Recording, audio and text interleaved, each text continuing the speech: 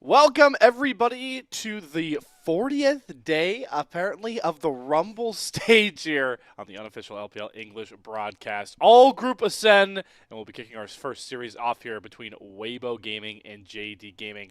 A big slugfest, but what's got me more excited is to be back with my good friend here, Bloxer. And Bloxer, before we even can get to our matchup here, it's important. I want you to give me the Cliff Notes version this time around, but let's talk about the format as we inch closer and closer to the end of the Rumble stage here in Split 2. So, you can see it right here. Little bit of a mess. Like you said, we're all group ascend right now. You're looking to get those top 4 spots. That's what's important, to be able to skip the play-ins. You can see the 8 teams that go to the play-ins. Just get yourself straight into the playoffs. There's only 2 spots still available for that at the moment. Top Esports, Anyone's Legend, they've already locked their spots straight into the playoffs. If you don't manage to do that, then you're going to be playing either against one of the other Group Ascend teams in one best of 5 or against 2 of those Group Nirvana teams to see if you can make it into the playoffs. It's a crazy format, ton of games. Like I said, 40th day, and that's because there's been best of 3s everywhere. Double round robin, best of 3s between 10 teams. Crazy. Yeah, 8. By the time we're done with this, we will have 10 teams having played. Or actually, I think I'm getting my math off here. You know, here's a good way to help me with the math, though. We'll take a look at those very group standings now, so I can make sure I don't have to do math on broadcast and it's just handed to me. No, I should have trusted myself, Bloxer. Yeah, 10 teams by the end of the time we're done with Rumble stage. We'll have 18 best of 3s under their belt.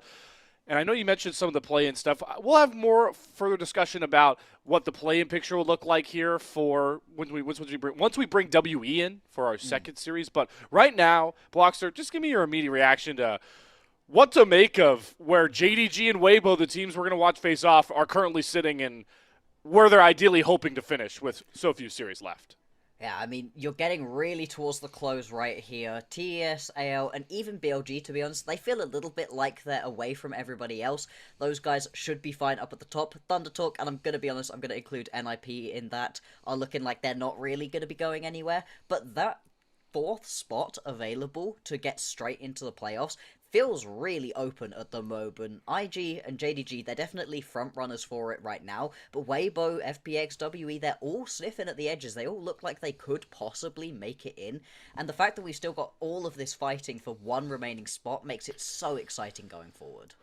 And it's hard not to think about how different the standings would currently look at, but given some of the recent form of these two teams, again, we'll elaborate on that a bit further here once we get to dive into this matchup. But before we can dive into Weibo taking on JDG again, Blockster, we have to remind everybody what this looked the first time round. So let's go all the way back to what Weibo JDG looked like all the way back in just their 6th series each of the split. And this one was a banger in so many ways, going the distance 3 and well, game 1 being the one unique one, and we'll talk more about what game 2 and 3 looked like for these two teams.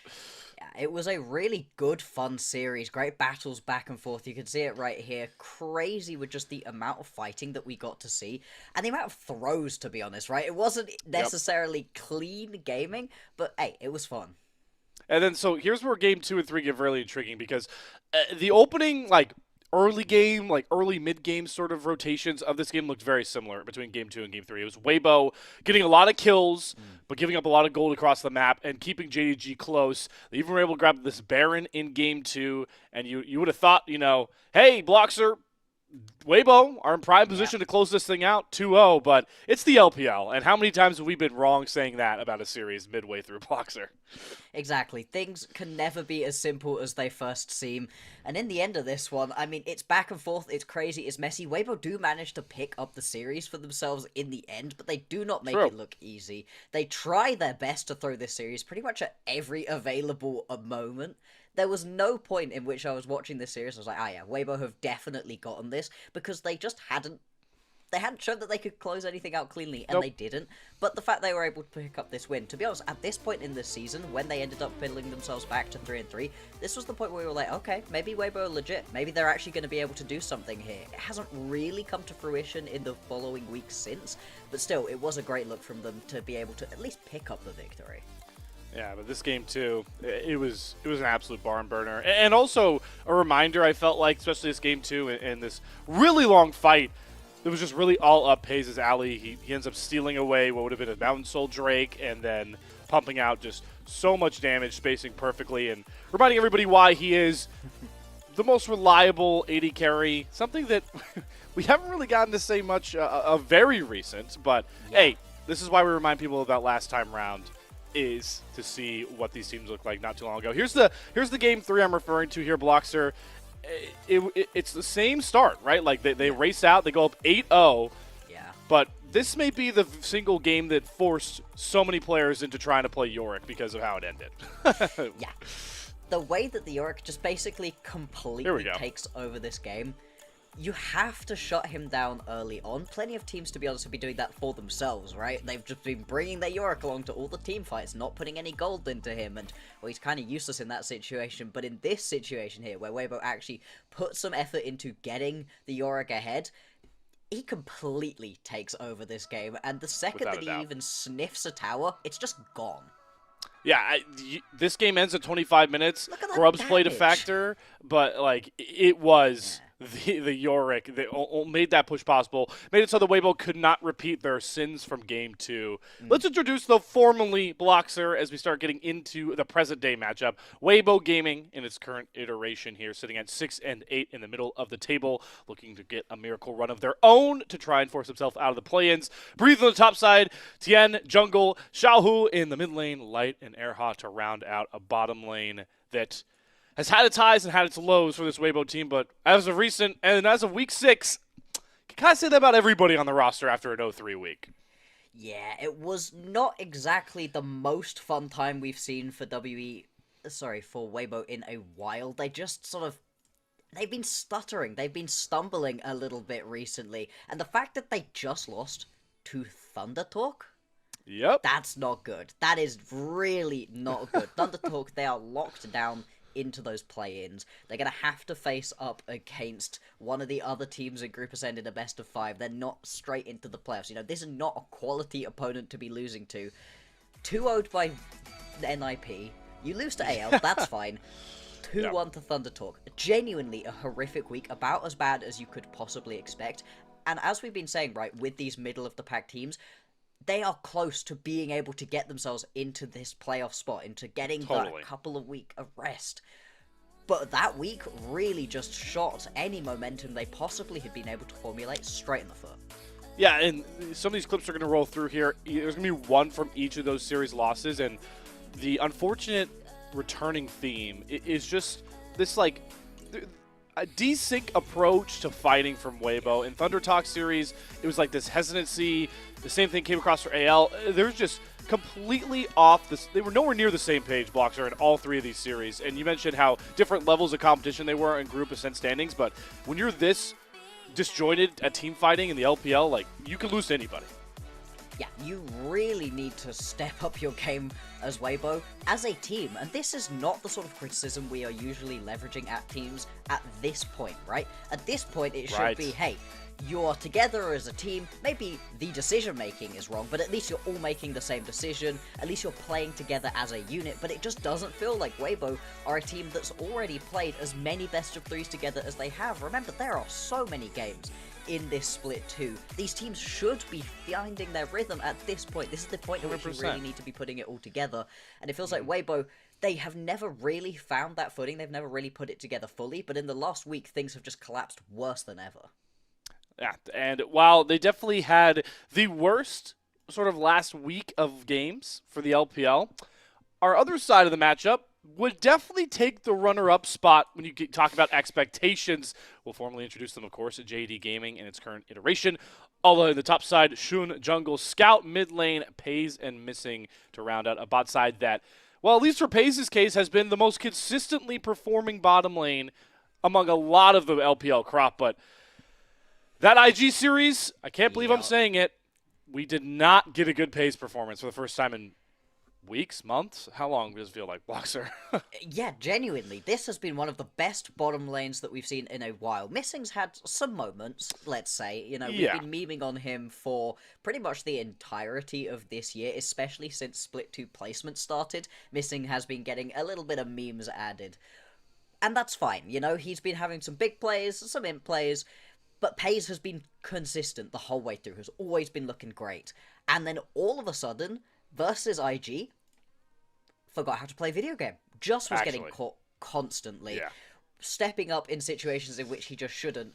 And this is like a minute worth of clips that I was able to pull of this bot lane going wrong, but I could have pulled 20 minutes worth of both of these two, both Pays and Missing, stepping up in the wrong situation, fighting pre-bases when they didn't have full items, mispositioning in team fights, going for plays that they just shouldn't have done. There's one where Missing goes and checks enemy blue buff when he doesn't have priority in either his mid lane or top lane, and just gets caught and dies. And it's like, oh, well, who could have predicted that one? It's not been a good look all of a sudden, which is fascinating because overall, as we've been saying, this has been one of the most consistent, high-performing bot lanes that we've seen.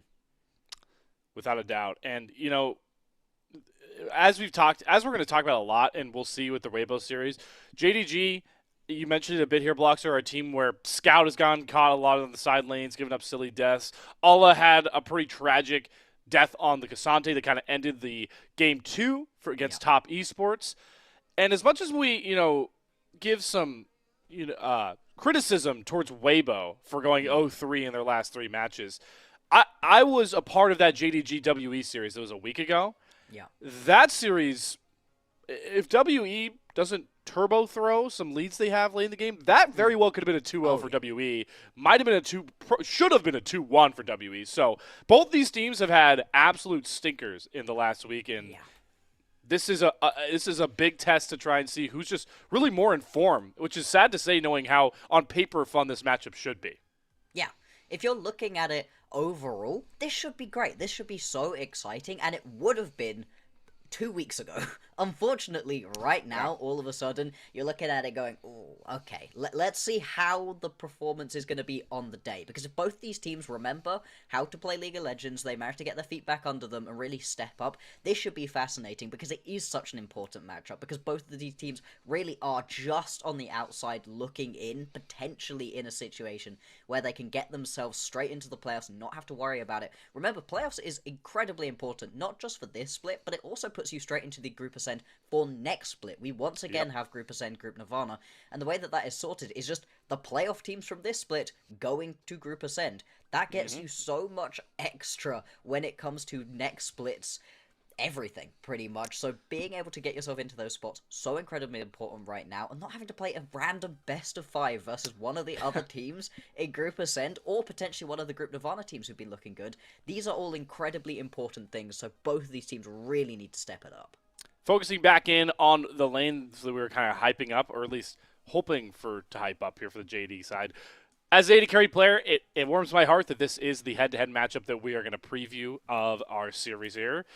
It's going to be Light and PES, who, like I've mentioned before, I do think these guys play two very different pivotal roles for their teams. Light, I feel is a lot more willing to play he's had really good Jhin games as kind of a setup player. He played a ton of Ashe earlier on in this year. And PES, he can do that, but he is the mainstay carry for this team. The point being here, Bloxer, that we're going to try and sing home is, well, I want to ask you, Bloxer, depending on who, are you leaning towards a certain team depending on which one of these two marksmen is most on form today, knowing what we just talked about of recent matches? Yeah, I think so. I think that having your bot lane be on right now is the most important thing for both of these teams. Because in all of the other lanes, relatively similar overall. I'd give the slight edge, I'd say, to JDG for the rest of the lane matchups, but nothing crazy. It's bot lane where I think we're going to have some really exciting differences, and if you can exploit the bot lanes as well, if somebody's bot lane isn't feeling so good as we've been saying, and you can really get into those lanes, start ganking a lot, start making it really uncomfortable for them to play, that's a great way to be able to get yourself into this game. And you're right, they've got different styles for the carries as well. I mean, PES, one of the only people, possibly the only person, I'd have to check that fully, in the LPL who's managed to make the Misfortune work for them and actually have a positive win rate on the champion.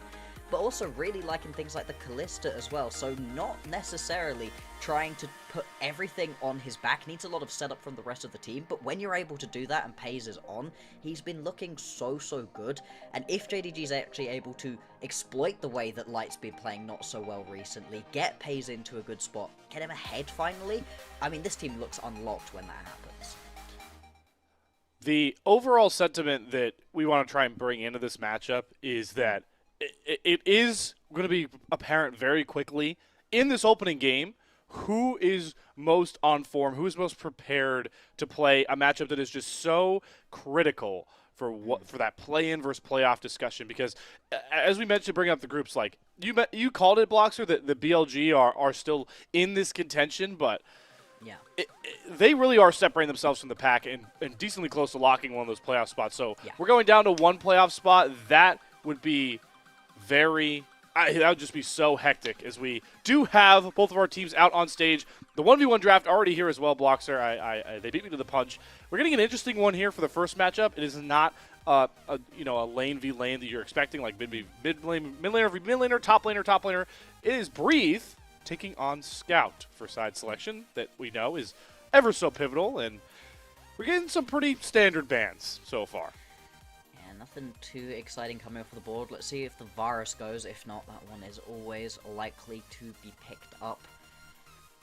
Yorick actually going to be taken off the board. So in terms of things that people really do like to go towards immediately, Virus is the last very safe one, and then everything else is going to be a little bit more aggressive, a little bit more interesting, potentially. We like interesting. I do not want to see a Virus matchup. Oh, okay. All right, Breathe. Come on, Breathe. There's no way you're confident playing the Varus, right? That's better. I'm not falling for it. I will wait. I got baited on like Blockster. I don't know. You probably don't know this. I got baited on like I pulled off the hover curse like 5 times last series I was on. Not going to happen to me this time. That's what we're talking about, Breathe. I'm immediately cheering. I'm a biased caster. I am immediately cheering for Weibo to win the 1v1 now. There we go. All right. I mean, we saw this a couple days ago with Solo Kill picking it up, and hey, yeah, it was pretty fun to watch right there. Let's see how this matchup goes. As we've been saying, right, the Virus gets picked all the time in these 1v1s for good reason. He's super strong at the moment, and you could just sit so far back, farm up so well, poke people out with those piercing arrows, but hey, if you've got the Aurelia, you've got Gap Close, we'll see what the rune choice is going to be. I'd love to see it be a Flash Ignite or a Snowball Ignite, something really aggressive. Just go make him uncomfortable. The Solo Kill himself did run the Snowball, and like you called out, I was able to watch that one live, got the 1v1 win looking stylish on the Aurelia. Yeah. So Breathe, who has also been such a driving force of consistency for Weibo. We talk about pays for JDG. I really think that Weibo's most consistent contender has been Breathe. You've had some very suspect landing from Xiaohu in this split. Erha, you started off pretty hot, started to cool down a bit. Tien has his own set of problems. Breathe has been the most reliable one, so we'll see if he can bring that reliability over towards the 1v1 as we head on to the cold bridge for side selection here. As you can see at the very bottom of your screen, just remind everybody, first turret does decide the 1v1. If you get 2 kills before the Ring of Fire, which is being counted down to 7 minutes, you win the 1v1. But the Ring of Fire comes in, it's do or die. Whoever gets it takes it home. And actually, we've been seeing a lot of these 1v1s get ended through the towers being taken. That's been, honestly, one of the most often ways to win these. Oh, here we get go. An early push and you can my God. Melt it. Breathe is min-maxing this Aurelia. He gets all 3 caster minions, immediately stacks his Q passive, and Scout doesn't have flash. Like, that was the easiest, but also most flawless 1v1 kill I've seen in a while. That was gorgeous. Breathe really showing up on the Aurelia. And hey, this is something I'd love to see actually in the real game, on Summoner's Rift. This champion is in a pretty strong spot at the moment. You can see these towers very, very squishy here. You already take a big chunk out of those. That's a ton of gold as well. You can see coming back out onto the Rift with way better items as well. Scout is going to have to be so incredibly careful right here to not just step up slightly too close. If there's a slightly low health minion in front of him, he can't approach the minion wave at the moment. I'm bewildered that Scout is not buying, didn't take flash here. I understand Irelia has like dash resets. It's really hard to stay away from Irelia, but not even taking flash. This means you can't even try. You can't even like. You just have to play what in Q range basically as Scout going forward here. He was almost 2 levels down as well. Like if Breathe gets ult, does he just all in? Maybe he doesn't even need ult the way he's dashing through. Just keep getting aggressive. Good little dodge right there. And just to get away from Blades, otherwise that probably would have been the next kill going over. And yeah, this really sucks right here for Scout. He's going to have to hope and pray that he can get so far enough away. Okay, is Breathe just going to go for it? Yeah, why not? He has a kill to spare, has the ult. That was so one-sided, it's not even funny. Breathe locked in for Weibo. He's going to cement them 2 blue side games here for our series, Bloxer. Love it. Absolutely love to see it. Like you said, it is the battle for blue side. That's the most important thing about these 1v1s. But hey, we talked about it, right? It's way more interesting when we don't just get the Varus counter matchup. That was that so Aurelia fun. Performance was great. That's one of the fastest we've seen as well. That was so quick. We were in and out. We want to get on Summoner's Rift now. All right, so blue side, pivotal here. And just a reminder for these 2 teams where they're currently sitting at in the group standings. Because we spent so many weeks, Bloxer, like preaching consistency for these teams, right? It's so important because once you get down to the last few series, like you got to be locked in. Hey, we've had 40 days of this thing. We're finally getting those conversations, LPL fans. We're finally talking about group standings. Weibo with a series win here would really lock in. Like 4, 5, 6 right now would be 1 series separated with only a handful left for all these teams. Yeah, exactly. I mean, we've been saying it all split, right? There's a lot of League of Legends left to play. There's a lot of games, you know, you've still got time, All of a sudden, that time has run out very quickly, and now it is do or die. Now, this is the moment where you've got to step up. 18 best of 3s. It's a lot of League of Legends, but they are most of the way through it right now.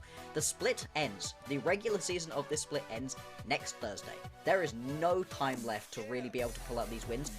But still, there's a couple games left for all of these teams, and with the standings as close as they are in the mid-pack right now, it is critical. Every single match at the moment is do or die, and because of the way that the tiebreakers work and the way that head-to-heads are calculated, you want to be getting these as 2-0s. Having 2-1s doesn't help you in these standings anywhere near as much, so every single matchup is critical here. As we dive into our first draft here, for the final time in the Rumble stage between Weibo and JDG. Start talking, Bloxer, about what sort of champions you're seeing slip through here that you think Weibo could go for. I do want to call out that the Scion priority has reached such an apex that we're banning it in first phase. That is something. Absolutely. It's looked so strong recently, and I honestly cannot blame teams from wanting to just get rid of this champion. Even if you put it down in the early game, it's still going to be massive later on. It still does a boatload of damage. It's unkillable at a certain point in the game. Get this thing off of my screen. I'm very much going to agree with this one going away, but like you said, there are going to be some things slipping through as these champions rise in priority, like the Scion. You are allowing things like the Gwen, like the Rumble to slip through right here. The Vi also up and available. There's quite a lot of high priority champions that have just gone straight through. Fascinating that we actually see the Ahri taken off the board right here by JDG. And with all those junglers available, Weibo is going to lock Xiaohu in his Talia. And Rumble also slipping through. Ala will gobble that one up. And Shun's got to be feeling happy about this one. He gets an R2 Vi. That is quite unheard of in the Rumble stage so far. Absolutely. Tian going to respond right here with the Xin Zhao. And they are all going to the get heavy themselves hitters. the Gwen. So this is all of the big champions right now. We're going to be getting into our back pockets once we get into games 2 and 3, because all of the highest priority champions are just gone right here. Final lock-in is going to be by JDG. I wouldn't be surprised if they want to match up into this Talia right here. Something that could also roam well. Maybe the Rise. Maybe you just want to sit into this one with the Orianna and not worry about it too much. Ooh. Potentially even going for the full dive composition straight up all in. I love watching Pays on this champion. He looks so good on it at the moment. Honestly, he's looked so good on it for years and years. And pairing it up early on in the draft alongside a Vi means, hey, you can just go flying in. And the Rumble works great in this sort of composition because once everybody's jumped into the backline, you can just slap the equalizer down over the top of people. Plenty of CC to keep people locked up in that massive damage. We're seeing clearly, though, in Game 1 some draft strategies really coming through that I find intriguing to point out. For JDG, they make the point by locking in this Kai'Sa. It shows a lot, right? One, it shows, especially now that they can ban away light 80 carries, that they're most confident that Pays and Missing will be a reliable lane to bring the series home. And then for a guy like Scout, right? Scout, you have your Talia picked away from you that you play a lot. You're now going to get 2 mid lane bans likely. For one of the big veterans on this team, the band of friends that JDG has been, it's cool to see him sacrificing his champion pool to try and prop up Pays after his by far worst series of, I would say, the LPL year in 2025. Yeah. Exactly. You really just have to give something extra over to him right now. Get that confidence kick back. You don't want a Pays that's scared. You don't want a Pays that's, worried constantly about getting caught out. You want him to be feeling good, especially on a champion right here like the Kai'Sa. You need him to be confident enough to go flying into the backline with that ulti, otherwise the champion just is nowhere near as effective. JDG, they are going to come out of the second round of bounds with a lot of those mid lane champions taken away. I was wondering if they were going to go for something a little bit safer, but no, straight in with the silence right here. Yeah, with Alistar up, really aggressive. So does Erha just? I mean, that's what Erha's most potent champions too do. I wonder, do Weibo? Are you seeing the future, Bloxer? Can you tell me some lottery numbers? I'm prepping for it because I feel like Alistar's the obvious one. If Light locks the Ezreal. Yeah, I mean, I think that makes the most sense right here. The Alistar works really well into this composition. The Ezreal is the only remaining safe AD carry that you can really play. I mean, I was wondering if they were going to ban that one away. They went towards the Ashe as well. All right, So Blockster, give me your 2026 Super Bowl champion right now, man, because you're on fire. Oh, okay, the bias came through. All right, the bias came through. We might not get the Alistair lock in here for Erha. He's still going to commit to it. So locking in Alistair despite the Silas getting picked, that is going to put Scout in prime position because the rest of the, I mean, it's just going to be Crescent Guards and Unbreakable Wills all game long, but they leave the R5 to missing. Rakan pairs super well with what you want to do with Vi and Kaisa. I think this is just a slam dunk easy pick here. It makes the most sense in this draft right here. I mean, there's plenty of these tanky, all-in potential kinds of champions available to you, but the Rakan just has that extra level of mobility, really allows you to get into the backline alongside the rest of the champions here. Really, the only person who's not looking to go flying in right here is going to be Ala, but you're still going to be able to follow up, like we said, with the Equalizer, and you have so much potency in the early laning phase and skirmishes. He's going to be absolutely fine right here. I really like this composition out of JDG. It's not the sort of composition that can come back from a deficit, but if you manage to get yourself even the slightest of leads, you can just maul your opponents right here. It has the little wrinkles too of, I think it's a really difficult task in the current meta to kind of take away Xin Zhao's priority with Crescent Guard, just like the range. But this comp in particular is designed to operate within the Crescent Guard range to take away that damage. You got Kaisa, Vi, Silas, Rakan. Really only Rumble damage is what you're going to be blocking likely if Shun does get, or excuse me, if Tien does get jumped on. We talked about it though, a ton of heavy hitters in Game 1 draft already. Both these teams are very locked in to starting off this super important series for play-ins versus playoff scenarios with a right foot forward. Two teams as well who, just a split ago, Bloxer had much higher aspirations than having to play into the playoffs. And we all started off Game 1 Summoner's Rift to see who has their form back after a disastrous 3 series prior. It's not been a good look for either of these teams recently. The bot lane's really been faltering. They're going to need to step it up if you want to pick up wins right here. As we've been saying, the top 3 spots heading straight into the playoffs probably locked up already. At least 2 of them are definitely gone. It's all about that 4th spot right here, and with these 2 teams sat right next to each other in the standings, a win here is critical. Really like the composition that we can see right here out of JDG, but Weibo's too, I think, has ways to play. Always got to fear a composition running a Gwen on the top side. Oh yeah. And the Talia here from Xiaohu, who, while the laning has been suspect at points, he is so high IQ when it comes to creating fight-winning plays here. So we rein in the Jayos. And I like to, in a lot of these matchups, they're pretty one-sided, but as fun as Weibo and JDG is, definitely think they're pretty split down the middle. A lot of fans going to be cheering and awing and sadness depending on how this matchup goes. As you can see, slight edge towards JDG if this game does actually go later. That is intriguing to me. Yeah, I mean, I overall feel like Weibo have got the slightly stronger composition later on in the game, but I guess it depends on how far behind you end up falling and how much you can really deal with these main damage threats right here between the Talia and the Ezreal. If these champions are feeling pretty safe, if you're not actually able to fully execute onto these backline dives, you can just sit there constantly pumping damage from your mid and your bot lane, and you're going to be feeling so good about the late stages of the game. That's why I think this early game is going to be critical here for JDG. What can they do early on to get themselves ahead and unlock this aggressive opposition? Eyes definitely going to drift towards the mid lane as Scout and Xiaohu have been 2 of the mid laners that have struggled the most, coming away with leads out of the laning phase. But for Get Back series, you highlighted it well, Bloxer. It is this bottom lane, is missing a Pays.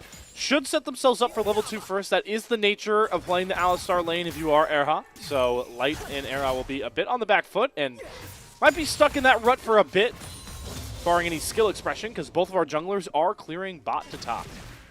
Exactly. Junglers looking to potentially get involved in this lane, and as much as we have been talking about the bot lane, and it will be critical going forwards, for right now, these 2 champions have been some of the highest pick ban priority for a reason, incredibly strong.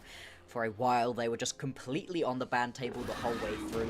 Recently, though, we have been seeing teams let them through a little bit more often.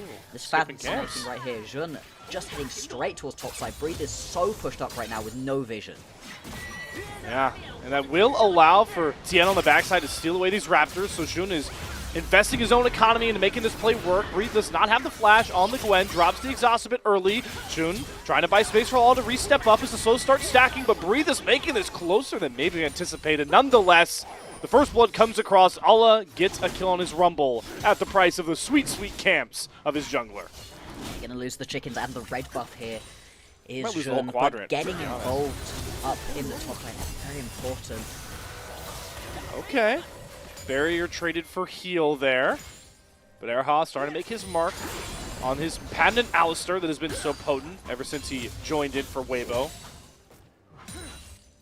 Looking really, really good on that champion. Oh, one Shun, of I'm his sorry, best. my friend. Yeah, Found out Shun the just ugly having news things block stolen. He's really not having the best time of it when it comes to camps. But hey, this is the sort of sacrifice I think you're going to be more than willing to make in this situation. Giving that early kill over to the Rumble, really unlocking him in this matchup. You can see manages to pick himself up those extra boots, and that's going to be huge for being able to space out this Gwen, constantly land as much poke as well. And you can just be so oppressive with either of these champions in lane, but in this specific 1v1, any small advantage in terms of the gold can just be completely flipped on its head, and all of a sudden the matchup can be pretty oppressive for whoever wasn't able to grab that. Yes, it means you sacrifice over a couple of camps, but the Vi, to be honest, should be fine. Yeah, you want to get yourself a little bit ahead with kills sometimes, but in this situation, giving the early kill over to your top laner and then just working on getting that level 6 and being able to gank more effectively later on is going to be a perfectly reasonable way to play out this early game. The flip side of this, though, for Weibo is what can Tien get done now that he's going to have such a sizable camp lead for the next couple of minutes. You look towards maybe the Dragon spawning in 20 seconds. Grubs, obviously, on our new Rift and our new patch are going to come a bit later. It is oh, Bloxer. I don't know if we've gotten to have these discussions, but I don't know if I've ever been more of a fan of a Summoner's Rift change in a while, like I have for the Spirit Bound one. It was so grey, it was so boring, and now it's vibrant. There's colors on the Rift too. Again. It's lovely. When you load in, you just hear like the chimes, and you're like, "Am I playing League of Legends, the game that raises my blood pressure, or am I like just getting serenaded right now?" Exactly. It's gorgeous. I do hope that it doesn't temper the aggression out of these teams. I still want to see them fighting. I still want to see them as aggressive as ever. But it is beautiful. I love the way the towers look and everything. And actually, as we were discussing the Rift, fascinating to watch Breathe just not even being allowed to step up to the minion wave right here. Currently got a little bit of a freeze to contend with, and that's just such a rough situation, exactly. However, bot lane is going to be the focus right here. And wants the dragon. Alright, Light getting aggressive with those trades. The cardinal sin of Ezreal players in the early game is how you commit your arcane shift, so it scares me every time as an Ezreal aficionado. I watch some of our LPL great marksmen arcane shift forward. Just a little tidbit on the champion that I can provide. Tien, though, like we talked about, using his camp lead to start up this dragon. He will be able to take that one successfully, but Shun is going back to a similar well, it looks like, and he's taking the long route around. The exhaust is going to be back up here for Breathe, but Allah does have level 6 advantage. Breathe will not be able to get the needle work in time, but the gank just isn't really lined up. It looked like Shun wanted to commit, but he never Vault Breakers over the wall. Now Breathe is trying to protect himself. Desperately try and get back up to the wave, but I'm you don't kind of need shocked to gank it. Yeah, okay. It's a pretty big freeze. That's a good call, Bloxer. Yeah, like the wave is in a beautiful spot right here for Arla. There is really no point in trying to force a gank right here, where Arla has to step away from this beautiful minion wave, has to go and get involved, push onto the Gwen. Breathe is so oppressed right now in this lane that he's had to leave it. They've had to actually lane swap out of it right now, but Arla got more than enough wave clear to be able to just instantly take this wave and head down towards the bottom lane, maybe into the mid lane. Just get yourself involved somewhere else at the moment. There's a minute until the grub, so you want your bot lane's top side at the moment anyway. I think it was absolutely the right decision for him to just back off, go and reset, get some more camps for himself. He really needs that level 6. Ooh.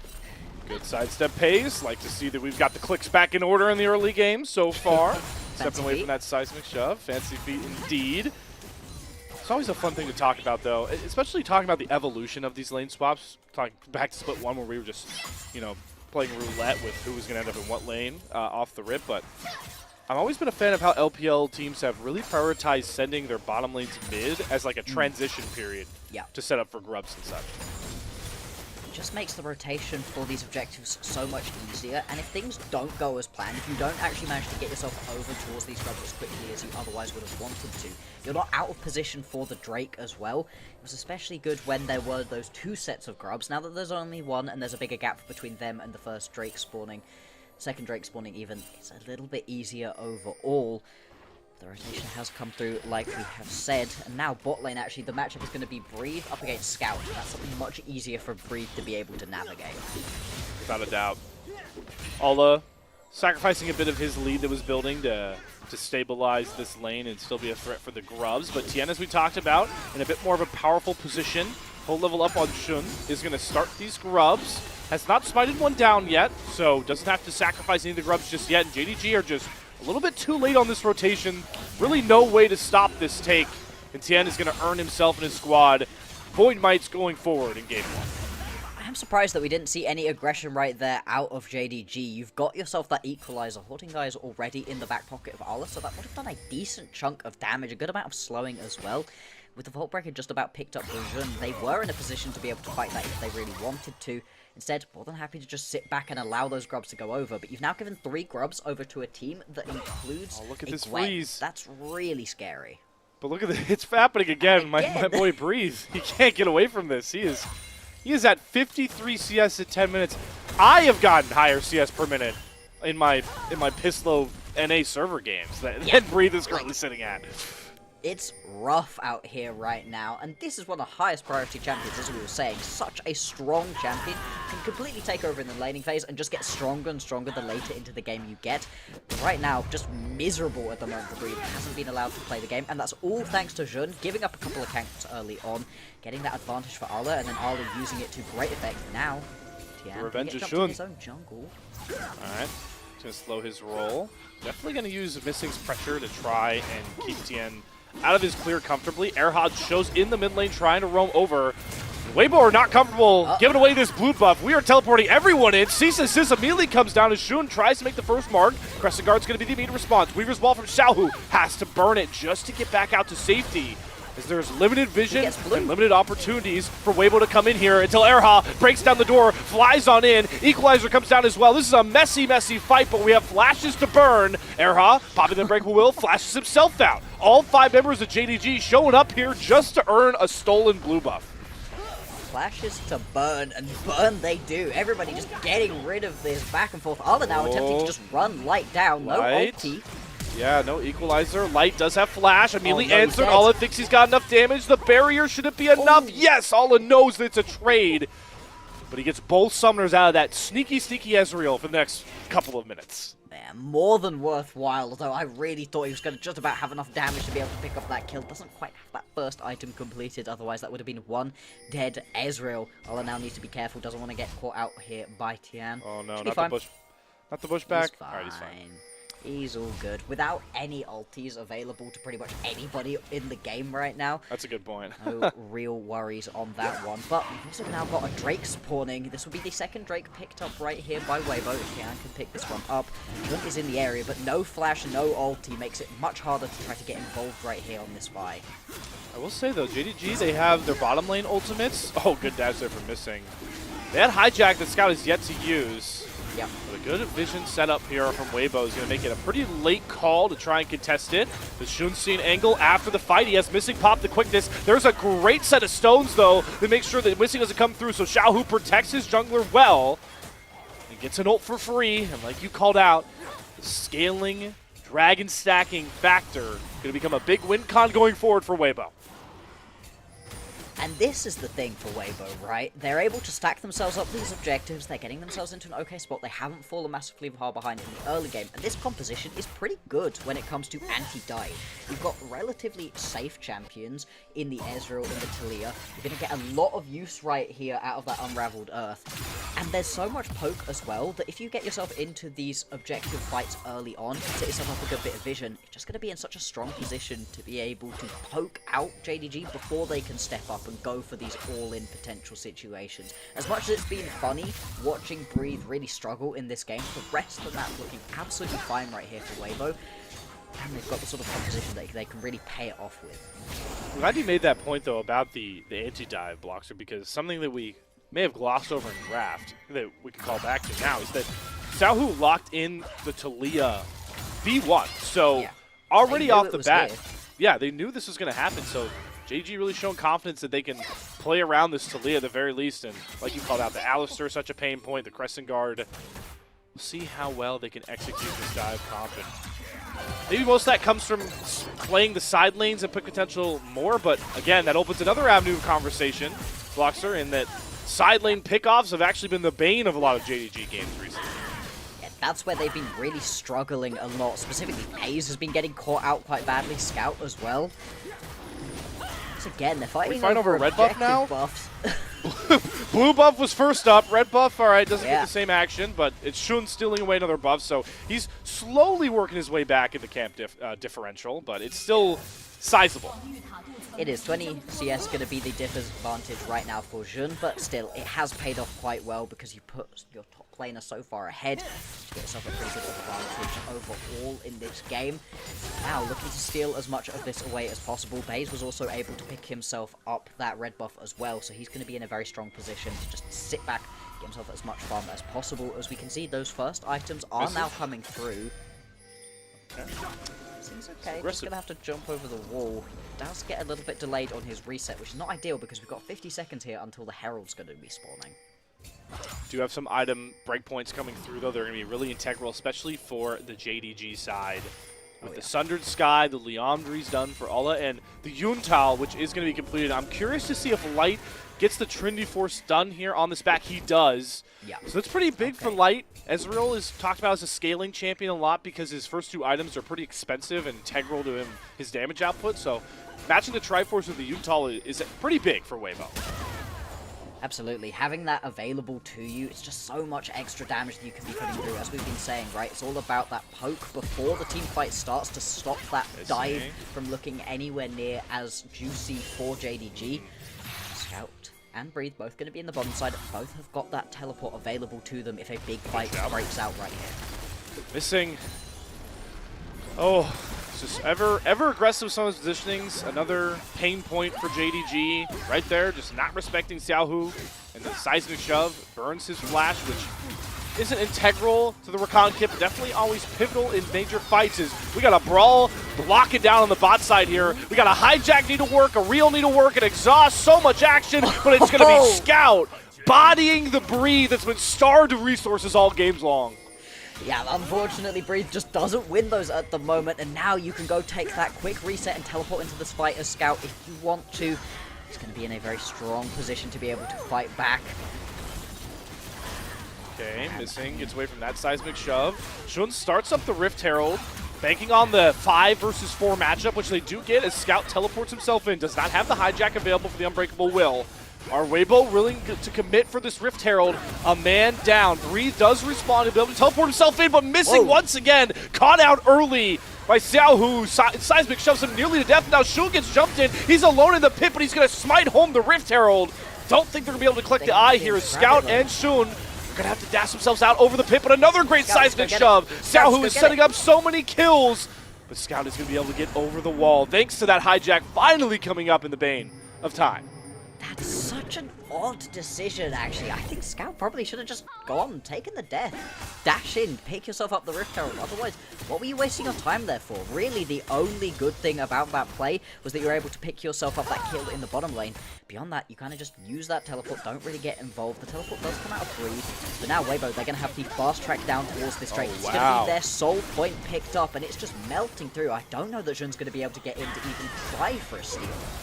Not a lot of ults coming in for JDG in that last Rift Herald fight, but Shun gets caught by guess who again? Xiaohu with the seismic shove, pushing Shun away from the Drake, but he's going to try and fly with the cease and desist. Might fight 21 HP. Who wins it? It's TN that comes away. Shun goes for the re-engage. There's a two-man vault breaker, but Light is able to slip on out. And now it's Weibo trying to get out of the pit, or maybe not as the turn comes across. Two-shot barrage, ranks over 3, missing far too low. Can Breathe find the kills? No, he falls just a couple hit points short.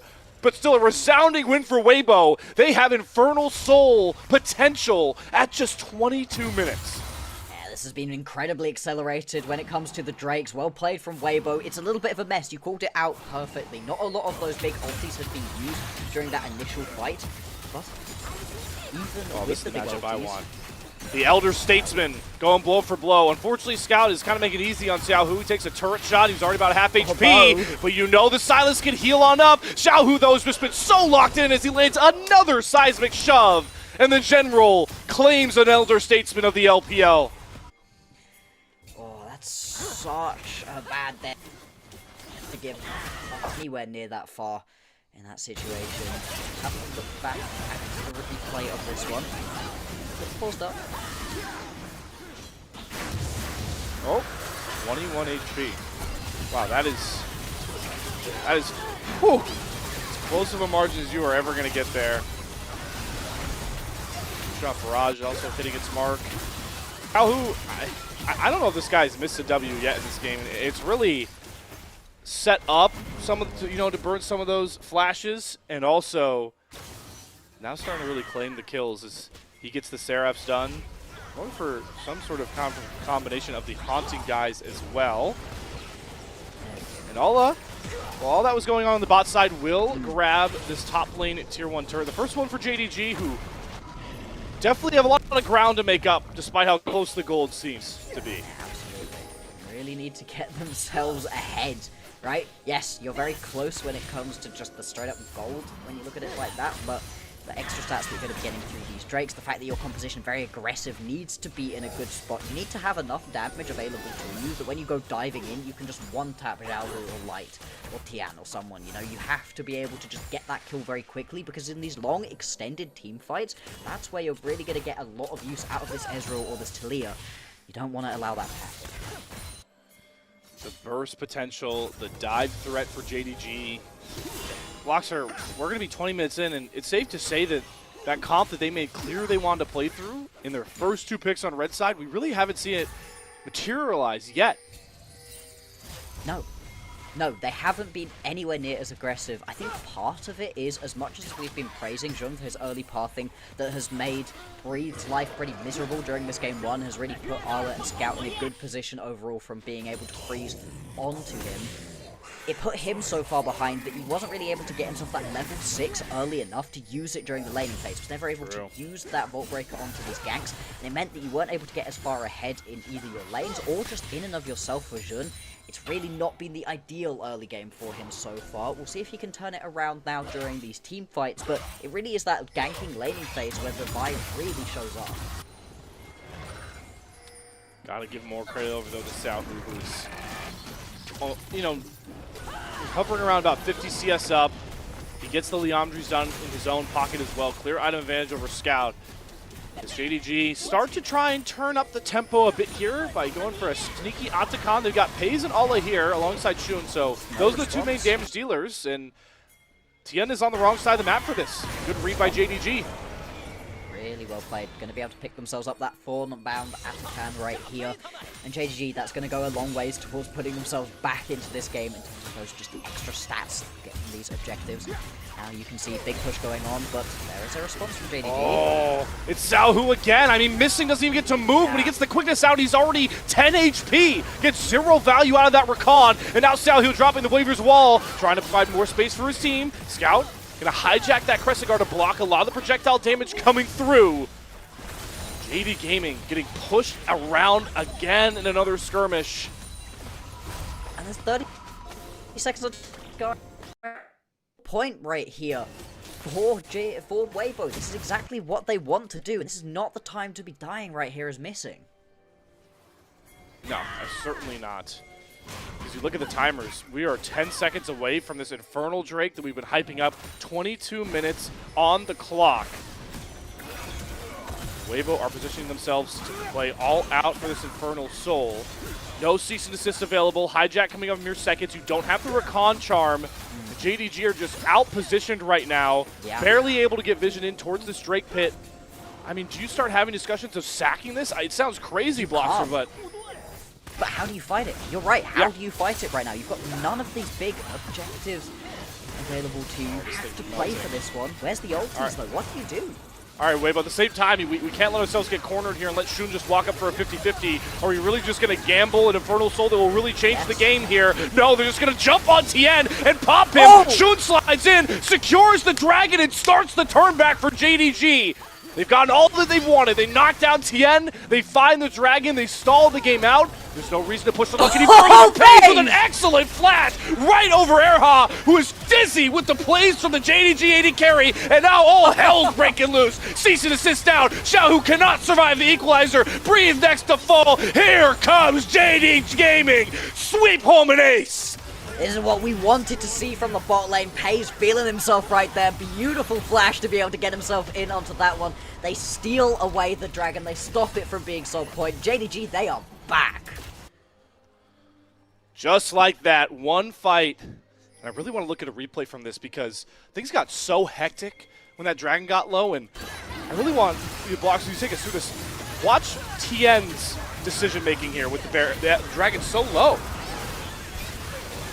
They just do a terrible job right here as Weibo of stopping Jun from being able to get in onto this one. And then this moment. This is gorgeous right here from FaZe. The timing on it, the reaction speed to be able to go for that one, and the second that you manage that, you get rid of the Alistar, that's so much of the anti-dive taken away that you could just go flying in right here. This is FaZe feeling himself. Oh. Now without the flash. Wait, he's fine. Erha. He lives that. Erha, yeah, he only headbutted to get the pulverize down. Missing. Leandri's burn him. No, the slippery Rakan gets out as well. Once again, FaZe finding the first critical kill. Now JDG looking to carry that over for more. True shot barrage hijacked there by Scout. Hits on Tien, who once again on a blinking health bar. But JDG showing some real resolve right now. Not looking to press the issue and throw the lead that they've garnered for themselves in the last couple of minutes. Yeah, this has been a complete turnaround. JDG, they've managed to get themselves back into this one massively. Now they're going to be up by about 3,000 gold.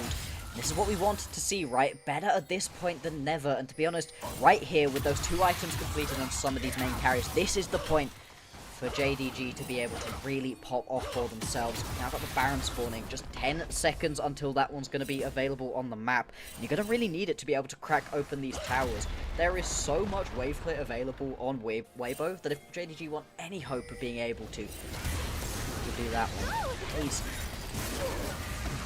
Oh, just this headbutt. That is a kill if the full combo comes across. That just so rough right there. And we've been talking, right, about how some of these bot laners haven't been looking so hot. Missing, I don't think Speed's been having a great game either. Very tricky to play the Rakan into this Talia, as we did highlight, but clearly JDG were happy about it. As we said, right, it was the B1 Talia. They knew this was going to happen. But at the same time, Erha also not been having the best time either. And that missed combo, the missed quintessential combo of the headbutt pulverize with Alistar, that's a rough one to just not get that kill. You pick up that kill onto FaZe, all of a sudden you're the one taking a tower in the mid lane, you're the one taking a tower top lane and setting yourself up for this Baron. The same pain point that also really hurts Weibo going forward is part of the reason we liked their later game was going to be this Gwen, but I mean, Breathe is just so out of this game right now. We're 26 minutes, he's level 13.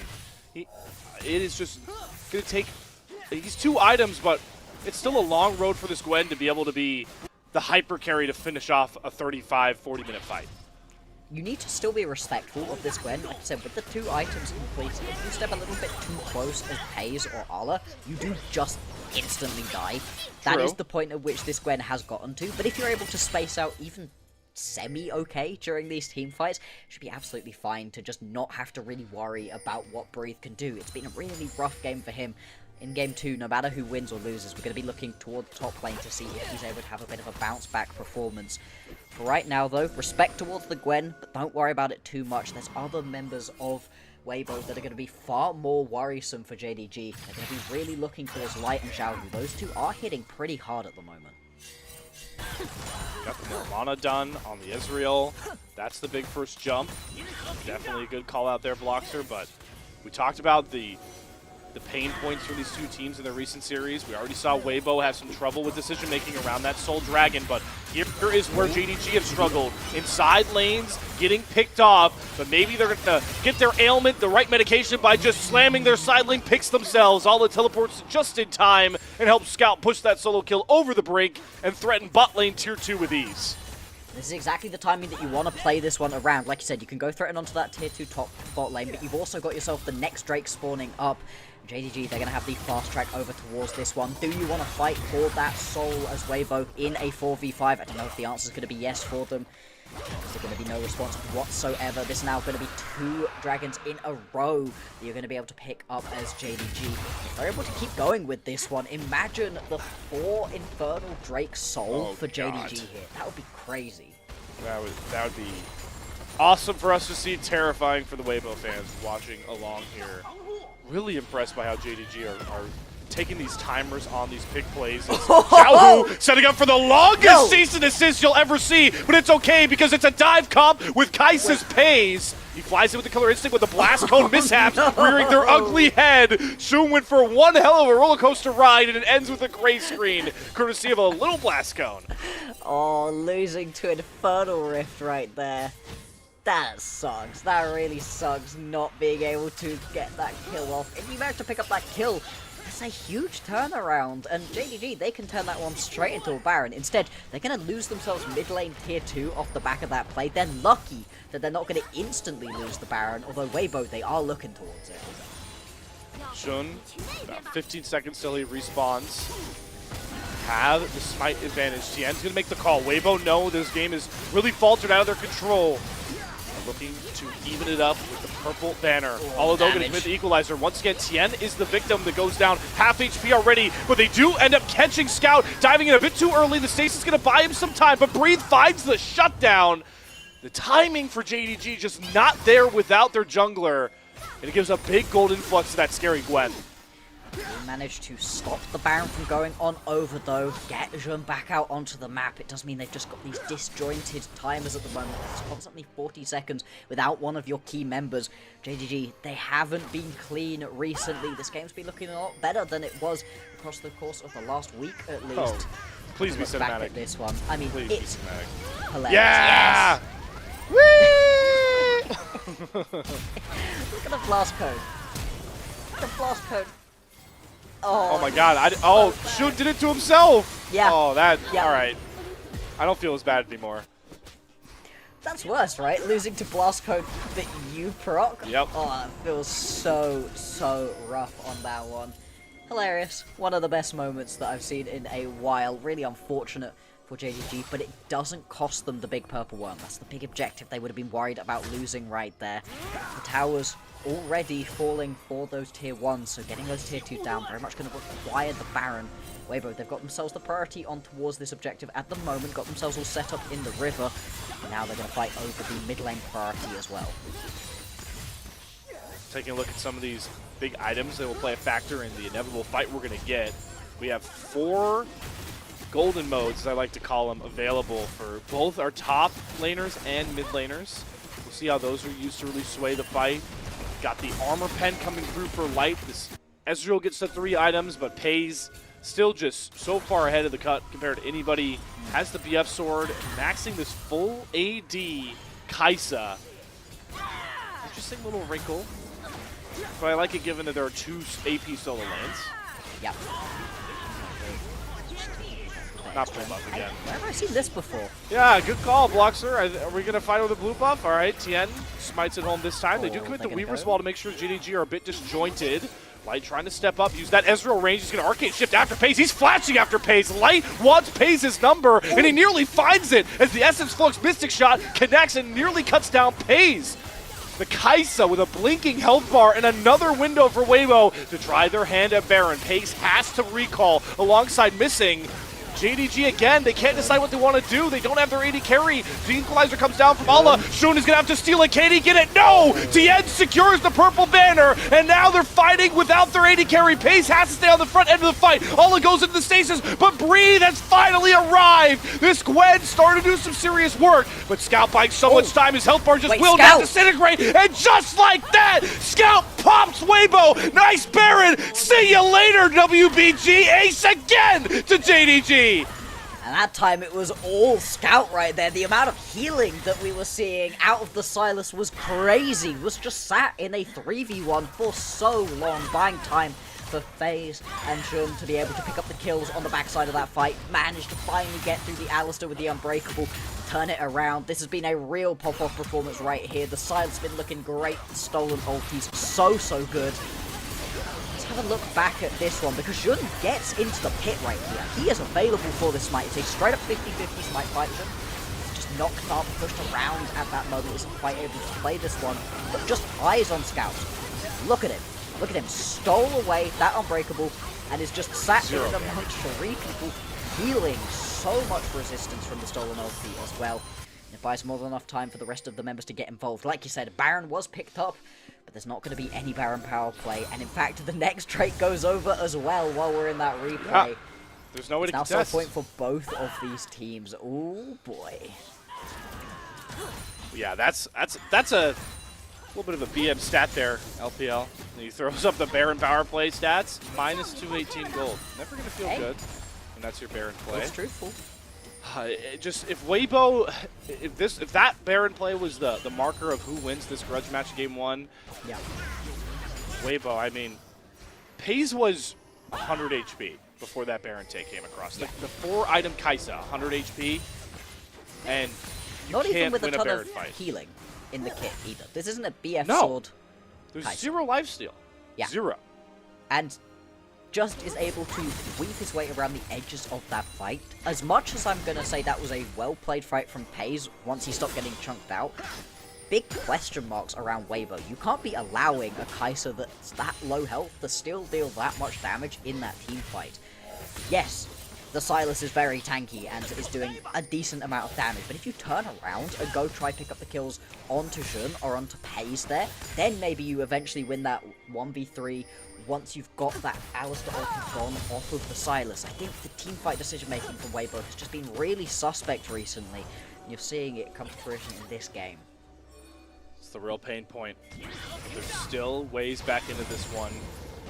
They can survive and hold out these pushes with, by the way, Baron going over to Weibo means there is no Baron waves, and they're going after Allah. Here's the problem for JDG of recent. They can't control their side lanes correctly. Right on cue, Allah falls. Breathe gets another kill. This Gwen now up to 3 items. Breathe is starting to get to the point that we thought he'd never reach in this game. Very much going to be dealing a lot of damage at this point. I think that Zhonya's as well. A little bit of extra safety for the Gwen alongside that Hallowed Mist, so going to be pretty tricky to actually kill onto this champion. The thing I'm watching at the moment right now is going to be Scout when he heads back to base next, because look what's in his inventory at the moment too. Rabadons. Rods. Yeah, Radon's well on the way. Not sure how close he's going to be able to actually pick that one up. But once it comes through, this Sylas is going to be healing so much through the Riftmaker. The safety as well of that Zhonya's, plus all of the damage available on the kit as well. It's going to be insane. Speaking of survivability, as the tier 2 top lane turret is the real prize for knocking Allah down as he responds in mere seconds. 2 GAs on the dive comp. Boxer. I am intrigued to see that. I wouldn't expect it from the comp that is kind of banking on the first big burst. I think the way that these fights have been going, though, has been a little bit longer, a little bit slower pace, because Scouts managed to get themselves so far ahead. It's working out for them decently well, and so I can understand, actually, just wanting to be able to get that initial bit of engage, but then unlock Scout and Pace to be able to go jump in as that second round. Right. Deal that little bit of damage. You don't have to worry so much. Pays and they can just come back to life a little bit. And actually, hang on. Scout heading back to base right now. Let's see, does he have it? You have to imagine so. To complete it. 4 item Scout on the Sylas. So cool to see in this game that has been marred by some big mistakes on either side, that we started with Xiaohu and having such a prime early game on this Talia. And now it's Scout who has taken over the game.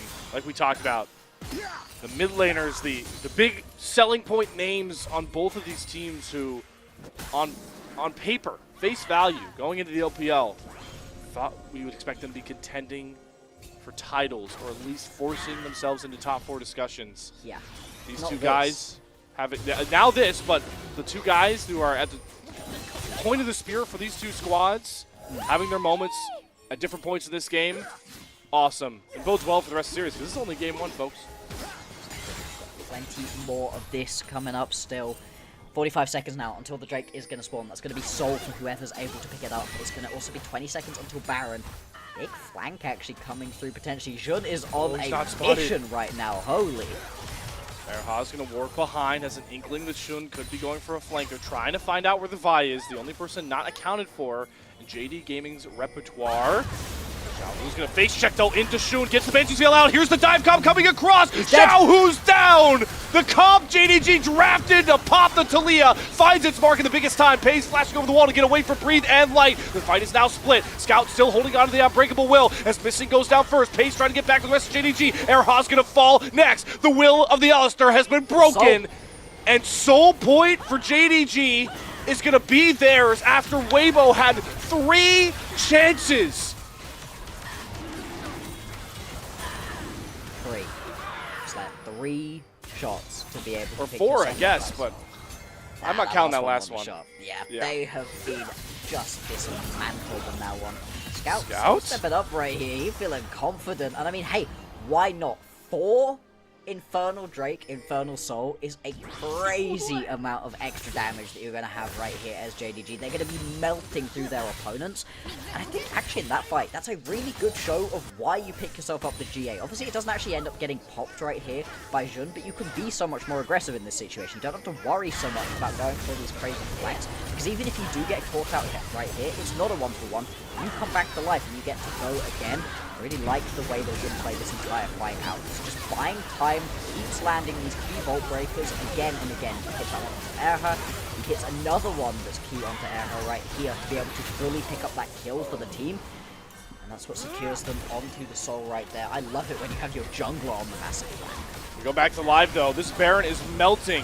This is a full item kite, so the True Shot Barrage makes it close. But look at Scout off to the side. Doesn't have the Unbreakable Will. He pops the Crescent Guard. And look how little damage Weibo can now get through onto the Silas. Scout able to escape with his life. Xiaohu pulls up to the fight with the Weaver's Wall. Is walling off JDG's escape routes, but Breathe is going to get charmed up. Missing doing a really good job blanketing Pays, who does not have flash, so he's going to have to fight his way out. But Breeze's health bar disintegrates. Pays gets over the wall once again. Pays is unkillable in this game. There is no way for Weibo to answer the might of one of the LPL's greatest AD carries this split, and they're just falling across the line. Light and Breathe lucky, counting their stars that they've gotten out of the enemy jungle. But their fate may still be sealed. It's 5 versus 2. Baron in the cards. JDG come back from a disastrous early game, and they're going to take the series lead 1-0. Yeah, they're going to be able to push this one through right here unless there's a miracle out of Light and Breathe. And there really is not a lot of tools left available to either of them. Low health buzz is the only potential saving grace right here with the Baron buff, with that Infernal Soul. Here we go. Need to work through. They do pop some of those GAs. Scout goes down first. Breathe is slicing and dicing JDG. They lose Missing and Scout just like that. Right, trying to see if he can push more of an issue, but the mission has been accomplished. Base still intact for Weibo.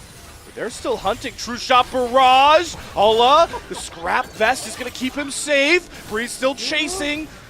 Ola, the Blast Cone. He's not going to take it. He turns back into Breeze's face and gives away another kill. What? I'm baffled. I mean, you probably still die there, right? Breathe just hops over the wall, skip and slash and kill, but not even attempting to get away, potentially just trying to turn it around and get that burst off. What do you lose in response, right? 20 seconds now until Scout's going to be up and available. Slightly less for Missing. 40 until Arla is here. And after nearly looking to end, JDG, they get turned around on right here and are going to lose at least an inhibitor tower. Do Weibo keep pushing? No, Weibo, do not make the same mistake of JDG right now. They're feeling the pressure. Like this game is going to slip out of their hands if they don't go for it all now. But they get Scout back up, although he's still about 20 seconds away. Shun's going to start the engage, flies on into 4 members, but Breathe gets charmed up and cut down. Shun sacrifices his life for Breathe. 4 versus 3 for Weibo. They're going to try and kite back, and they're not going to make the same mistakes of their counterpart for now. Ola up in mere seconds without teleport. I think they'll be able to escape out here and force us to go towards a likely Elder to decide this one, Bloxer. Oh my. End-to-end action at the moment, and Pays remains unkilled in this game. Crazy that he's been able to survive so long. Full build Kaiser at the moment, he looks like a dang drug. But the fact that it's all going to come down to a potential Elder Dragon flip is just crazy. JDG, they should be in the stronger position overall, but we've kind of gotten to the point where everybody's compositions are topping out. There's not really much further that anybody can go with it. You can see right here with the goal graph, every single time that you manage to establish yourself a bit of a lead, it comes crashing straight back down again and again and again. And the gold means nothing by this point. You can see across the board, there's a ton of full builds coming through.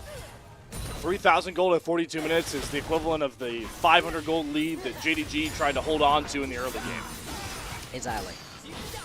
Really, it's not been any big differences between these two teams. JDG, they very much felt like they've been in the driver's seat, and recently has been the case, but they've never been able to fully peel away with this one, and we once again get to see the bad decision making rearing its ugly head for JDG, pushing towards the end, not quite able to do so. With them losing out onto that mid lane inhibitor in return, it means they don't even have that nice easy pushing lane to constantly think about. Make it so it's harder for Weibo to step out of their base and be a neutral play state again. 40 seconds now until this Elder is going to be up. Whoever picks this one up should almost certainly be able to clean house, win this game. Such a critical moment right here in game number 1. We called it from draft with all of these high-profile champions packed into one game. The stakes for these two teams, two organizations in Weibo and JDG, who have a ceiling of competing for an LPL title, found themselves in the muck of the middle of Group Ascend with limited series to go. How impactful is this one game going to end up being? How impactful is this Elder Dragon spawning in 10 seconds going to be? But right now, it's all about the mid waves. The priority there. 3 loyal caster minions. That's what Weibo are bringing into the JDG base, and they have successfully pulled all of JD Gaming off the Elder. We thought it was going to be the Elder, but are we really just about to show down the base? Yes, we are! Equalizer through, Shun flies in, Xiaohu's health bar is eviscerated! He's popped just like that! Ala and Shun combined to bring the might home! Pays has the GA, he'll fall, but pop right back up! Who needs Elder when you've got Shun and Ala to bring you home? Ace, that's it! JD Gaming, 45 minutes, they will stamp themselves 1-0 up in this series! There we go, it was hard fought, it was not easy at all, but finally going to be able to pick themselves up the win are JDG. The death time was way too long right there, and Weibo, they try something. They don't think they're going to be able to win onto that Elder, they don't want to flip it. And instead, they just get caught out. As much as it's exciting to see Pays unkilled throughout this entire game, it is that equalizer out of Arlo that wins the fight. It's massive, straight across the backline, deals so much damage. It's just going to be the game picked up nice and easy right here for JDG. It takes 45 minutes, but they're going to be 1-0 up. Whew. This series already has not disappointed. One game through, we start off like that. And while, Bloxer, we came in here, validly so, pointing out that both these teams had some issues in their late recent series, and we did see those very clear issues on both sides pop up in this very game. Coming off the back end of it, we all had a blast, right? Except Weibo fans. I'm sorry. You've got some time. You've got some time. I mean, if you're a Weibo fan, right, you had some fun. There were moments, right, throughout that entire series. In the end, definitely going to be a lot sadder. But I feel like what we were talking about pre-game really came to fruition. We really got to see it in front of us in this game, right? As much as these teams were back and forth and there were big moments across the board, one of these ADCs stepped up that bit more than everybody else did. Was able to really just get himself fully stuck into this game. Really was playing on the very edge, the very limits of Kai'Sa as a champion, Your health bar is a resource, and he was using every single last bit of it in the majority of these team fights, and still dealing the damage that he needed to. Wasn't just getting caught out randomly. And the way that the team was able to play around Pays as well, really impressive right there out of JDG. But it wasn't just him who was stepping up, right? I think if I were to give out an MVP, it might have to go towards top lane, right? That was a beautiful performance out of Arlo. Yeah, he does get caught. He does get caught in that opening, or later in that game, after the Baron save. When you get into a 45-minute game, it's hard to not find a clear mistake for all 10 people playing in the game. Yeah. I think Allah's a good shout. I think Scout, he had some moments early game, but yeah, that Baron was a big moment. Yeah. I don't know. You could call AD carry bias here, Blockster. It's valid, but if I see a Kai'Sa that goes deathless in the LPL in a 45-minute game, like we're not talking Varus. We're not talking play 2 screens away. Yeah. Ezreal. We're talking about the in-your-face AD carry. He goes deathless. I hope people bought the pays stock dip because you're already cashing in at least 2 times your money. Exactly. It was a really impressive performance from him, and hey, as much as I think there were tons of really impressive performances across the board, I'd be happy with MVP going a couple different ways. It's going to Pace. Undefeated, unkilled on that Kai'Sa. Genuinely crazy performances, and it was just overall great looks from the majority of the team. I think the only person who had a bit of an iffy one overall was Missing, but that was a really tough game to be trying to playing that Rakan. And the fact that your ADC doesn't die at any point, he was doing something right. You know, we're still finding those engages, even at the tough angles, was sort of absorbing a lot of the damage as well. There were weird moments in this game. I can't believe this is the first highlight we're gonna watch. I mean, this was like 40 minutes into the game. Yeah, we're definitely, I think, well, yeah, maybe closer to 40, 25, 28. Not here to do math, but like, yeah, this because the real game started after like here. It feels like the real game started by this point. Is we're talking about Scout's heroics. If you want him to be the MVP, this is the play that got it. I mean, the way that Scout plays this one out specifically, this is the thing, right? There's a reason you pick up the Sylas. This was a great Sylas game. There are a ton of really good ultis to be able to pick yourself up, but specifically this one, the Unbreakable Will, he's just absorbing every bit of damage and healing way more. The Riftmaker, a great pickup for Scout in this game for this exact reason, but it wasn't just that ulti. There are a ton of great ones that he was able to pick up for himself. Hey, if you're now buying Jun as your MVP, then this is the play for him. This flank was huge. They just pop onto Xiaohu, and then they're able to turn the rest of the fight around immediately. Everybody for JDG was able to step up, but by God, it was not clean. This was an incredibly messy back and forth game, and if they don't manage to steal away that Soul Point Dragon, they give away that Infernal Dragon over to Weibo, this might be a completely different game. It's important to remember, as storied as these 2 orgs are, with so many record holders, pivotal players for the LPL on the international and home region stage, that going into this series, these 2 teams were a combined 1-5 in their recent series. So, so how much does it feel like winning this game 1 seals the series in a way, Blockster? Because I think there's 2 opposite arguments that you could make in that regard, knowing recent results. Yeah. I think the momentum from this one is massive. I would really want to be winning this game number 1, especially if I'm JDG, because they've had the slightly better look overall recently. They pick up a win versus WE, you know, who are a pretty good team overall. They lose to Top, which everybody's losing to Top, you know.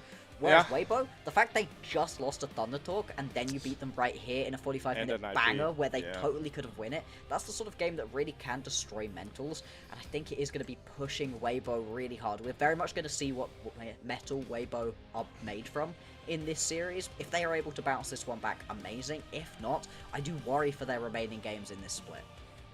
And maybe the blueprint's out here for JD Gaming as well. We talked about it, how Breathe has been the sort of rock, the anchor, whatever analogy you'd like to use for Weibo, with their up and down plays from guys like Xiaohu, Tian, and the bottom lane. How different does that game look if Breathe isn't like 50 CS down, multiple levels down, immediately out the gate? Who really knows? We could go through hypotheticals all we want. What's going to be reality should be our MVP pick coming soon. It seems like we got some extra deliberation, and it's not hard to see why in this matchup. We roll the drum rolls, but that's my guy. 11. There we go. 9-0. It was always going to be. Yeah. Very, very much. I mean, full build pretty early on in the course of that game as well was just so effective. And we were talking about it, right? The GA decision. Oh, do we really want to be seeing the GA? You know, do you want a little bit extra all-in burst? Yeah. My bad. I think we wanted the GA. Yeah. Hey, in this game, it was really necessary, and they make it work to perfection. And it's so great to see. We've been talking about it, right? This was our top line thing coming into today. Hey, can these bot lanes step up? Who's going to be able to step up? Well, at least in game number 1, Pays most certainly did. We talked about how Pays made things work, kept the gears turning for JDG after their game 1 win.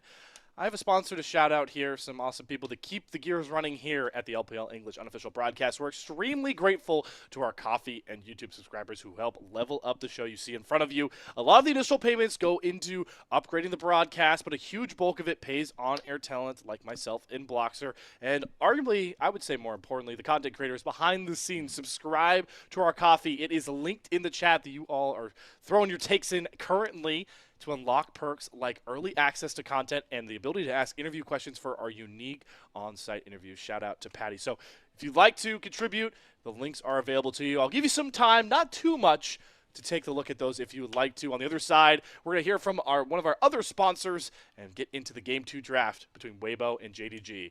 See you guys soon.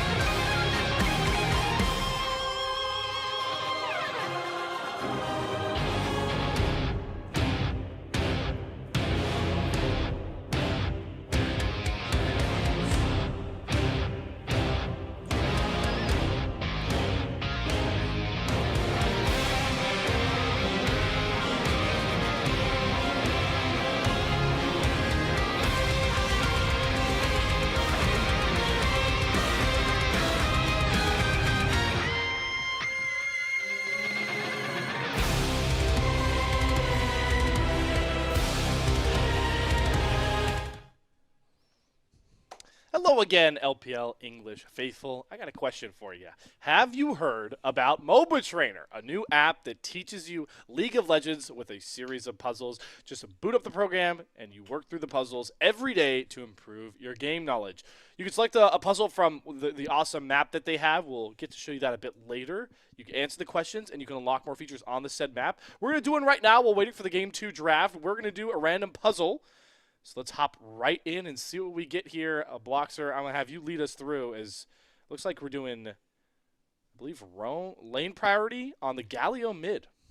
Extreme puzzle as well, so of course, be a little bit tough. See if we know our Galio. Okay. We want to recall, fog towards top, or wait next wave. Now we've got the Jarvan in the area. We can't back. This wave would be a terrible state, I feel like. Yeah, I mean, maybe fog to top, maybe wait next wave. Let's wait next wave. Wait next wave. All right, wait next wave. Oh. No, we're too slow. It's okay. Talk you through our options. Oh, whoa. Don't cancel. Whoa, we can stay in the puzzle. We'll still I think hear about it. I think if you yeah, there we go. Wait till next wave. Let's see. Well, we would have been wrong. So Rotation. you see, like, you get an explanation on what MobaTrain thinks is the right decision on the right, and then you could hit continue. So they wanted us to roam towards the top side. So now we go. We got time to rebound. It's okay. Yeah, we still got a couple more options.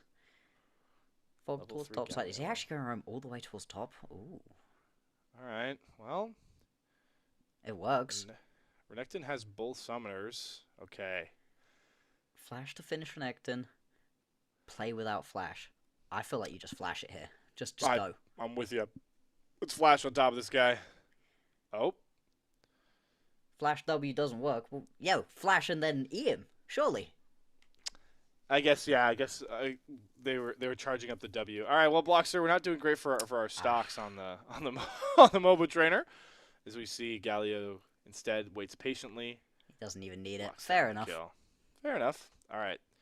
Recall, help push. We don't know where jungle is or back to lane. We have teleport. I feel like the move is to help push. You want to help push? I'm okay with help push. All right, let's do it. Let's see if we go. I was going to say 3. wrong. It's wrong. No. Yeah, I guess Push we without your don't want help to. And you'll lose the wave mid. Fair enough. Okay, You don't want to alright. rotate. Don't want to swap your lanes around. Fair enough. Oh boy, this is not doing good. I think Blocks me and you went 0-3 on another MOBA trader. We like, did. the last We're not time. good at these. So we're not great. We're not great. Oh, he didn't even back with teleport. He walks all the way mid. He just okay. walks it out. You know what? Fair enough. I clearly don't know my Galio rotation anywhere near as well as I thought I did. That's true. So you can see here above, you get the you get multipliers. You guys will get points that will go into some of these things. We did not, but All the yeah, other so, casters get points, not us. We're a bad combo. we're a team, all right. Sometimes some casters have bad days, some have good days. We're all on the same team here. But really quickly, though, if you did enjoy MOBA Trainer, you can subscribe for 20% off and unlimited puzzles using our code. You see it right next to myself and Bloxer, LPL20. The proceeds will benefit the MOBA Trainer developers themselves and, of course, the LPL English unofficial broadcast. Start leveling up your gameplay today. Thank you very much, MOBA Trainer. And now we start discussions on a very critical game 2 Bloxer. Obviously for Weibo because they're down 1-0, but I want to make sure we really rehash the conversation of responding to a game like game 1, right? Like a 45-minute back and forth. This is the biggest mental fortitude test you really get in competitive League of Legends, I feel. You've had a terrible time of it recently, if you're Weibo. It has not been a good time whatsoever. Your last week, you lose all of your matchups, including matchups to Ninjas in Pajamas and Thunder Talk. Both of those teams do not need to beat around the bush. They are bad. Those are bad teams with a combined 7 wins across the course of this entire split. And you have now lost to both of them. Not a good look whatsoever. And now it's a 45-minute banger up against JDG. And you lose it. Off of a ton of your own mistakes, right? They had ample opportunities to be able to pick themselves up, either Barons or those soul points, or just actually being able to win some of these fights, but mispositioning, a few interesting decisions just throughout the draft, and Breathe getting just smacked around in the top lane all lead to this loss. If you're going to be able to get yourself into those top 4 spots, which is still technically within reach for this team, you have to start winning right now, and it's just so much pressure. What can they do with it? Yeah, as we wait for this draft, though, you've said it many times for a lot of the teams in the Rumble stage. You've got time. I may start making the argument time is running out for Weibo, because if we see this series go JD Gaming's way, up 1-0, regardless if you want to say 3 or 2 games, Weibo would drop to 6-9. That is the same series record as 7th place FPX right now. That would be a 6-9 Weibo team that has played 15 of their 18 series. So, like, this is crunch time for Weibo. This is, I'll say it, the single most important game in Weibo's Rumble stage right now. And yes, if they win it, then the new and most important game will become Game 3, because they are limited on series at this point. Yeah, very much so. If you are a top esports or an anyone's legend, you're chilling. You've done your work already. Even if they were to lose out onto every single remaining one of these matchups, the worst they get is a slightly better team during the round 1 of the playoffs. it's really not the end of the world. It's really, Right. really not the end of the world for them. Whereas these teams who are sat in these bottom sections, you have got to put it together right now. You've not managed to do the work for yourself throughout the early stage of the split, and crunch time is upon us, like you said. Thursday, next week, the very last games that we're going to be seeing of this Split 2 Rumble stage. A ton of games, 18 best of threes for these teams. You have got to win this one right now and send us on to a game number 3. You don't have any more series that you can take off. And adding a little bit extra fuel to that fire, this will, no matter how the result goes, be Weibo's final blue side game after winning the 1v1. And that's why where I kind of want to curve the conversation to here with you, Bloxer, because we pointed it out after the Game 1 draft. How unique do you think this draft is going to get as we're diving in, knowing that, we have Rumble, Gwen, Vi, Xin Silas, and Ezreal, Kaisa, Talia, those get a little bit lower. But the first 4 I named are all usually first-round bans, and they are all taken away by Fearless. Yeah, exactly. And the Talia, too. That's a very important pickup for a lot of team compositions as well. You grab that one for yourself and you lose. Really not going to be an ideal situation right here.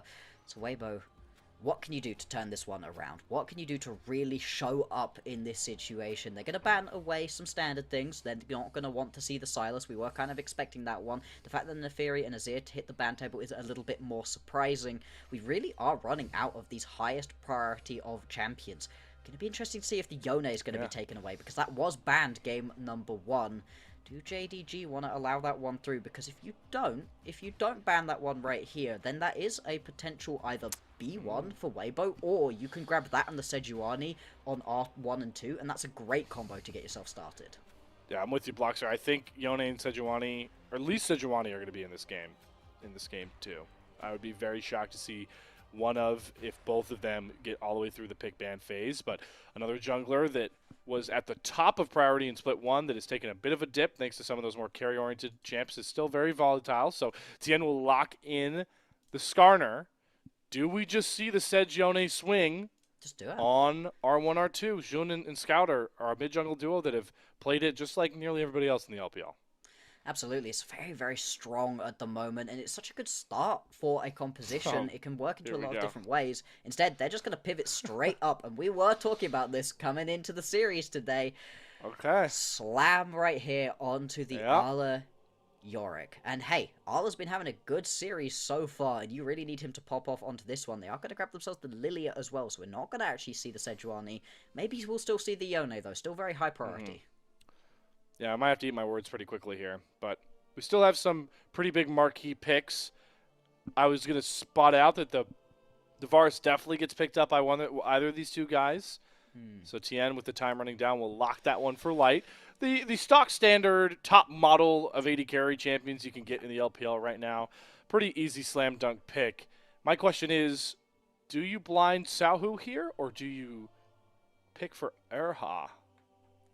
You could just pair something nice and standard up alongside him. You've still got things like the Leona available. You've still got all sorts of these top priority supports. I'm just going to go towards the Renekton instead. And that's a very strong top side of the map early on in the game, actually. You can gank incredibly effectively onto this Yorick and make him very uncomfortable in this matchup. And the Renekton works very, very well in these team fights in a way that the Yorick really isn't able to do. So it's going to be very interesting to see once we get onto the Rift. For right now, though, the final response is going to force Actually, right here, we did talk about how important the Yone was going to be. See if they lock it. They will. So the Yone comes through for Scout. You can't just let it. Instead of these, and it would have certainly gotten banned in the second phase. So this does open up some pretty integral second phase bans here because we didn't handshake the same lanes across the board. We've got top laners and junglers selected, but gotta think that Light is gonna get his champion, or excuse me, not Light. Pays is gonna get some bans coming his way, and like you called out with Rakan and Alistair going away in the first game. I would expect to see a lot of support bans, but instead, Xiaohu's champion pool is going to get targeted. He loses the Aurora. With the Rise already off the board, are we starting to get slim pickings on Xiaohu's current champion pool? bit of one, right? I mean, you've still got a couple of the very standard options available to you, and the Ari actually was taken off the board previously. And Oriana are both available, and those do work decently well here if you just want to kind of sit back, not get too involved overall. The Ari is going to be taken off the board. JDG do recognize that one. So what the final ban from Weibo is going to be, do they want to target out Pai's champion pool even more? The Misfortune, we talked about it, one of the best pickups he's had recently, although with this composition, again, a very aggressive dive kind of composition that you've got for yourself with the Yone, very aggressive alongside the Lilia too. I don't know what sort of ADC you really want to be going towards. Actually, they might even just want to counterpick the ADC. That's a lot of pressure right here onto your AD. You don't usually do that. It's also really... You rarely see the Renata pick before the AD carry lock or the AD carry comes through, right? First you lock the Kalista if you don't have the Nico to get Kalista Renata. But we're gonna take the Renata off the board. I don't hate it knowing that you're going into Renekton Skarner already, so you're gonna have people that you can get a lot of value out of hitting the hostile takeover onto. Exactly. You already know that there's going to be plenty of dive coming in this composition. So you're not going to be too worried about just going towards this one. It's going to be the Karma locked in. Do you want to just go for a very aggressive laning right here? If you do go towards the poke virus, then you've got a ton of just pressure that you can lay down. What can really stand up to this that's still available? You can go towards something a little bit safer if you want, something like the Xayah, or I was going to say you can just get way more aggressive and try to fully match it in this lane matchup. It is going to be the lock-in right here of the Kalista, another signature pace champion. Signature pace champion and a bloodbath of a bottom lane. Do like this sort of dare that JDG threw down that I did kind of skip over with the Renata lock-in. We're locking Renata R4. You're daring Erha to play and engage support because it's just you dare him to play into Renata's wheelhouse, right? So it's like, all right, pick the Nautilus, pick the Leona. No, you force him onto these enchanters. But as you pointed out, a lot of scalers on the top side for JDG. Weibo have a lot of lane priority early once more, and they're going to need to capitalize on it because this game gets terrifying outside of bottom lane if you are even into the mid and late game. Exactly. You really need to get yourself a little bit of an advantage right here, and the bot lane, so much poke means that it's going to be pretty tricky to get that advantage for yourself by yourself in this 2v2, but then you don't really want to be dragging the Lilia out of the jungle early on. You really want to allow the Lilia to just be able to sit in there, get as much farming done as possible, at least hit that level 6, get the lilting lullaby up before you get involved in these lanes, which is very different, right, to the Skarner, who wants to just gank early on. He's so powerful in these skirmishes. Stakes could not be higher with just a handful of series left for both of these teams. Markedly Weibo, who are on their 4th to last series of the Rumble stage. A loss in Game 2 would tie them for 6th and 7th, nearly eliminate their chances of scrapping in to a top 4 spot, and once again sending them into an area that they are not comfortable with.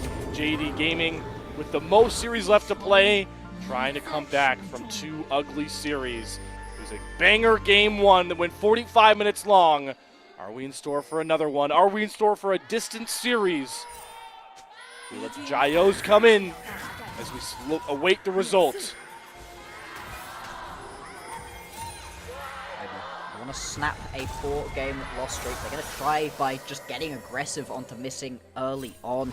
Get the heal out early, and actually that's pretty huge for this lane. The extra speed up that the heal gives you, plus the extra health, of course, is really important in this kind of heavy poke bot lane that you're going to have between the Varus and this Karma. Interesting enough to note, though, it is actually going to be an on-hit Varus, not going to be the poke version at all. Slightly... Wow.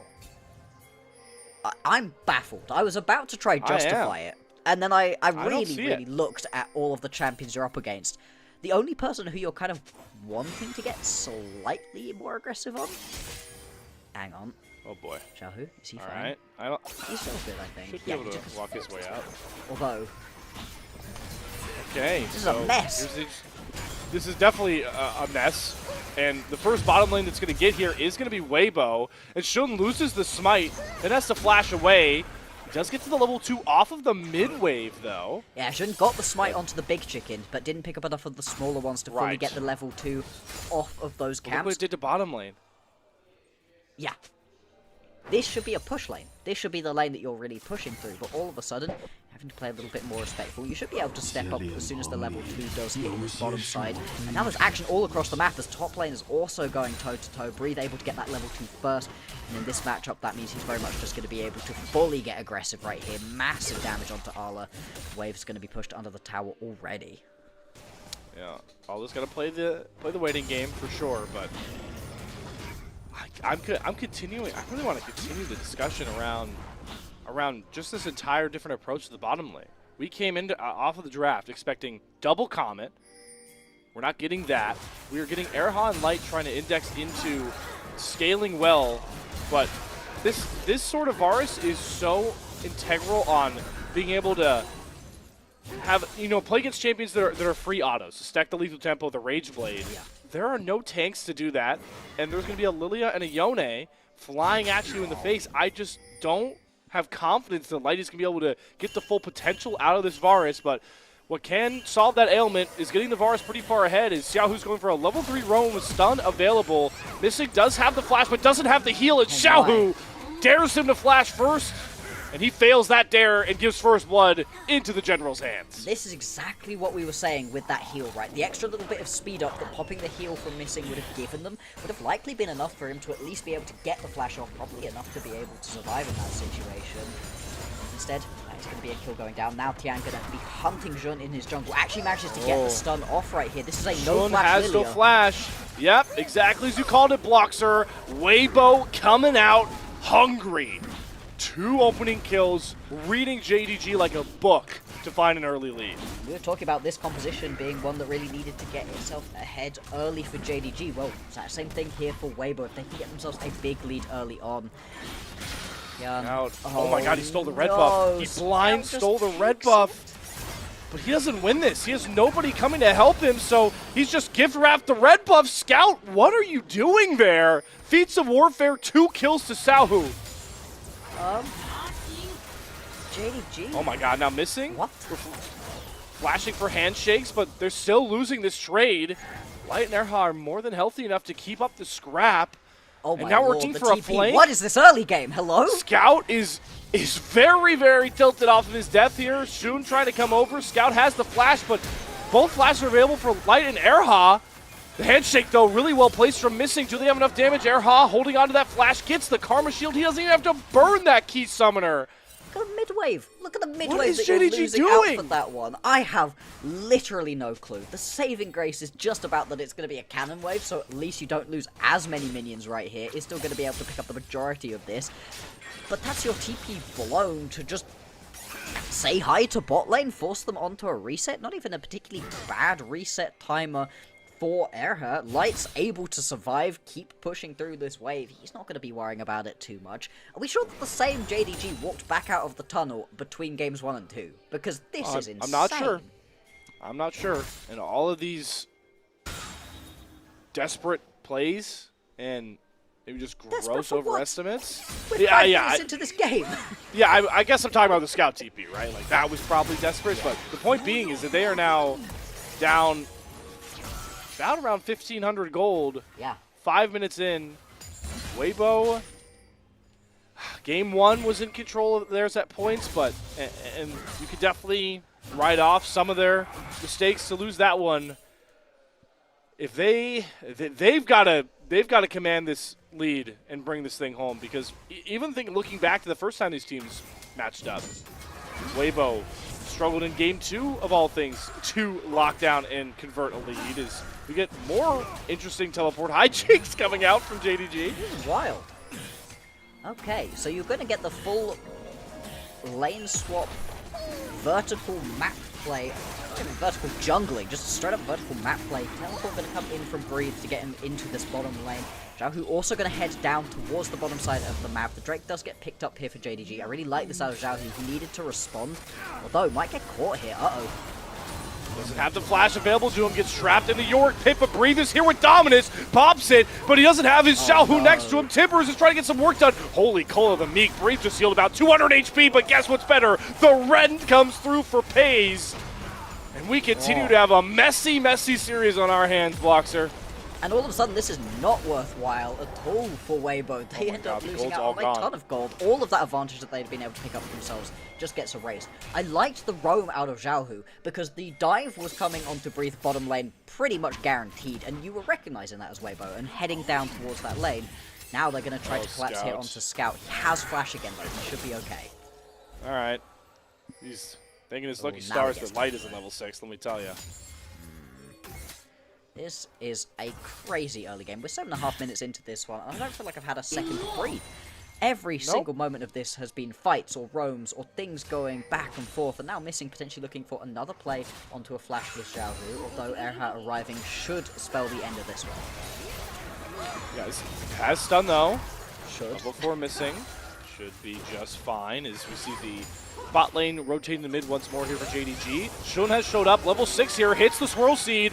Knight's gonna go Xiaohu, he gets close enough to his turret, gets the heal from his support. Huge two-man stun, but guess what prevails at last? It's once again the Ren from Pays. Tien flies in though to get one into Missing, gets the impale down onto Shun as well. What a topsy-turvy game. These teams just can't stop fighting, and we've got more action coming. Pays clutch timing on that flash. The stun lands, but he's the only one mid lane to survive for JDG. Oh, this game just going so crazy. Off the back of that play in the mid lane, it is going to turn around into a couple of grubs picked up right here by Weibo. They're going to have all 3 of these. No response at the moment from Jun. I've got to be honest, in terms of team compositions that like crazy back and forth early games, the one with Lilia really doesn't strike me as being that team composition.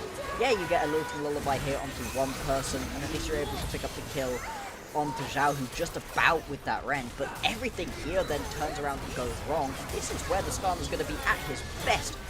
Good impale out of Tian to be able to pick this one up. The Skarner's really been dropping off in priority. Players like Monkey and Tian are kind of the only ones really pulling this one out consistently.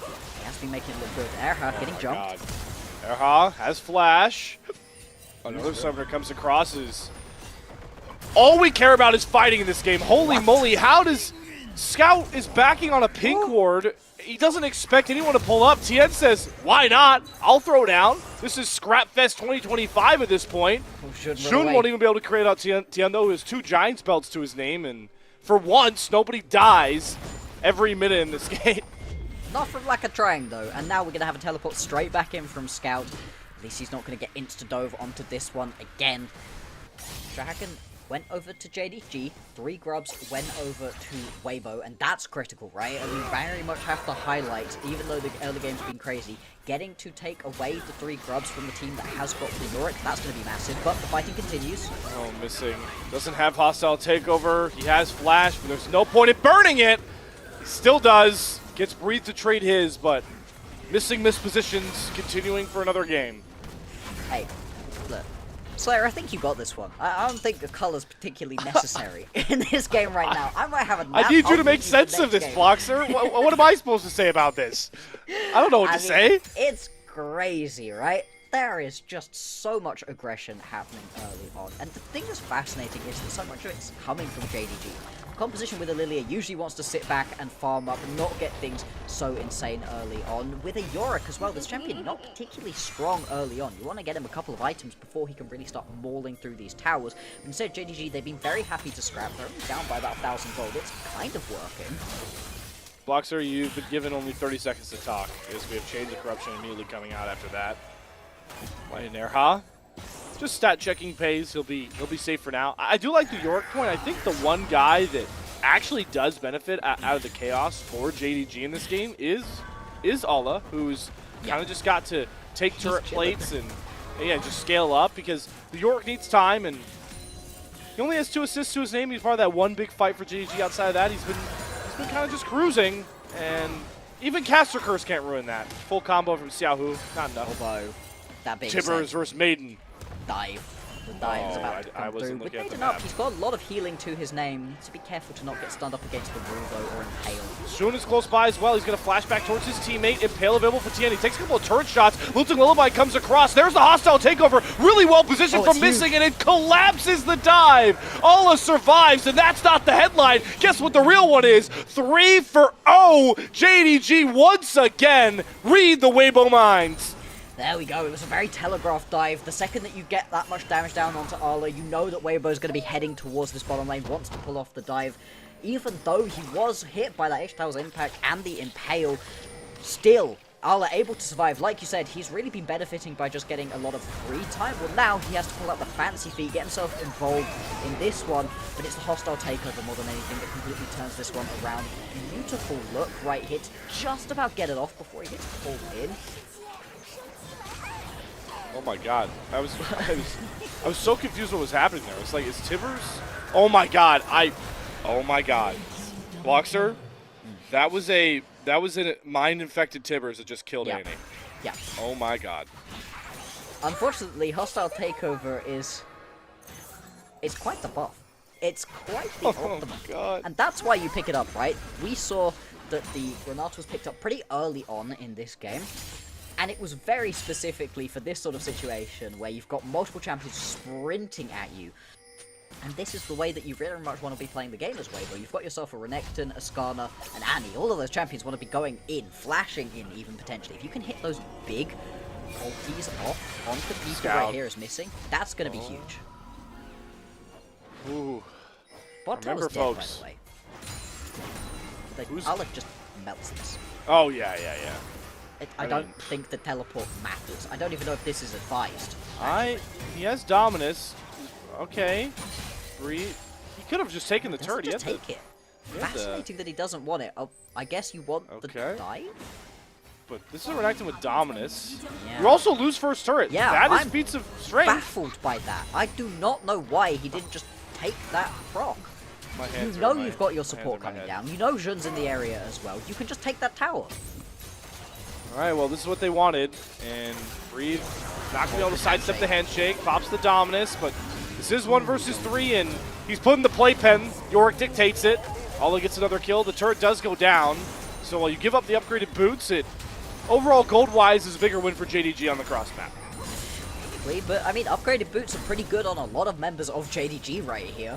And pretty good on a lot of members of Weibo. I mean, running around even faster as an Annie or a Skarner, you're going to be very happy about that one, plus the extra benefit that those boots can give you depending on which you pick up. I am surprised by that, but then again, I've been surprised by pretty much every single decision that JDG has made throughout this entire game so far. It's not been a single standard moment for us throughout the entirety of it. Now got 30 seconds until this Herald is going to spawn. Picking up Herald on a team with a Yorick would be huge for JDG, but they've been a bit reticent to actually go for these straight up skirmishes. They've very much been enjoying going for these random side lane plays or joining onto these fights after Weibo initially engages them. Quickly back to this game doesn't make any sense point.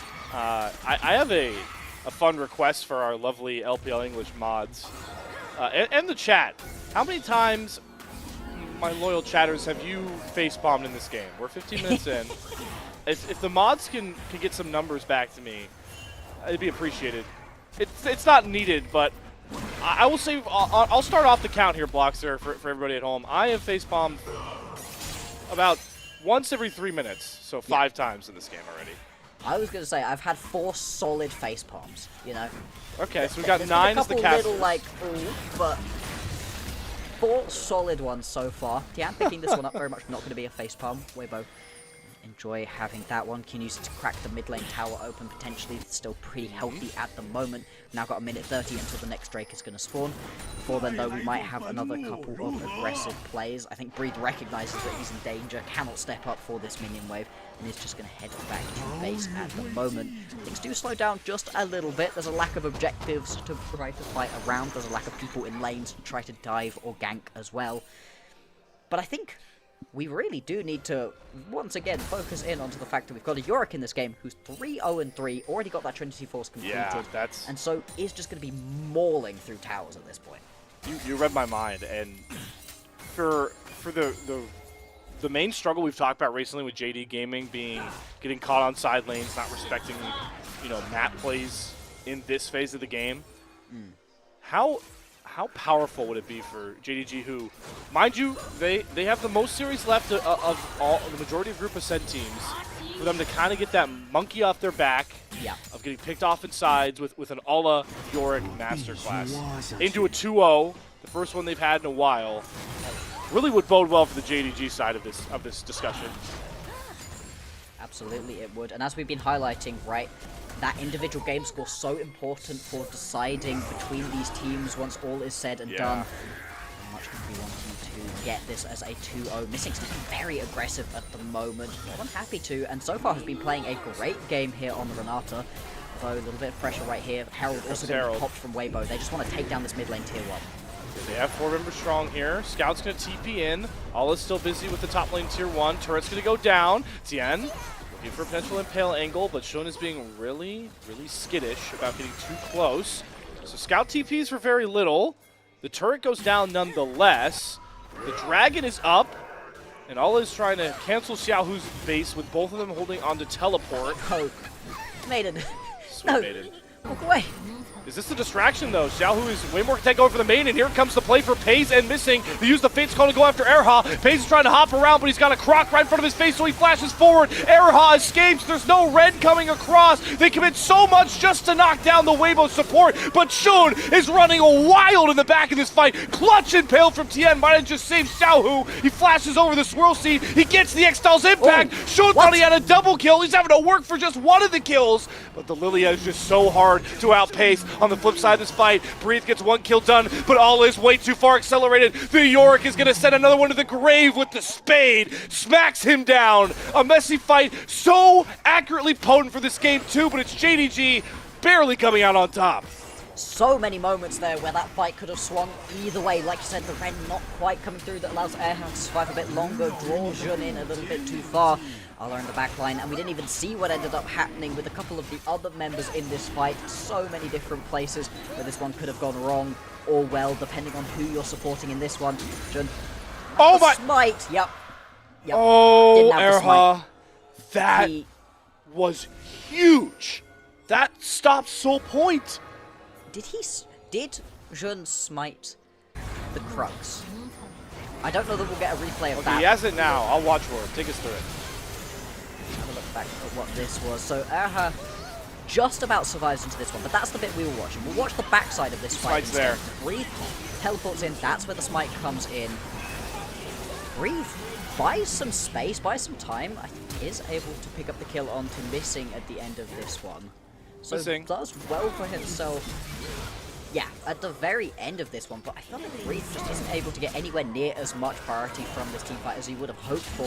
It's because he's just not been able to get ahead for himself in this team fight. Arla's so much further ahead than he is, just chunking him through, although very much designed at the moment to be bonking onto towers, not necessarily onto champions, although this is the sort of build that can go back and forth. And like you said, there was the smite. I was wondering if he'd smote onto the Krugs. Not quite. So he got the second charge up and he smited the Raptors for the extra heal because he thought that Tien was going to kill him with Xiaohu. So that, right when I mean, it really felt like Shun was going to be able to get at least one force flashes for a second, maybe even get the double kill after the Lilting Lullaby. Yeah. But the Not quite. impale was in time and has to use the smite, and now you get some more breathing room for Weibo, but you still have the same worries that Alla is going to command so much attention on the side lanes here, so Weibo are just trying to force plays where they know Alla doesn't have any time to get a side lane going. He's actually present for this fight. They have Scout. Way too far away here. Yeah, good call. This is a 4v5, and Missing walks right into Xiaohu. They do get the Fate's Call out, so Timbers doesn't get a lot of value. Shouldn't try to chase off Xiaohu. Does get him away. Hostile takeover. Gonna hit onto 2. Pays is starting to free hit. Gets a ton of Ren stacks into Breathe. What is he gonna call it? Boom. There's the first kill for Pays. He remains untouched in this fight as Shun tries to run down Xiaohu and Erha. The root comes across the Lilia, but he has the stasis. He's waiting on his teammates. Shun needs the backup for JDG, but it's the kill over to Light. Finally, Scout shows up. Fate sealed onto Xiaohu. Only gets 1. Tien limps away from another Ren. Erha trying to buy space for Light, who really has lethal tempo, starting to free fire. It's a Gatling gun of Avaris, and Erha's trying to set him up. Light, going to be the hero, provide the halo for Weibo as they desperately try and crawl back in this game. All is far too low. Watch Tien off to the side. Already used the Ixtal's impact. Doesn't throw the stone close enough. So Pays and Alla escape, but a big win for Weibo. There you go, that's what Weibo really needed for themselves. Pick up the Atakan, and all of that goes wrong because Scout is booking it down from the top side. Doesn't have the teleport available to him. Now it's going to be up and available. And trying to play that one out as a 4v5 just doesn't work out. Even though, watch the hostile takeover right here from Missing. Because it lands onto so many members in this fight. It's a split fight. It's a messy fight. Hostile takeover happens right now. Actually manages to land onto most members, onto 3 of the 4 that he was aiming towards. I think if Light gets picked up by that one, you probably managed to win this one out. And then this is just a complete mess.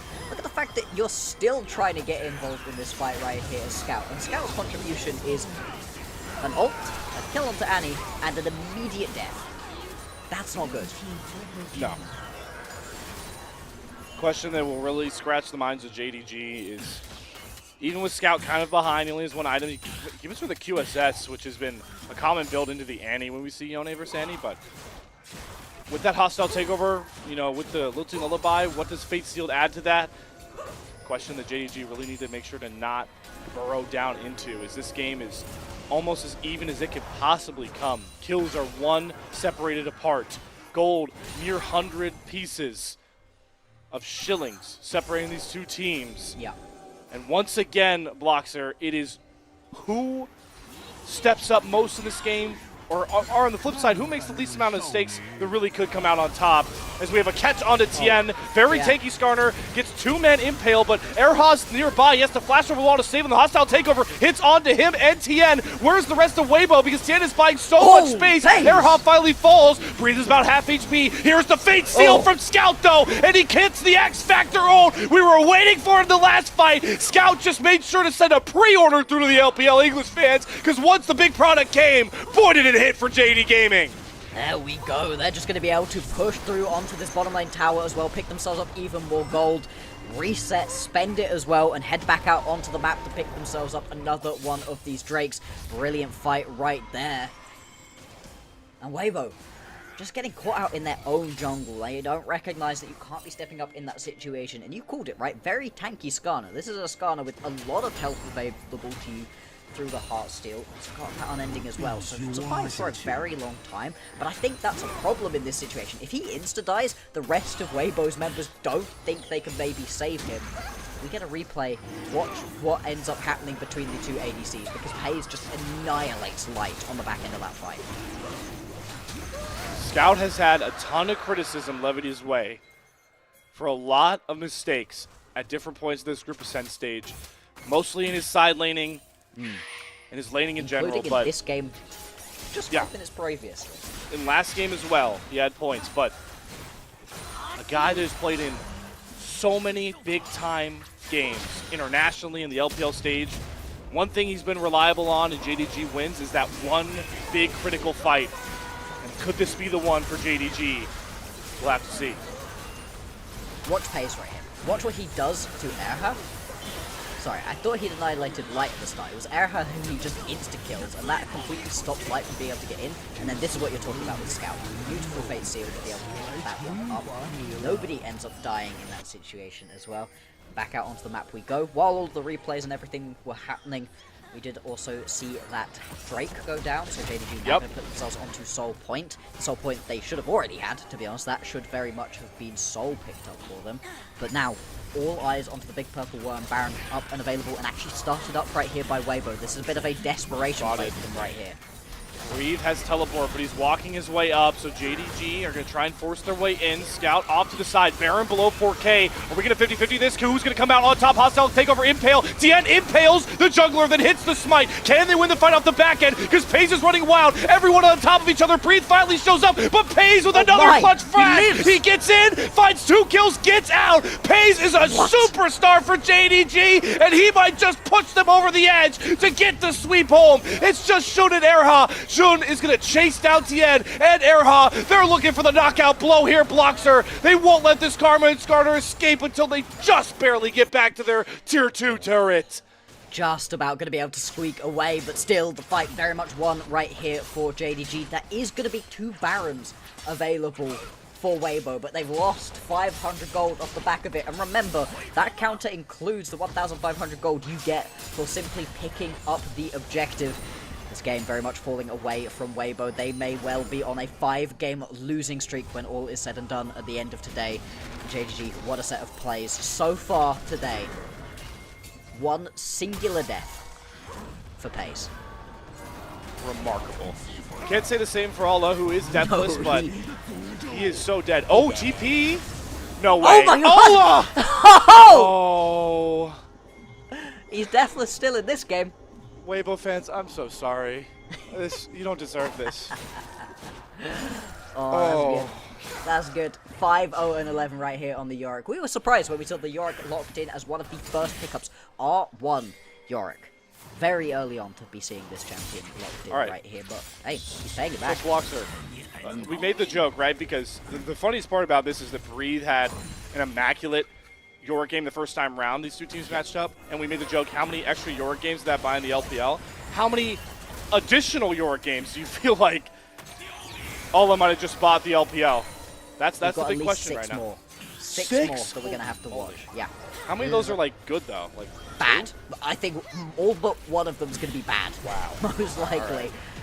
Weibo, though, indexing this Baron play into the mid lane. They knock down the tier 2 turret. They get the hostile takeover out for very little. But Light is the one that gets hit, and he immediately takes his teammate down about half HP.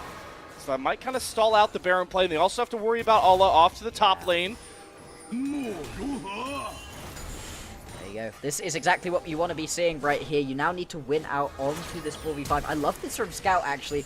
Just trying to stop any recalls. He wants PES. He gets the root. Xiaohu's here. Timbers down. With the Fate's call from PES is once again perfectly timed. Lilting Lullaby into the Fate Seal. They've got Light, and they've shoved him into the dark depths of the gray screen. PES finally drops on the top side of the fight to Xiaohu, but it's time for Scout and Shun to try and bring this one home. Scout full HP, but he's lost all of his teammates. Keep in mind, though, the bottom left corner of your screen. Scout is buying so much time for Alla. He gets himself the triple kill. No way. Can Scout do it all on his own? The Karma Shields may ruin it. His health bar's too low. Gets the Q. W comes down, goes back forward, but the healing's enough. But the base of Weibo is the big loss. Alla's not slowing down, Bloxer. Can he do it? I don't think he can do it. He just doesn't have the build. He's got a team fight build. He's not got the Yorick build that we were really expecting. Oh my god, he's going for it. No way. There's no way. It's just the tank Skarner and the Karma. They're not doing any damage. Erha and Tien, they're watching their base implode. Finally, it's Alla that comes up and Light saves it. Oh man. Oh, so close. It's the team fight Yorick build. If that's a hull breaker. Yeah, I mean... If that's a hull breaker. And the next buy is a Jack show. This is Teamfight Yorick. The game is over. JDG are on the bus home already. Why if this is just an actual split push Yorick build, this is crazy. Wait, why is my mid laner being top? This is Infernal Soul. Do they not think they can fight this without Alla? I am continually perplexed. Okay, he just Fate Sealed to get closer to Scout. He didn't even use the ultimate on Xiaohu. What am I watching? Ah, my eyes!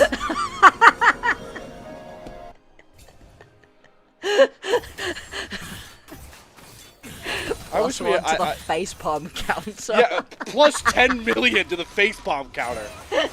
What has gone into these teams, man? There's no analysis here, guys. Like, I don't know what you want Bloxer to say. Like, that was a solo queue of Yode play. Any of the words in my head right now on broadcast. Yeah, there's that too, huh? I love the LPL. Like, hey. Is it good? Is this good League of Legends? God, no! But this is so much fun. Oh my god. Oh man, this is the only thing this isn't gonna top is that Flandre Scion. Yeah. I want an Ornn Scion matchup from these top leaders in the next game. Neither of them are allowed real champions.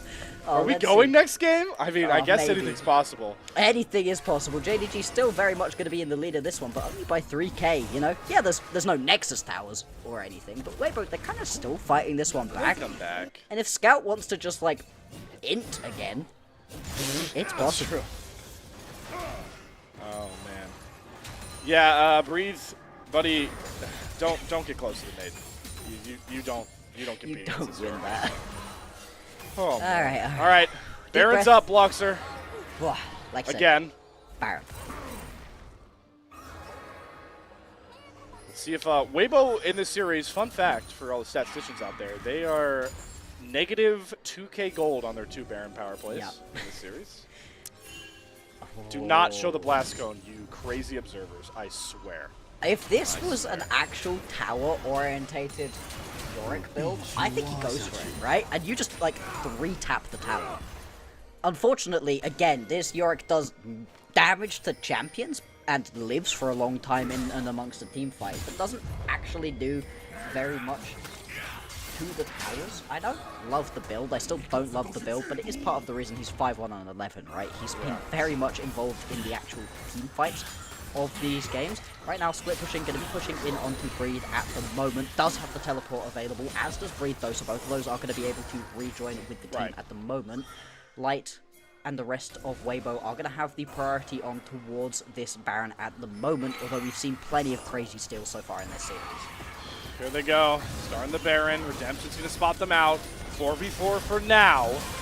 Light does a ton of damage onto this Baron. Scout goes over the wall to spot it. They use the Fate's Call to get away from Xiaohu's major damage. They throw missing towards Xiaohu, but he gets away from the handshake, has all on top of him, and the fight is separated by that big wall. And guess who's on top of Xiaohu? It's Pays for the first kill, shooting the muck, trying to use the bailout to get saved, but Light finds the kill. Oh, Scout flies in, tries to get onto Light, but he survives once more. Lethal tempo going brazy for Weibo's AD carry. And now it's the marksman that we have to highlight as this fight continues to evolve. Tons of low health bars. Erha, Tien, Breathe. They're so low and ripe for the taking. All the flies in, but the shields are so massive. But Pays is bigger. You thought he fell off last series? Guess what? Pays is the top marksman in the league for reasons like this. Completely ends Weibo's chances. Get the brooms out. Weibo have been swept out by JD Gaming. There we go, that's the team fight that they've been finally looking for. That's why the Yorick is built like a team fight mauler, and they're going to be able to just push through and end this game. Xiaohu is going to be up in 7 seconds time. If he's got a miracle in him, now would be the time to pull it out, and this is going to be Weibo's chances of making it into the playoffs straight up, disappearing away from them right in front of their eyes. Scout seeping in, holy moly, Timber's value. Alla doesn't have a chance. I hate that the turrets are a little bugged. They're not going to be able to end. Okay, Xiaohu, nice miracle. All right. I think one turret was up. I just get thrown off by the Nexus turrets. I can't see their health bars. Oh, don't show missing did he die to this tower? Yes, of course he did. Bloxer, what game? Did you forget what game we're watching? Like, all right, Baron time, I guess. Tien is sprinting over here, by the way. Weibo at 5. I can feel it in my bones. Oh no, JDG. Fight somehow. They have Rent Smite, so they really shouldn't lose, and no, they don't want to gamble it. The death timers are too long. They come off the Baron. It doesn't even, oh my god, they actually signed, seal, and delivered a Baron to Weibo. Alright, let's see if this one gives Weibo positive gold. Right? Let's see if they can actually get something out of this one. So far, 1,500 gold. Now, that's what you get for just taking it. And the fact they haven't immediately lost a team fight means that this is the best Baron Weibo have been able to pick up for themselves this entire series long. Also, Tien going to be able to take away... Shun, stop handing Tien three things, man, please.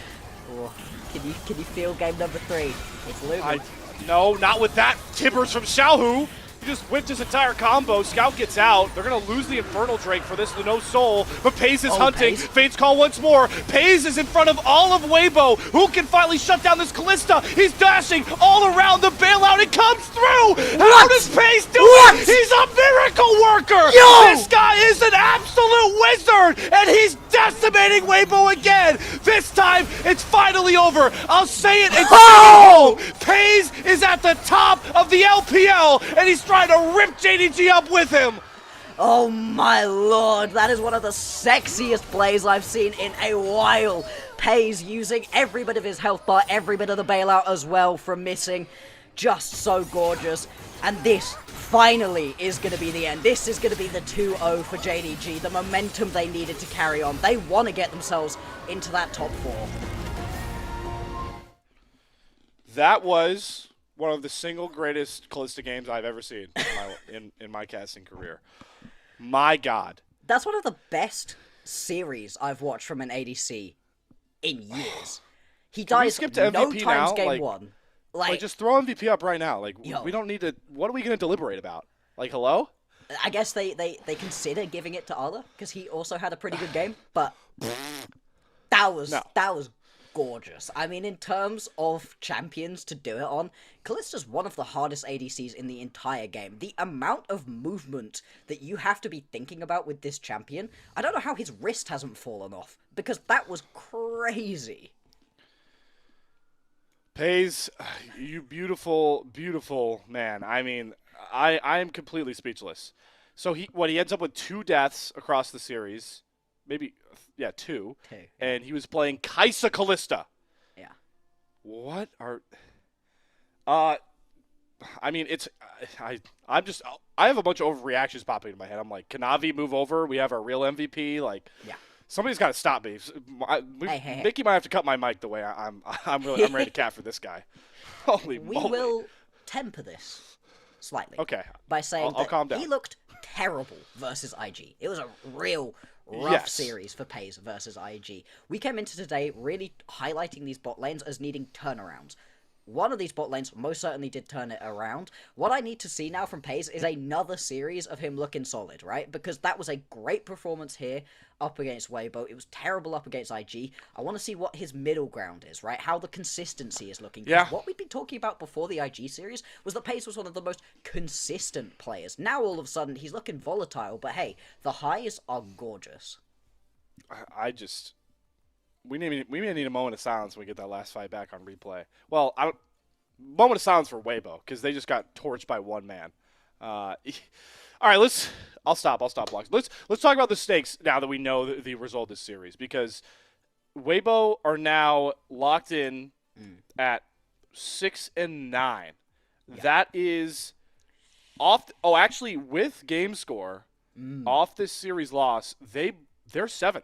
Weibo are 7th. FPX goes to 6th.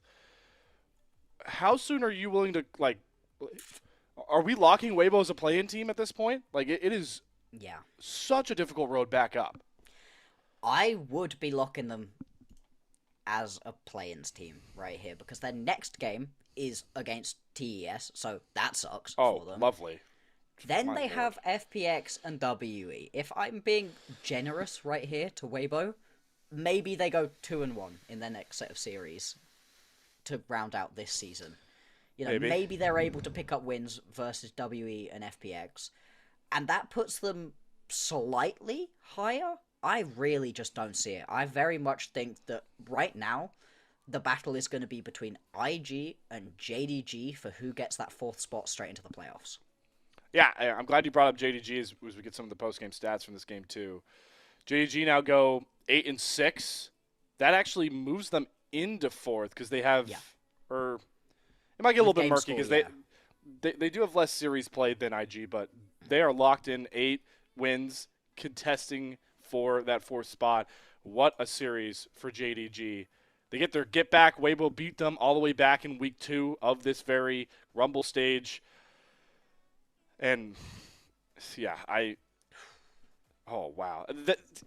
For once, I know Weibo, a lot of the blame, and it's been just like an LPL thing to blame junglers for teams that are lacking well. I'll say this. Tien played his heart out, man. Like, like that Impale on the Baron, so many game-saving plays on this Skarner, I feel like. Yeah, in the majority of these team fights, it never felt like Tian was the problem.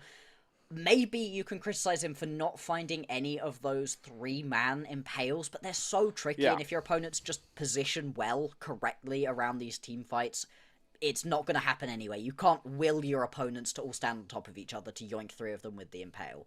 That's not really on the Skarner. If they are in position to find them and you miss it, then that's on you, but otherwise I'm not worried about it. Tian was always alive to the very end, was dealing so much damage with this Skarner. He was playing his absolute heart. You are right on that one. And there were so many situations in which, he nearly was able to find big wins for the team. At the same time, though, it just wasn't enough, right? The remaining members weren't really doing their job. I think Zhao, who had a couple really suspect ultis where he was dropping the full Tibbers combo onto just, random members not even picking up full kills. I'm not even like criticizing, oh, he put it onto the support. I think if you one tap missing before he's able to get a hostile takeover off or a bailout, that works for me too, but he wasn't. He was dropping the combo either incorrectly or with full combo, but not onto a member he could one-shot, and that wasn't looking so good. Topside, you were getting kind of pushed around as Breathe the majority of this series. There wasn't really any moment where I was like, yeah, Breathe's really popping off in this one. And so it's hard. It's really hard as a jungler when none of your lanes are winning or playing correctly to be able to push it forwards. It doesn't help when you have to go against this maniac. I mean, look at this. He's in the face. He forces an Annie to Zanya's. He dances around a Dominus Renekton. Gets the bailout off of the kill he set up. That may be one of the single best highlights we're going to get all Rumble stage long, Boxer. I want that on a billboard. Like, I want that on repeat to some sick music on a billboard. That is gorgeous play right there. And in the most critical moment, right? Because every single person right there on Weibo is trying to kill this Kalista. You get the kill, wonderful. You probably win that team fight. You might even be able to push through an end. The death times are really long. Yeah.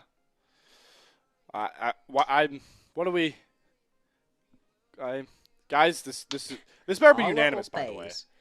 No. They might give it to Arla. They might. I wouldn't. I don't like his build. If he builds differently, he just wins the game earlier on. I get it. He's getting involved in a lot of the team fights, but I don't know. All right, I'm ready to bow down. Yeah, fair. 2 deaths across the course of an entire series. That play at the end. Oh, genuinely one of the most impressive overall series that I've seen from an ADC in a while. And if this is PES figuring things out, if this isn't just his form up against Weibo, if this is PES putting that IG game behind him, maybe that was a bit of a reality check for him, and now he's going to be on this form going forwards, all of a sudden, you're going to be a very, very scary team right here as JD Gaming. Yeah, you talked about it, like his floor is really high because he's been such a consistent player, but if that's the ceiling we're getting from PES, that is a 1v9 level ceiling in a league that has had so many amazing 1v9 80 carries. It's awesome to see PES, who joined back into 2024. He joined for this JDG team, one of the super teams everyone talked about. There's your superstar on this roster. PES, not alone, but at the forefront of this 2-0 sweep for JDG as they try to cement themselves competitive for that final 4th playoff spot that seems like the only one that's going to be in reach here. But that is not our final series of the day here, folks. We're going to take a bit longer of an extended break, and we'll be coming back with the top team locked into the playoffs, Top Esports, trying to solidify the #1 seed, taking on a struggling World Elite squad. We'll see you guys in a bit.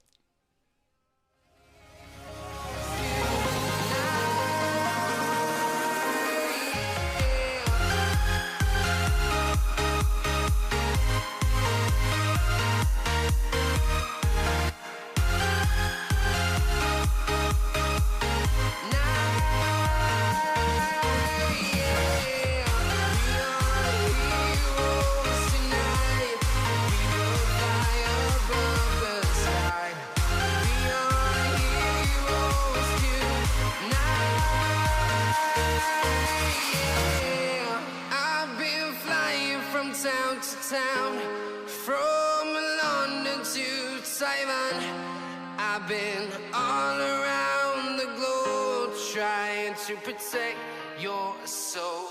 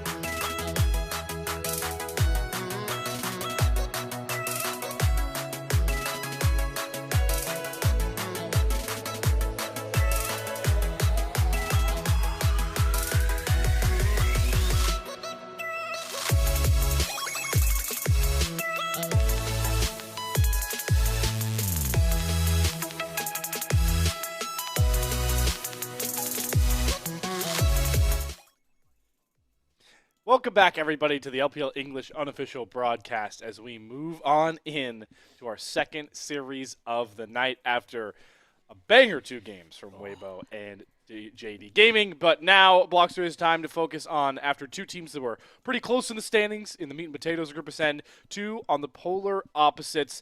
It's Top Esports, who are already locked into playoffs, taking on Team WE, who are currently on their own 3-game slide after the 5-game winning streak. Before we start breaking down this matchup, though, Blockster, take me through last time round before these 2 teams, what this matchup looked like. So last time round, it was a pretty long time ago for this one, and it was a really exciting series, right? We get to see a version of Karis that I don't feel like we've seen pretty much throughout the entirety of this split. Getting solo kills, getting really aggressive. He ends this game like 10, 2, and 11 or something like that. Genuinely a really impressive performance out of him on this Azir, and it is messy. It is back and forth. It's incredibly fun. At this point, you can see WE, they are 0-2 overall. TES, they've been on a tear. They've played a lot more games, though. They've played 5 games already, 4-1. And we come into this, we're very much talking about how TES, they're going to dismantle WE looking at one of our worst teams. Maybe they shouldn't have even managed to make it through into the play-ins.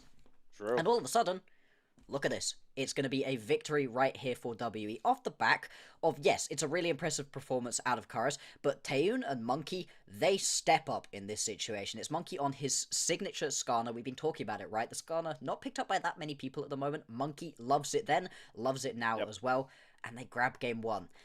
Unfortunately, TES do manage to come back. They do manage to pick themselves up the next 2 games, but it's never an easy series for TES. Top Esports are really pushed to the brink in all 3 of these games by WE, and I'm very much hoping to see the same thing again this time around.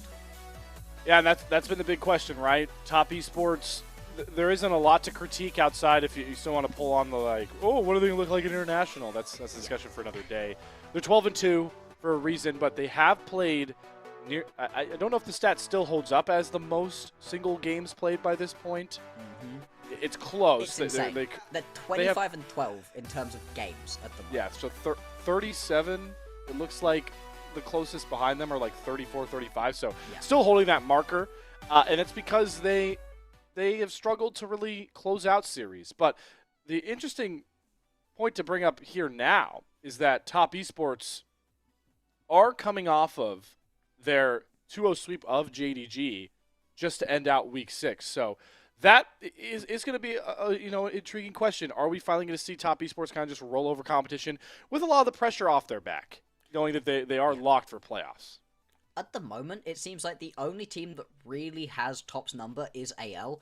That was one of the teams they went 2-1 versus right at the very beginning in week number 1, and they just lost to them the week before even, 2-0. Everybody else, though, it feels like they are just kind of dismantling them at the moment. The only other team to being able to beat Top was IG very early on in this round robin.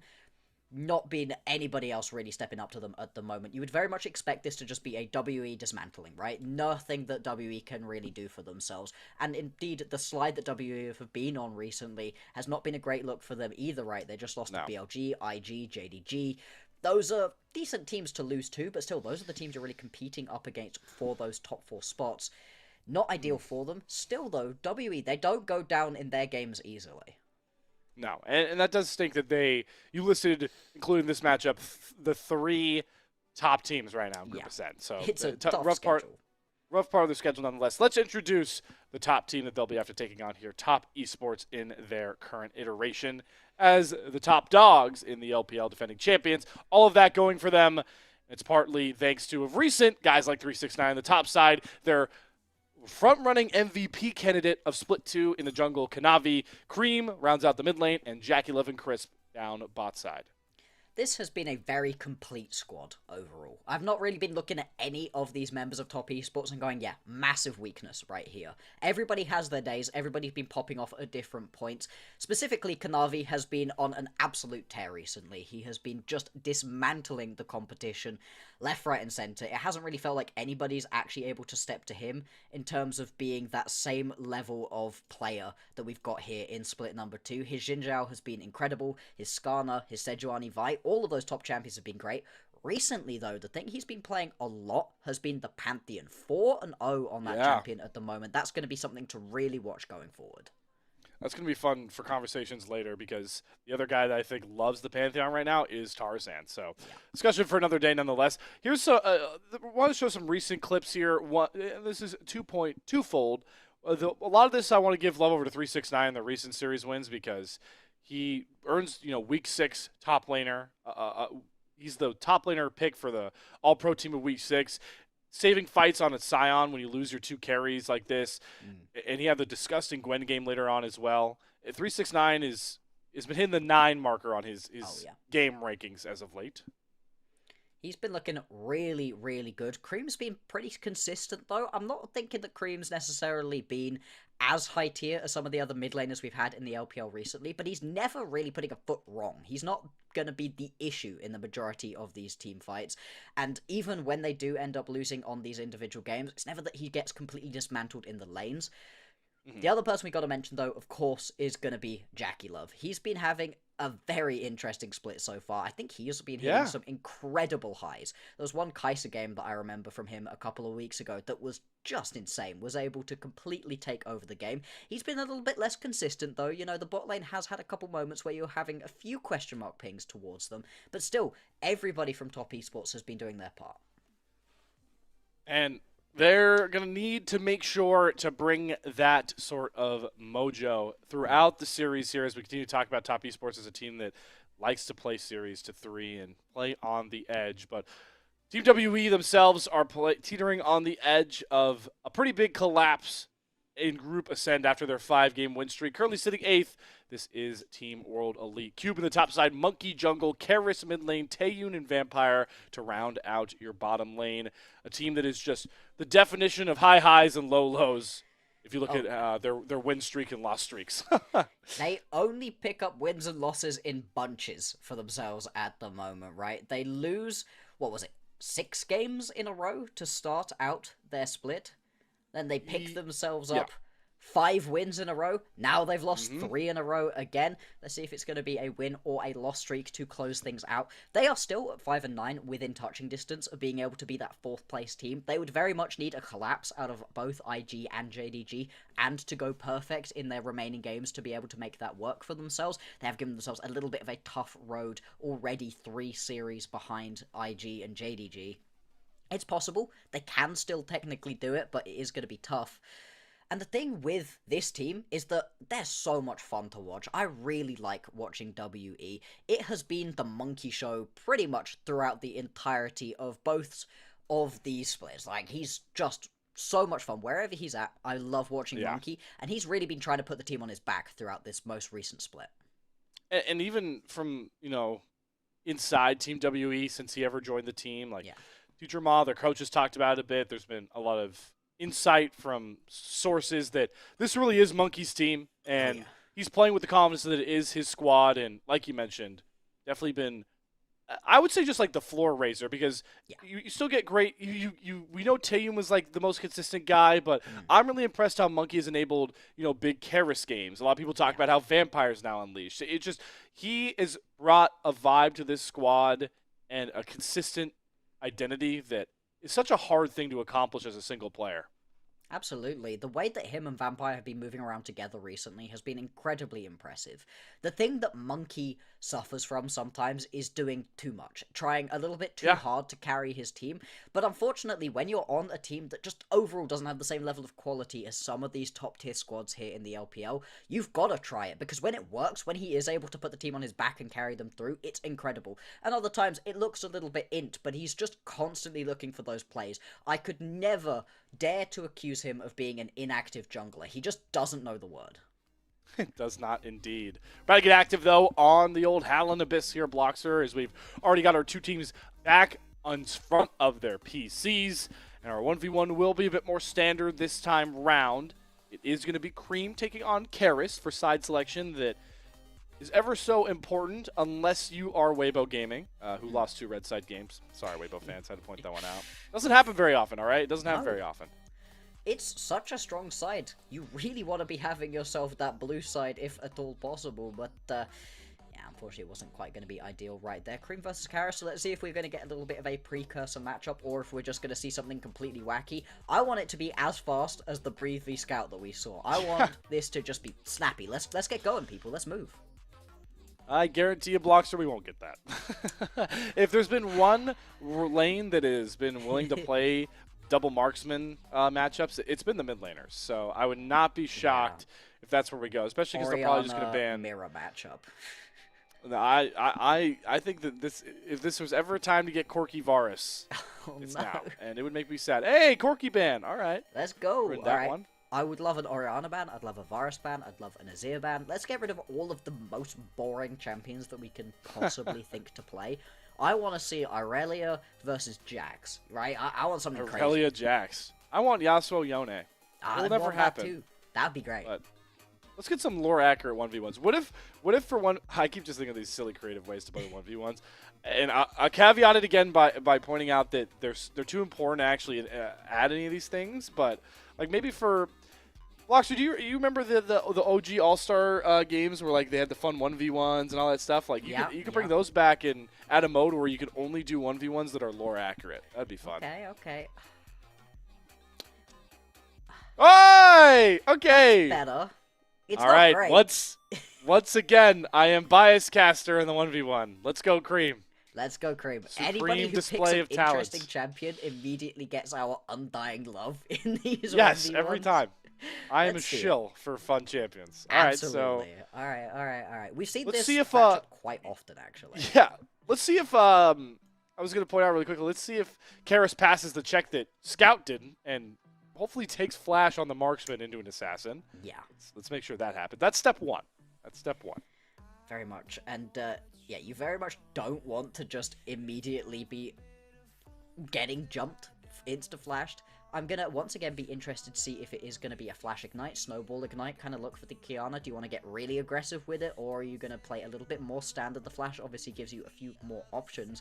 And the Kiana can actually be a little bit tricky to play out on the Howling Abyss, because there's not so many walls that you're going to be standing as near to. True. So actually being able to bop people back into it to get that ulti off is going to be a little bit trickier, so we'll have to track that one as well. I do think while that's a good call out for the ultimate, I think the brush and the ability to grab that invis form is a lot easier here as we are back on the bridge here to decide our side selections. And Karis passes my vibe check. We'll be on the barrier flash, and we'll drop our cameras in a second here to see exactly what good old Cream is running. He's got Barrier Ignite. Oh yeah, there you go. You cheated me. All right. By that. No. I would have expected gap close Snowball. At all. Yeah. Very much just going to be relying on those inbuilt dashes on the champion to instead be able to take him through. Which, All right, let's see. I'm surprised. See how quickly Cream gets aggressive. We saw it out of we saw it last time out of our lovely breed. Just doing a really good job making sure that Karis can't get any autos into him by playing around the brush, using the invis well. But you definitely don't want to get into a farm off against a marksman, and there's Cream going in. Karis is immediately at half HP, and Cream is not taking damage yet. He's still full HP. This is the way that you really want to be playing this one out. As much as the Aurelia loves to go jumping in and you can just stay in, you very much want to be weaving in and out. He's going to drop the Ignite as well. Just keep poking. You could just keep going. Why not go? The brush is just so annoying for Karis. He's starting to lose control of this wave as well. You guys ever heard of being in between a rock and a hard place? Karis knows about it. Yeah. Yep, this really sucks because you want to be on top of your wave right now. You don't want to be stepping this far back. But oh! Yep. Oh, wow. Okay. This is what can happen. The second you don't have the barrier, you can just get one tap. This is the thing. I feel like if there's still any available assassins up, you kind of just need to be playing way further back or not picking yourself up with marksman. I'm glad we're just punishing the boring marksman picks. It's a revolution here in these 1v1s. He also dies with flash up. I mean, was there even an avenue to flash? Who knows? No, All I know mean, now he is was the dead Cream. before he would have even been able to contemplate the fact that he was going to be in danger right there. You'd have had to preemptively flash the entire combo, which is asking quite a lot, especially in these 1v1s. So let's see if Creep's going to be able to pick up a second kill anywhere near as quickly. The previous 1v1 was already over by this point. That one was incredibly fast. This one a little bit slower pace. Still, though, very fast overall. And you can see up by about 1,000 gold right here for Cream. So he's going to be coming back with a ton more items. Pickaxe and Caulfield's Warhammer. Yep, that is going to be enough to cause problems. Karis at least does have access to some mechanical counters. He has Chains of Corruption if he can land it at the right time. And he will have his flash and barrier up for any sort of Cream engage. So he called out that the walls are hard to get the Supreme Disdain talent through. It's such a narrow lane. And the flash will definitely ruin it if timed correctly. Absolutely. That's part of why it's going to be so important to still have this flash up and available. But the barrier and the ignite are now both back for Cream, so he's going to be in a very strong spot to be able to push this advantage. Still got a little while until that Ring of Fire is going to be coming through. At this point for Karis, you're just trying to farm up as much as you possibly can. And just hope and pray that you can get yourself into that Ring of Fire and pick up that one big kill. You know, he's decided not to go for the poke version. And have to step pretty close to Cream to be able to deal that big damage. And yeah. Okay, alright. Lands the first stun, Supreme Disdain's talent down, Chains of Corruption. Cream gonna dash through and likely end our 1v1. Good sidestep though from Karis. So he survives the full Talia combo for now, but definitely hurting. I mean, this really does suck, although the fact that Cream doesn't pick up that kill is going to help, you know. Hang alive for a little bit longer. This is going to be a pretty big wave pushed in underneath the tower, and you're likely going to have enough gold at this point for Cream to be able to get back to base. Grab himself a full item. If he even needs it, he might just go for this one. Also, There you still can has get flash. the kill. There still has flash. Will he die with flash up in this 1v1? There's the flash. Ooh, gets over the Q, fires the arrow. Good barrier though back from Cream, and he has a pick it up hitting wave to redive. So the Assassins, the Duelists, winning both 1v1s over the Varus pick, just like we wanted. And for this matchup, that means Top Esports will have 2 games of blue side to try and take down WE. Exactly what you're going to want right here as Top Esports. We've been talking, right, about how this should be Top Esports game to win. But I don't think it's necessarily about the end game score where I'm really focusing right here. I think it's much more about how Top Esports win this one if they do end up winning this one. Because what we need from this team is to finally see some consistency. Any consistency. It's just expected, like them accomplishing expected results. It's not the term that always gets floated, especially around sports, is like not playing down the competition. Yeah. There are teams, there are franchises that you and I know Bloxer very well that are marred by the fact that they always play to their competition's level, and those teams don't win championships in sports. I don't think it's going to translate to esports very well. On top of that, and there's also the added bonus that Top Esports, if they win here against Team WE, they will go to 13-2, while Anyone's Legends are 11-4. So they'll have the same series score with a 2-game cushion, not having to play AL again. That will really do wonders for the #1 seed lockdown. But as we wait for this draft, I know we wanted to talk about a highlighted matchup to bring in. We already hyped up Monkey as a star in the making here for Team WE, but if you want to be the best, you got to beat the best.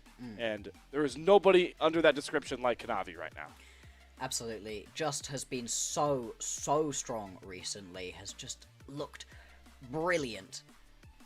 And honestly, trying to pinpoint something he's been doing badly recently is almost impossible. There's a reason that he's currently leading in terms of the MVP votes. There's a reason he's the best jungler we've got in the LPL week on week on week. He just has been taking over on everything. The Pantheon, as we highlighted specifically, 4-0 on that champion recently. 300 gold, the advantage for him in general at 15 minutes. He does have the benefit of having better laners than Monkey does. That's the difference, I think, right here. As much as Kanavi is brilliant in and of himself, the fact that his lanes are constantly winning helps him so much too. Monkey, he has to do so much for himself. He really does have to put the team on his back in a lot of these situations and try to carry them through. He's had a big champion pool. He's even played the Zed at one point. I wonder if we're going to get to see something a little bit interesting here out of Monkey to try to upset this matchup here up against Kanavi. So we've already gotten through our first phase of bans. We see a lot of junglers still being left up here.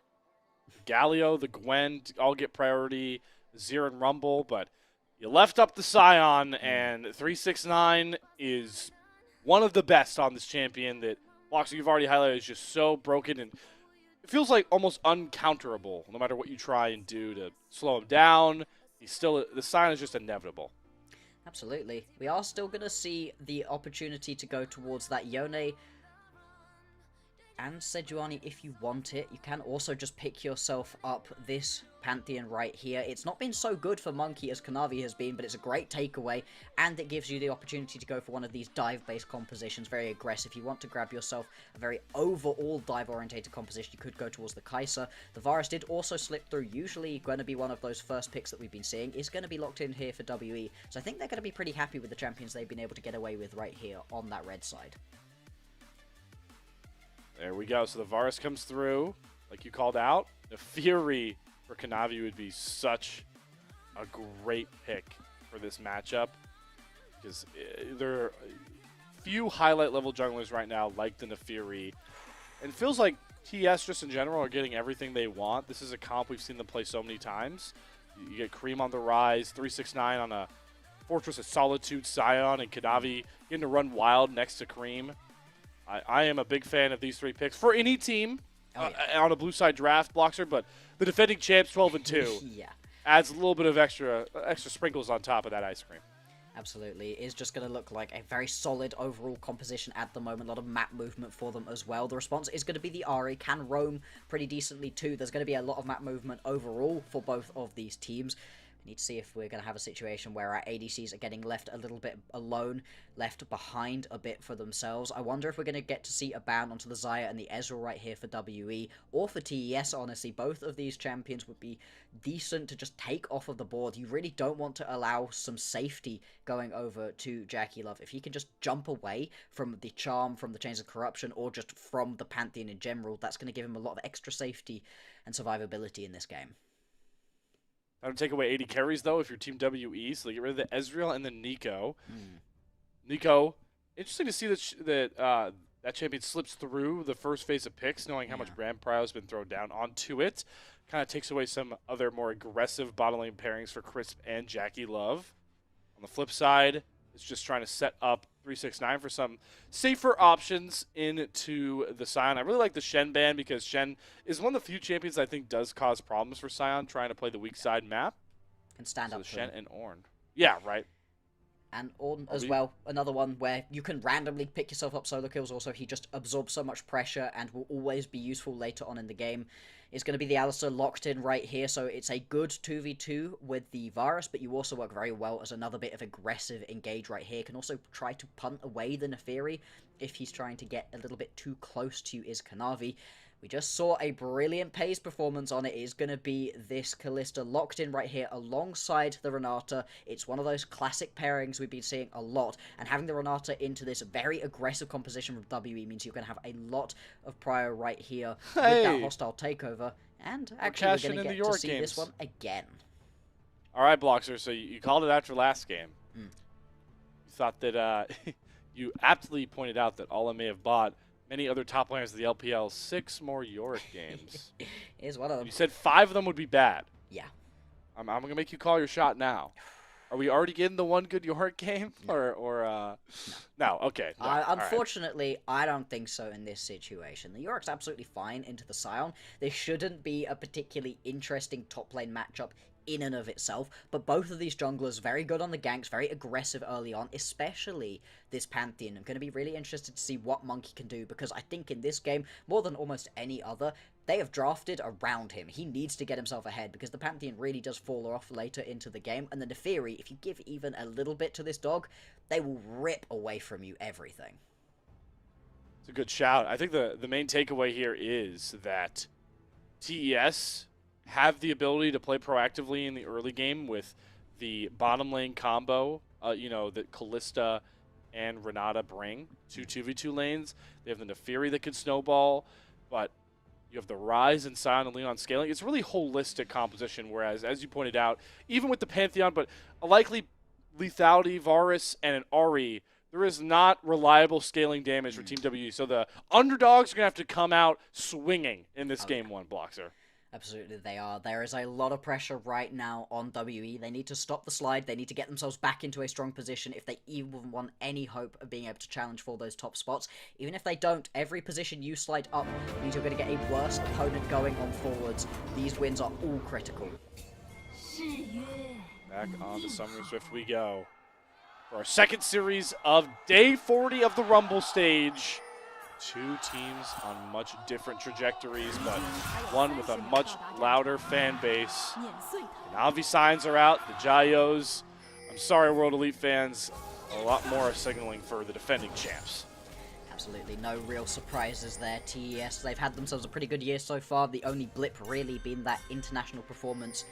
We very much want to see them have a little bit of consistency, though. Dismantle WE. This should be a worse team. Easy pickings for them. Like I said, you want to play it down to your opponent.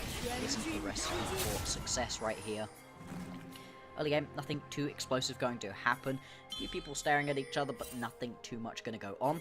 So yeah. We'll have a look through. Pretty standard overall. On is hit interesting Varus. to note. Yeah, it is going to be on Again. hit with the Varus. A little bit surprising. This is a game where I think you can get away with it a bit more. Yeah, I think this checks a lot more boxes because it's the two things. It's right. It's reliable opponents to auto attack to stack. Rageblade lethal. I think 369 is the obvious target there, but also just low range. It's a pretty low range comp from Top Esports with a Callista Exactly. and a You Rise. can most definitely play this one. Interesting. This is what we talked about. Vampire going in. Your champion's not real this early Yep. on. And we talked about how deadly Callista Renata can be in early 2v2 trades. The heal used once again just as a speed up steroid, but doesn't hurt W2 bad. We're just definitely going to be surrendering level 2 and giving up a bit of a farm lead to Jackie Love. Very surprised to have seen Vampire go in. It's one of those classic adages, right? You're not a champion until level 2. Although, with that early push that we have seen, Monkey is now in the area. If he picks up this camp, he should just about tick himself over to level 3. Could potentially see an early gank if he wants it. Although, he is just going to head on towards his blue buff, and although he could potentially have gone for a gank, Kanavi in the area is going to be spotted here, though. Uh-oh. Oh, Kanavi. Alright, Vampire's gonna come face check, and I'm using the untargetable. Oh. Good flash away from the pulverize so he doesn't get knocked up. And now, oh my god, Chris going over the wall as well, going after Monkey. Maybe not the target he wanted with that handshake, especially with the unbreakable ability available. So that's two flashes, yeah, that TS don't get really any value out of. But look, you managed to steal away this blue buff right here, make Monkey uncomfortable. This is exactly what you want to be doing with this Neferi. The skirmishing power of the dog, incredibly strong early on, and you just want to get yourself up to that level 6 as quickly as possible to really make these ganks effective. To have that call of the fact things are so much easier to play out for these aggressive plays. And actually, you can see Kanavi stepping up once again, even though he doesn't even have a mid laner at the moment, still just trying to find where Monkey is, keep him on vision, tracked through the jungle, make it so his laners feel nice and safe to be able to do whatever they need to. Does have some serious camps to answer for now on this top quadrant, so we'll have to slow down his invade antics nonetheless. This is one of the few looks we'll get on the top side of the map without anyone showing up, because Void, Sion, and Yorick definitely vibe with just kind of farming and stacking their passives and what scales importantly for their kits. You're trying to get yourself into lane. the later stages of the game. Right now, this is not the moment. No, it's definitely not. And this is what we talked about for top, is that their top side of the map is really slow. There's always room for proactivity with Realm Orbs, Scion Ultimates, Teleports, but these solo lanes are very content in just relaxing, farming, trying to get to their 2-item spike points and the passive armor stacking of 369, which, again, lends to this guy you're seeing on your screen now, Monkey, alongside with Karis once he gets Spirit Rush, to really try and overload and impact some of these lanes. The top side of the map right here for TES is built around helping out the bottom side of the map. That is the way you want to be playing this one. It's obviously very important with Sion, but even with that Rise, getting the setup for your team. Chris. Oh, Chris has no flash. Great combo. Okay. Vampire sets him up. Monkey knocks him down. Two pivotal members right now for WE's success, showing why. Nice pickup right there to be able to grab that kill. Well ganked there from Monkey, exactly what we wanted to see him do early on with this champion. You can't fall behind on the Pantheon. Barely a champion in the later stages of the game if you're not ahead, but from ahead, this champion really can take over and just provides so much in what should be quite a lot of 4v5 team fights, right? If Cube's getting good pushes off on the side lane, and this is the situation where you very much need your Pantheon to be ahead to be able to buy space so you won't just get overrun in a 4v5 situation. Keeps the goal close though as the JDG has used that early level 1 skirmish and some flawless farming and wave control to create himself a 20 CS lead. It's going to stay that way likely. Taeyun is likely to miss this entire wave, if not more. Curious if we're going to get that swap, though, Bloxer, that you do see teams. It's a bit early for it, but with 369 teleporting back top and also Cube, this stay pretty standard for a while. Things are just chilling for the moment. This is the thing, right? You're very much just wanting to keep these lanes as is, especially for WE. It's working perfectly well for you at the moment. No real need to accelerate things, change things up. Have to see what the priority is going to be towards this Drake. It is going to be an Infernal, so you would expect to see a little bit more aggression towards it than if it was any other. Kanavi potentially looking for a gank onto the bottom side right now. Does not have the level 6, so his ganks are going to be a lot less potent. There's a ward in that advancing brush if you want to try and set up for a lane gank. Patiently waiting over the wall. See how tantalizing Chris makes himself for a vampire headbutt combo, who is another one of those players that always plays aggressive and on the forward spot, no matter how much caution is advised. As JDG gets a run slow and Taeyun immediately burns flash at the side of the pack. Yeah, the second that the Fury jumps over the wall, Taeyun immediately flashing away from that one for good reason. However, WE, they are calling in reinforcements. Monkey and Karis in the area, stepping up a little bit. Vampire doesn't manage to find anybody with that flash right there. Instead, things just gonna chill out a little bit. Although, actually, Cream, though, trying to collapse on a Monkey. Mid laner's the only one with ultimates, by the way. Cream does not have a lot of mana to access either. TES might want to be a bit wary about chasing further. They'll just take control of the river with this dragon up, and with waves to answer in mid and bot, vision cleared out.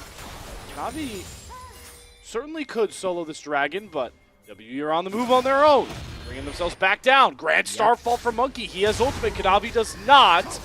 Can he get the stun down? Yes, Kanavi still has the untargetable to hang on to. No follow-up, so Grand Starfall is a little bit deceiving in name for this time. Yeah, unfortunately, just going to be a little bit of a whiff right there. Without having that level 6 onto Taeyun, there's no Chains of Corruption to really follow up with. Vampire was nowhere nearby either, so things just go back to being a little bit chill. Now that level 6 is going to come through for Taeyun, and the Drakes does still remain. The moment TES, they are stealing away all of Monkey's camps. He's not going to be able to access his blue buff right here. And the response might just about be a plate for WE's bot lane if they feel confident enough to step up, but I'm not even sure about that one. Although, wait, Chris, they don't feel confident to go. Wave. They can't. No, here comes the Realm Warp. Kanavi used the blue buff to get level 6 as well. That is Monkey and Vampire's flash, just like that. Change of Corruption to come down to JDG. He'll cleanse them off. Ari soon to join the fight, flashes in with the Spirit Rush to get the Charm. Cream is locked up, but there's the huge Fate's Call onto 3. JDG flashes over all of WE, gets the first red. Kanavi flies back in with the untargetable. JDG dipping, dodging, dashing, all around World Elite as they crumble at the might of the TES AD carry, but Taeyun ends up being the real hero. Triple kills for both marksmen, but it's the Forest that stands tall on the recall. Gonna be 4-0-1 right here. Both of the ADCs popping off in that team fight, but you've just got a little bit of extra damage, a little bit of extra CC available to you as WE. Turns that one into quite the success. You're gonna be very happy with that early game, especially for this on-hit Varus with such expensive items you have to build towards. Brilliant to be able to get that much early gold into his back pocket. The Realm Warp comes through from Cream, and at this point, I very much thought we were going to see everybody stop going for this chase, but Vampire says, no, we can go, even though it's only level 4, jumps in onto a level 8 Cream, manages to pick up that kill, and does die in the backside of this fight as JDG starts to pop off. Watch Taeyun here. He's untouched. He's chilling. Nobody's even thinking about the Varus in this team fight, and you cannot afford to let a Varus just sit and free hit like this. Yeah, you know, it's early on in the game. He doesn't have a ton of items in his back pocket, but as TES found out right here, the Varus still hurts. immediate value on the on-hit Varus. I mean, that fight looks a lot different, I think, if that is a Comet Varus dealing lethality items. We flash back live, and Karis is the target of 369, who is just so clinical with this Scion. Flashes for the slow, and gives a alley-oop slam dunk of a kill for Kanavi. Dragon's still the priority for both these teams, and everyone is just Herma fighting and setting up skirmishes on this bot side. We're at 10:30 on the clock blocks here, and first Dragon is not dropped. No grubs have dropped either. We don't care about neutrals anymore. No, apparently picking up grubs for your Yorick is a thing of the past. You have no real priority going on towards that one at the moment at all. Jackie Love and Crisp are in the area, but they're actually just going to take resets, pick up mid-waves, not really going to be pushing towards that one either. And right now, Monkey is just farming in the bottom lane, so things very slow, despite the fact that we've had a lot of explosivity in terms of kills. Map objectives just are not moving at the moment. This is going to be one of the weirdest games for neutrals. I mean, it's almost worth talking about that. We got to jump on these grubs, or they're going to despawn. Yeah, it's not too far away. You've got to move right here. This is very, very slow out of both of these teams. They're beginning to set up, beginning to bring members around. Dream is going to take a reset, so without the mid laner in the area, LBE are just going to be able to start this one up. Remember, they have themselves the Yorick, so you want to pick up at least one of these, if not 2 or 3. Kanavi is here, though, potentially looking for a steal. That is going to be the smite from Monkey. Can't get in. Can't go. Dream's too far away. All right. Realm Warp is up. Scion could ult across the map, but TS don't want to over-index. So 3 grubs, going to Monkey, WE on the rotates. Very much was that reset from Cream that opened it up for WE. The second that the mid laner is gone, you can just go play for this one. It was critical, though, for Cream to go back and get that Rod of Ages. You need to get that stacking as quickly as possible. You can see a lot of these first items have now been completed, and the response for the 3 grubs is going to be this Infernal Drake going over to TES. This one's going to go over uncontested. Monkey is on the complete other side of the map. Among those first item breakpoints, though, coming through, a lot strong.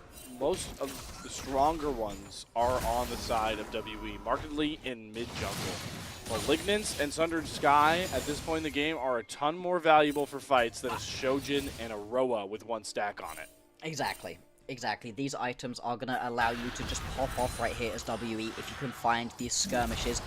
That's exactly what you are going to need to do. I like the attempt of the tech right here from 369. Yeah, unfortunately, Maiden does not enjoy being away from her Yorick. It's just going to rejoin right here. And I'm very interested to see what the next item is going to be right here out of. Does he go for the teamfight Yorick build that we saw previously? Or are we going to get to see a little bit more of a split orientated build? You can go Hullbreaker at this point. You can Hullbreaker second item if you want to, and just fully index into never seeing your teammates at any point in the game, and just constantly trying to draw as much pressure onto these side lanes as possible. Or you can go more towards the teamfights if you really want it. A Shojin second would sort of indicate that. I'd like to see that just full index in the split push, because I think it's twofold knowing you're playing into a Scion that you just want to always hold from a side lane. He gets so much more fighting value. We're about to fight under the turret here. Vampire is about to find out there are 3 members waiting for him with that brush, but Karis does a ton of damage, clears out the wave, forces the heal out of Crisp to protect Cream. Karis outplaying that dive before it even starts. I've been pretty critical of Karis throughout this split. I think he's been the weakest member of WE in the majority of these games. I think Vampire's had some lower lows, but Karis just hasn't been performing up to a massively high level. However, the last time he looked really good was versus TES, and in this game so far, you know, it's not the flashiest of performances, but holding right there hasn't gone down in this lane. He's doing pretty well for himself. We'll see how the charms he's hitting later on go, because if you can land a key charm onto Jackie Love, onto Cream or Kanavi, all of those are champions that you can try to burst down. They've got some survivability built into them, especially that Neferi, but if you're blowing that at a charm initially, then all of a sudden the Chains of Corruption are looking that much better. Monkey can look to go jumping in. There's a lot of extra options if you're hitting these skill shots. A lot of options becoming available on the map as well. Got the Rift Herald coming up. Spawns on the top side. Would love to get that for WE as they We pointed out and we highlighted they really need to put pedal to the metal, especially as the 4 stack, right? The York's going to be fine as this game goes on, but it's more important that you get the most out of this Ari and this Pantheon. And just like that, Cream with the phase rush gets away from the Charm, and that should be enough to keep him alive. But he's going to realm warp smartly away from a dive that was going to follow. So Cream keeps himself safe, buys space for TES further up the river. That is going to be a little bit of extra movement towards both this top lane tier 1 tower and the Rift Herald if you want it. The response, though, is going to be to push straight down onto the mid lane. And giving up mid lane tier 1 for Herald not going to be the most worthwhile. Team should be able to clear out this wave, and now the tower's going to start hitting. Blue Jinx corruption through. Chris pass Fate's call if he needs it. There is Jackie Love to get his support more space with the collapse from Cube. Vampire flashing through already, has the Unbreakable Will, so he's going to play right in the face of TS with a hostile takeover. Hits 4 members there from Crisp and completely slows down the roll of WE. It looked like they had the angle on 3 kills, and now they're just getting hands shook away over and over again. Crisp value on this Renata tenfold to keep all of his teammates safe. Absolutely. We've seen time and time again how that hostile takeover can completely change the landscape of a team fight, and it very much did in that situation. Without that, I think it was going to be the collapse working for WE. A couple of kills picked up for them at least. We'll see what they could have turned it around into. I very much like the decision making there from TES though. As soon as you recognize that you're going to be losing that top lane tower and you're likely going to lose the Herald, just push straight onto mid. They don't even lose the Herald because it draws the members of WE over, and then they manage to get away with that team fight as well. You can see why TES are 12-2 at the moment. They don't play clean, but they are currently keeping themselves in a very good spot in this game, especially with the scaling available to this comp. I will say though, Bloxer, I am impressed and sort of excited, I guess is the other word that I use too often, but my point being here is that the approach here for TS of this, like, not fading into the fights that WE wants and playing slow, it's really good to see, knowing that the identity of the team that they drafted. And they're even finding these timers to get the Rift out, right? This is going to go uncontested. The longer this game goes through, you're buying so much room for Cream to become a monster, 369 to become unkillable. I'm impressed by how TS have approached this match so far. Exactly. So far, so good right now. It's very much going to be on WE to keep the pace of the game high. Monkey attempts that by doing a Grand Starfall into the mid lane, but got emoted on. yeah, unfortunately, very much wasn't going to be able to find anything there. But still, it's not going to be a massive loss of an ulti. Now they can just turn around straight up and pick themselves up this Drake. Uncontested as well. That's now going to be 1 Drake apiece. So no Drake stacking going to be coming through for either of these teams right now.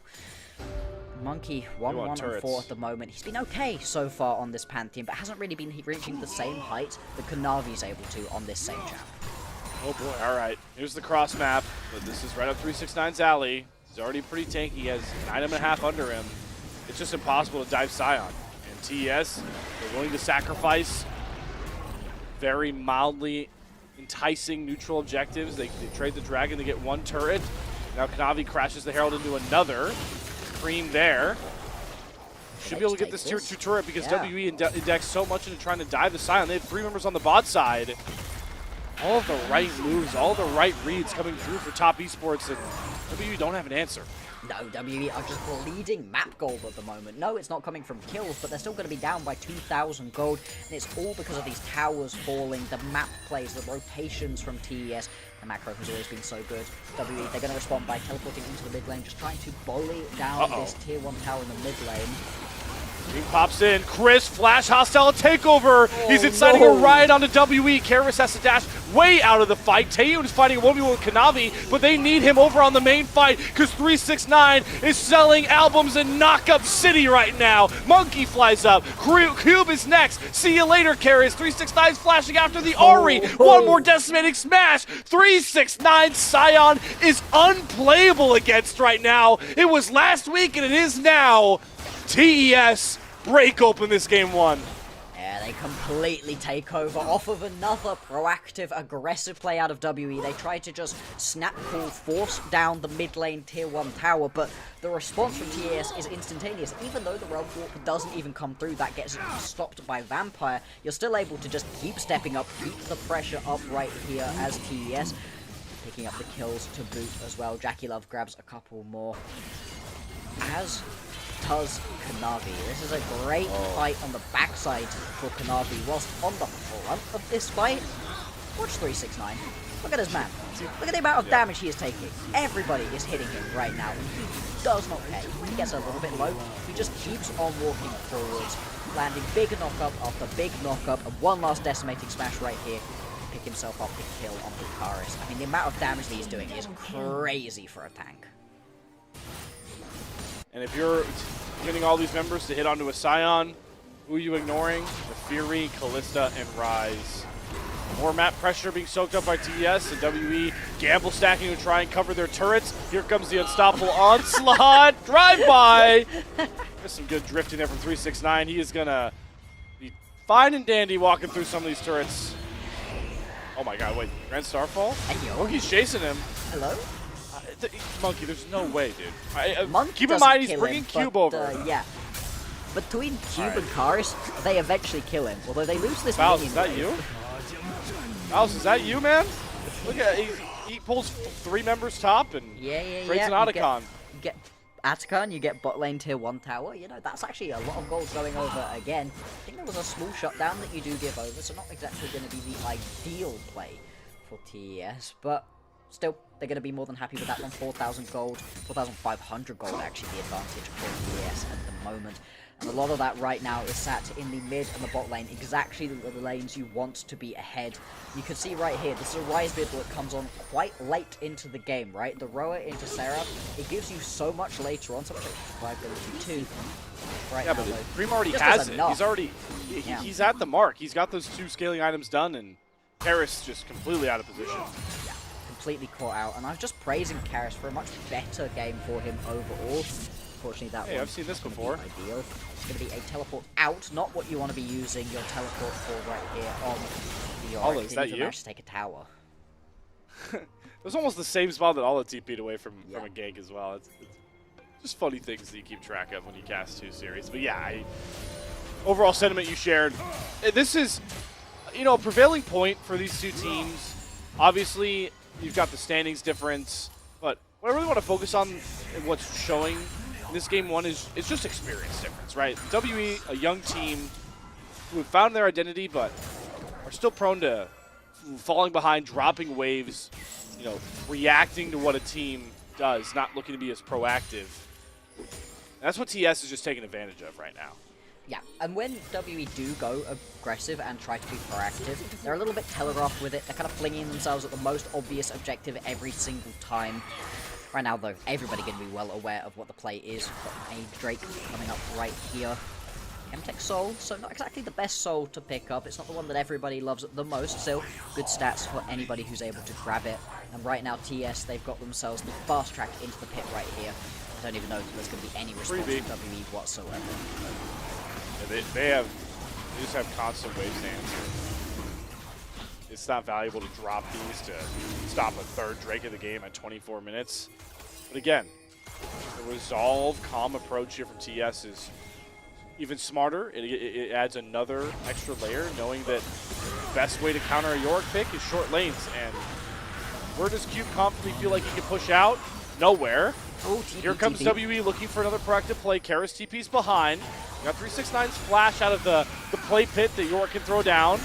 With the Chains of Corruption, everything onto 369. Here's the hostile takeover from Crisp. Off to the left, you got Kanavi, who just blows up Karis. My lord, once again, WE, you throw way too much at 369, and he turns it back with a vengeance.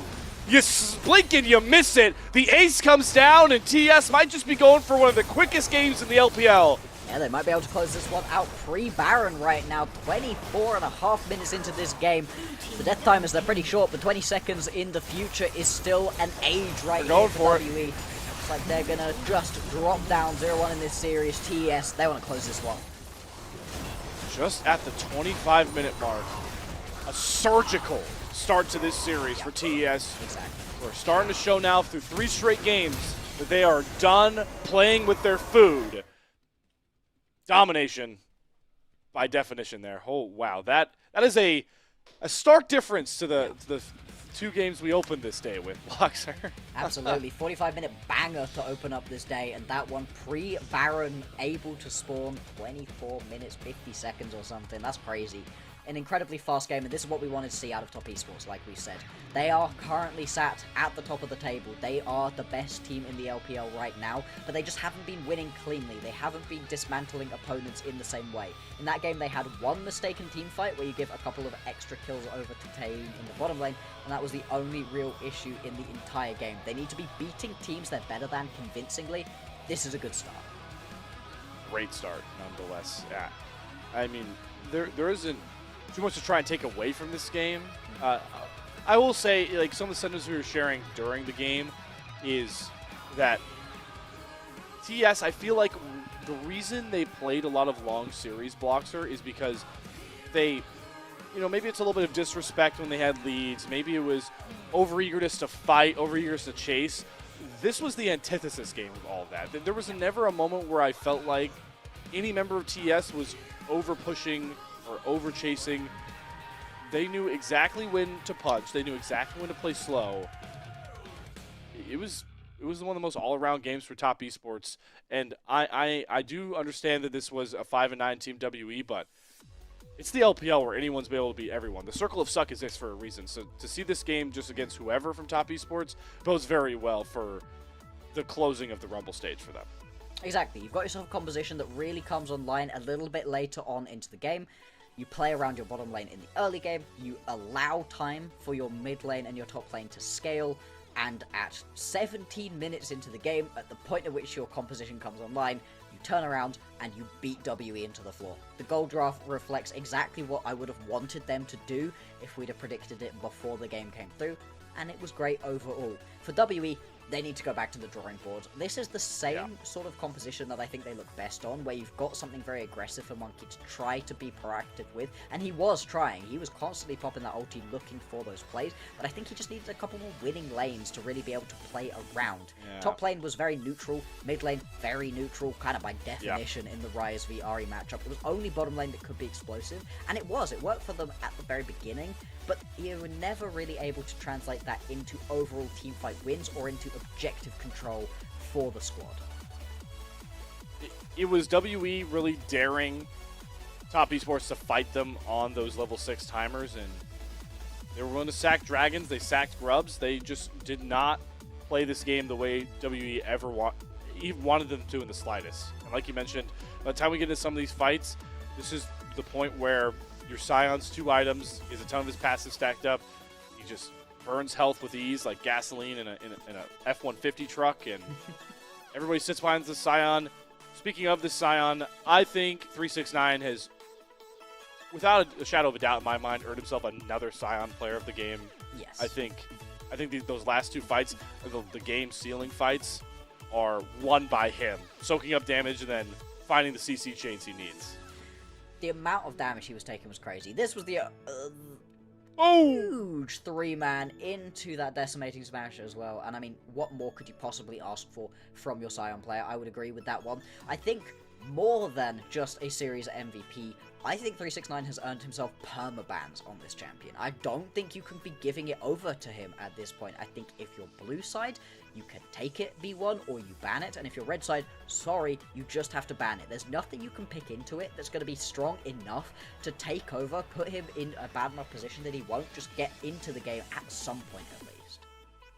369 so laser focused now and willing to play these tanks is such a breath of fresh air, because when TS were, like we mentioned, struggling to close out series, he was trying to force those carry top laners he loves, and they weren't consistent enough. And I don't know when the conversation was probably had. You know, the meta was shifted. That has a factor, but he has looked laser focused ever since he got onto these tank picks. Still going to play his Gwen games, those come across, but we've seen less of the 369S champions, and it has been for the best for Top Esports to continue to try and set themselves up as the clinical defending champions, looking for a back-to-back LPL titles. It's a breath of fresh air, and you can have those 369 pop-off games, right, Bloxer, especially once we get into the best of 5s. Oh yeah. Exactly, that's where we can really begin unlocking him. If he plays 3 games on a big tank and then at some point pops off on something wild, I'm happy with that. The team should be happy with that as well. It's great that he seems to really be finding his footing again. We're actually going to get a Jackie Love player of the game. I do disagree as well. 6-1 and 6, it's fine. He was absolutely fine on this champion, but everybody on top esports in this one was absolutely fine. Nobody really felt like they popped off for me quite as much as 369 did as well. Still though, the Callista's flashy. It's fun. It's flashy, it's fun. I think this bottom lane play is like the only time he really had to be super skill expressive, but they rolled out the red carpet for the Callista to do a ton of damage. Nonetheless, that felt like a dominating team win, so player of the game, it's a minute point nonetheless. A great start for TES as they look to get to be the first team to get to 13 series wins, a marker that would separate them by 2 series against AL, the only team, like Bloxer mentioned, that's really been able to challenge this squad. It's back to the drawing board for World Elite on the other side. They will get a blue side game. Let's see how they approach that draft after an intermission. See you soon.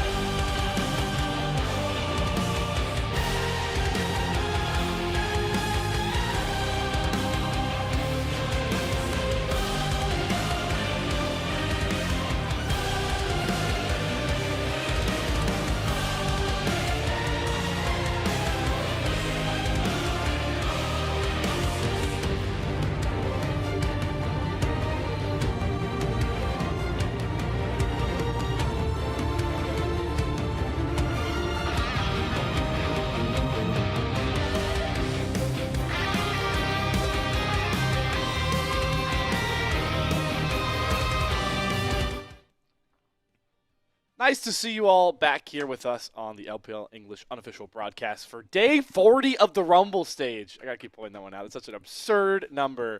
But you all know it's also absurdly fun. MOBA Trainer, if you want to get better at League of Legends knowledge. We did a bit of this segment after game 1 of JDG versus Weibo. So we're going to keep it a bit brief here. Here is MOBA Trainer. Awesome puzzles. We're going to dive into a random puzzle. Bloxer and I have to redeem ourselves. We got 0 right last time, and we've been blessed with an easier one here. Jungle Tempo Medium level difficulty on the early Vi. Let's see it. Let's see it. I see that we're 5-0 already, so I already want to pick more aggressive options, knowing we're this ahead. Oh, we're 2-0-2 on the Vi specifically. All right. Oh my God, Belveth. Where's the decision going to be here? Is it to go or not to go? I mean, come on. If it's not chase enemy, I don't know. Yeah, let's go. Let's play. Let's go. Let's do it. Yeah! Let's go! Exactly. No HP, Good no start. mana. Let's go. We've got one. Ready? Got one. Here we go. Yeah, I mean, that John is literally 1 HP. Do we have flash, too? I mean, this is like no flash. This is one of those, I hate these plays because it feels like everyone should die and you kill nobody. All right. Chase Janna, Drake. Take Drake, take Wave. I would be taking Wave here, to be honest. I don't think we can chase the Jan. I don't know that you can quite catch up to her. Maybe you can? No, I'd be taking She has Wave. flash. All right, let's take Wave.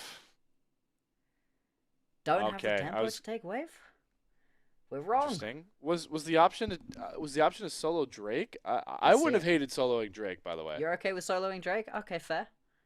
It was. I guess level 4 would have been a little bit risky. Just a little bit worried about you getting collapsed on, but I guess you did just see your mid laner teleport back into the mid lane. And Belveth is right off death time reset, so yeah, I'd be shocked if she sprinted here. All right, so fair enough. I'm going to grab that early Drake. 6 minutes. Way faster than our LPL teams today. All right, Go Void Grubs is totally troll. We're never clicking that one. I see. How much gold? We already have our Warhammer. I feel like it's clear jungle. I don't think it's recall. Oh, we have 700 gold. Hey, I'm okay. I'm okay with the reset too. Let's clear jungle though. Won't make it in time for Void Grubs. So is it just straight reset? Okay. Reset head up for Void Grubs? Or is it just straight Void Grubs? Okay. I'm surprised. Wait, Void Grubs was the choice? Okay. I'm surprised. Usually we talk so much, right, about the way that you have to trade them 1 for 1. It's okay to give Void Grubs over if you take Drake, but we got one. Yep. We got one, Slayer. All right, we got one. So you can see here, you get some points, you get some multipliers. The more points you get, you unlock below those other puzzles to do. There's a giant map that you could explore. So shout out MOBA Trainer. We do have a code that all you can use to get some extra value out of MOBA Trainer. It's right next to me, as you can see now. LPL 20. Use that code, 20% off and unlimited puzzles with that code. Proceeds go directly to the MOBA Trainer devs themselves and, of course, the LPL English unofficial broadcast. Big shout out, MOBA Trainer. Bloxer and I will get better at these puzzles, but we mostly hope that all you guys can use it to get your game knowledge better. Speaking of knowledge, speaking of approaching the game, Bloxer, blue side draft for WE here. What's the takeaway from game 1? Just try and forget it and come into the second game clean? Yeah, just come and swinging again, right? Don't get scared. You're not going to beat top esports by playing scared. When they were able to win that first game up against top esports in the first round robin and able to take them to the brink in games number 2 and number 3, it was all about the pace that they were playing around. It was the way that they were aggressive in their team fights, and Monkey was just able to get involved as much as possible. It didn't work out in this game, but they did try. I just want to see that same level of pace, that same level of aggression out of WE, and hopefully this time it has a slightly different result. I also just for simplicity's sake, you talk about, you pointed out well that this team thrives on being able to come away with these hectic team fights, everyone on the same page.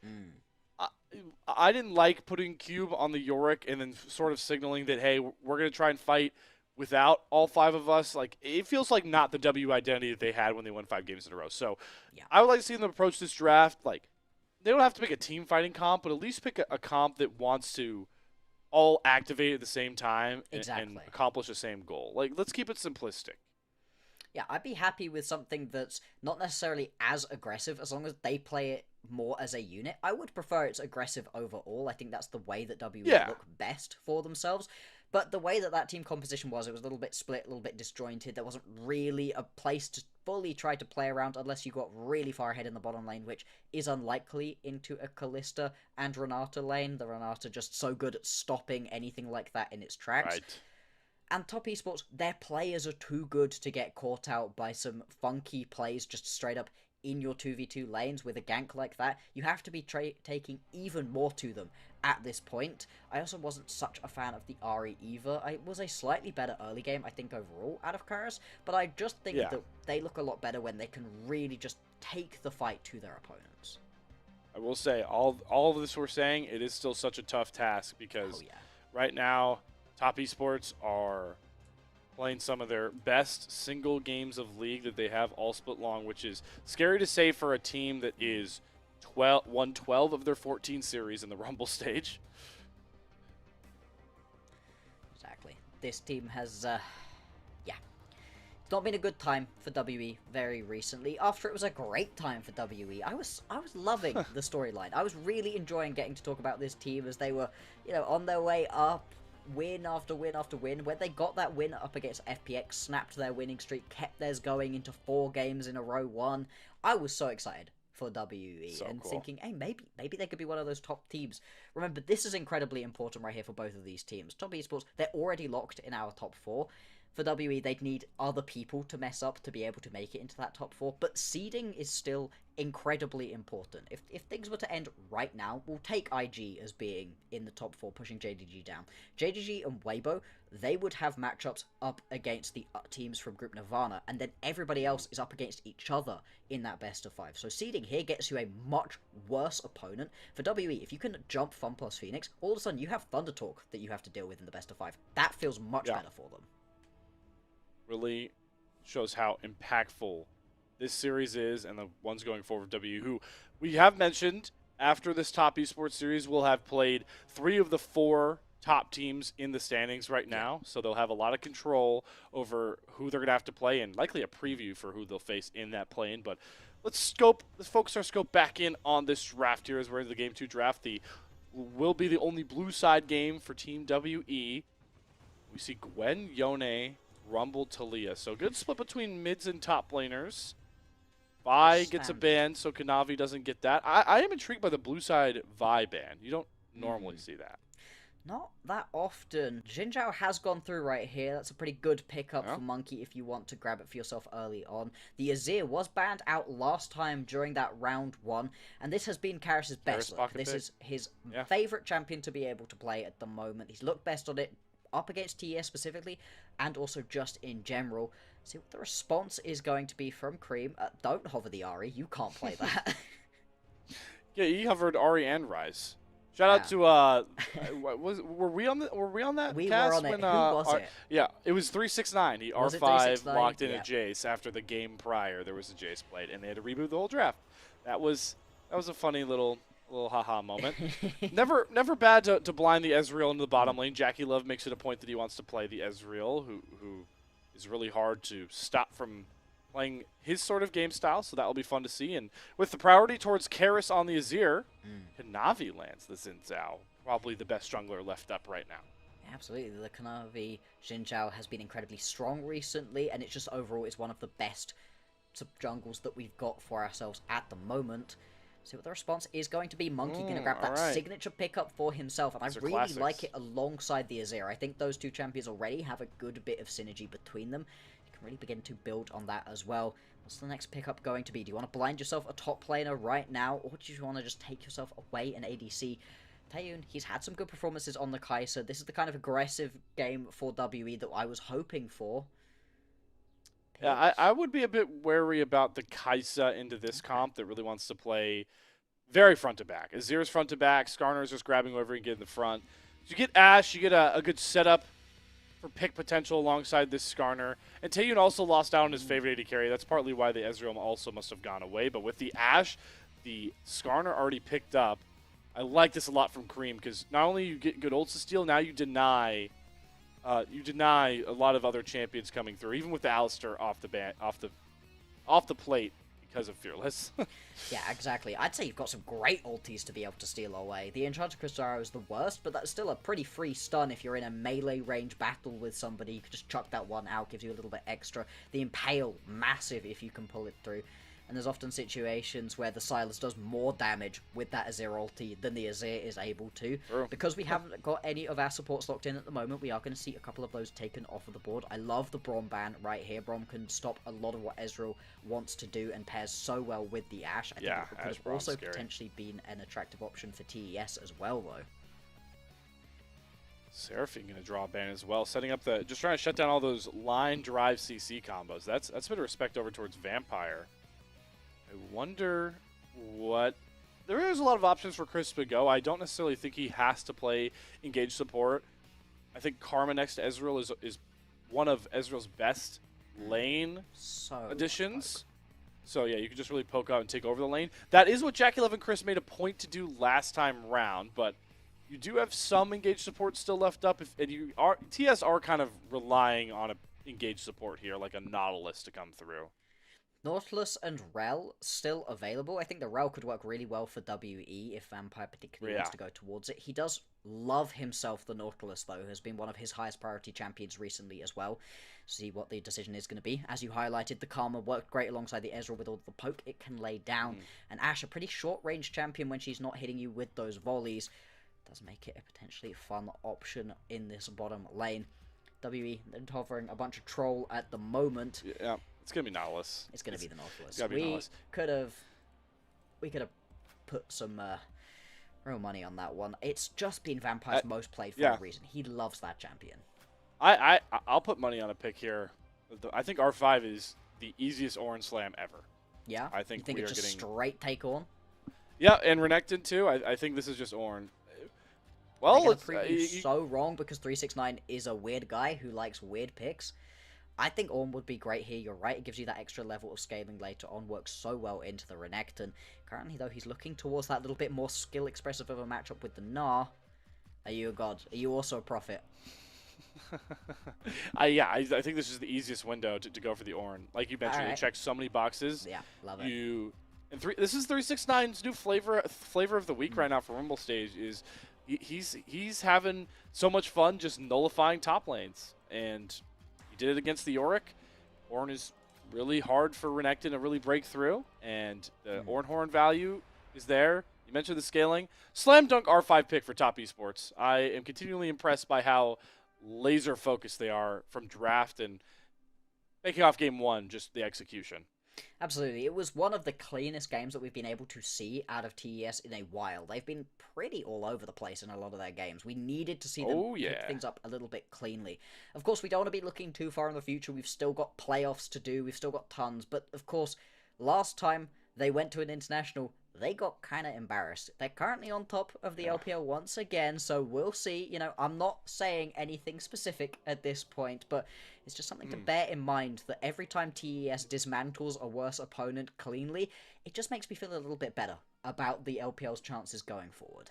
It's an important thing to bring up, Bloxer, because expectation-wise, there is no ceiling on top esports. This team is, like, bare minimum, most are expecting them to be at MSI. Yes. And then further than that, top esports, you know, LCK is its own animal, but if we're asking teams that we expect so far through 2025 to compete with the LCK's frontrunners, is top esports not at the top of that list? I can't think of a single other team that I'd put right there. Absolutely. So.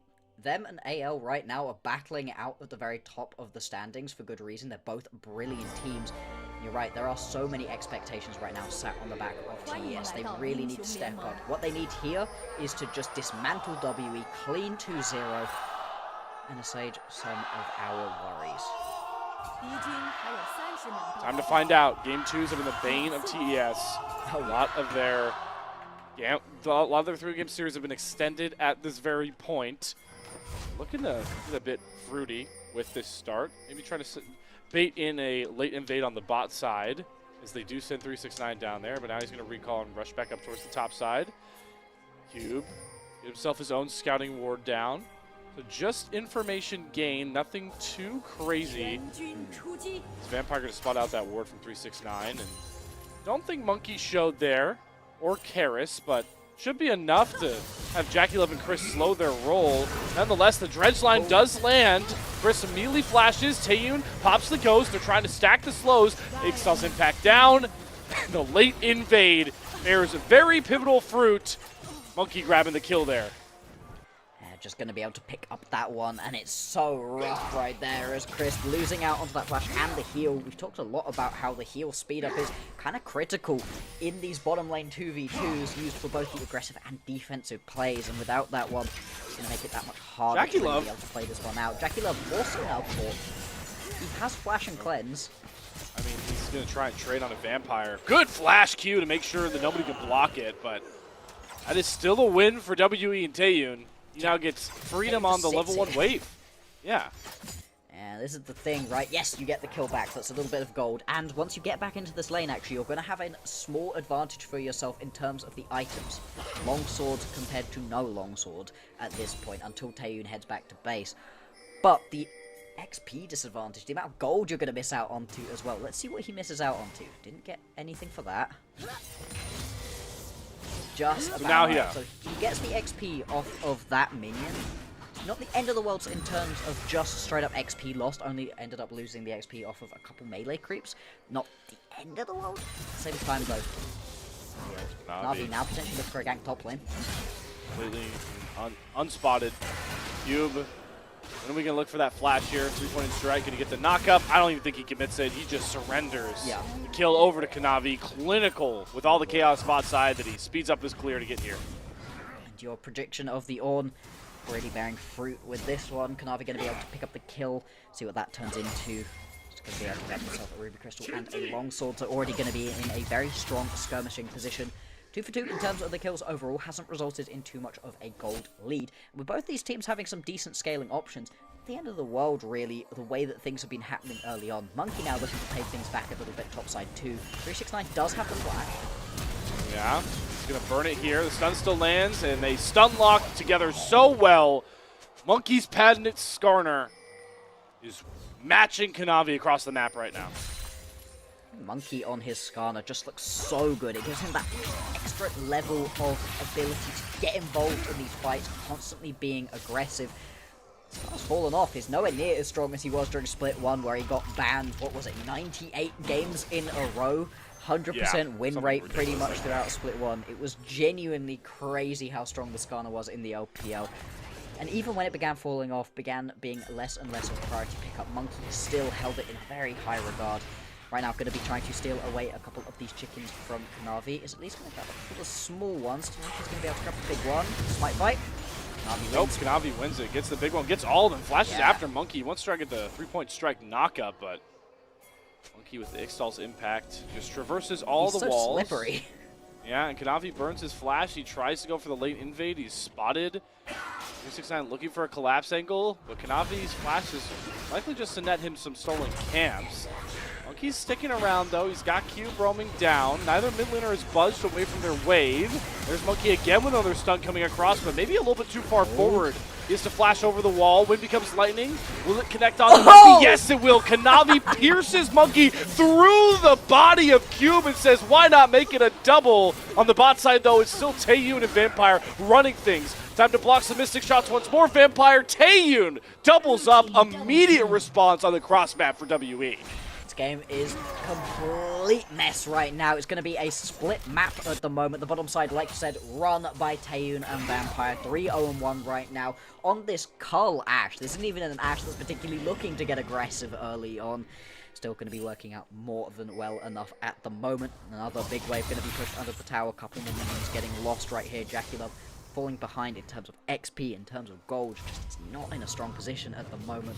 We'll have a look back at what we missed. It's just a straight up walk up and hook situation, and this is the reason that we see the Ashe paired up with the Nautilus so often. The amount of CC is insane. The slows, the stuns, you just can't walk away.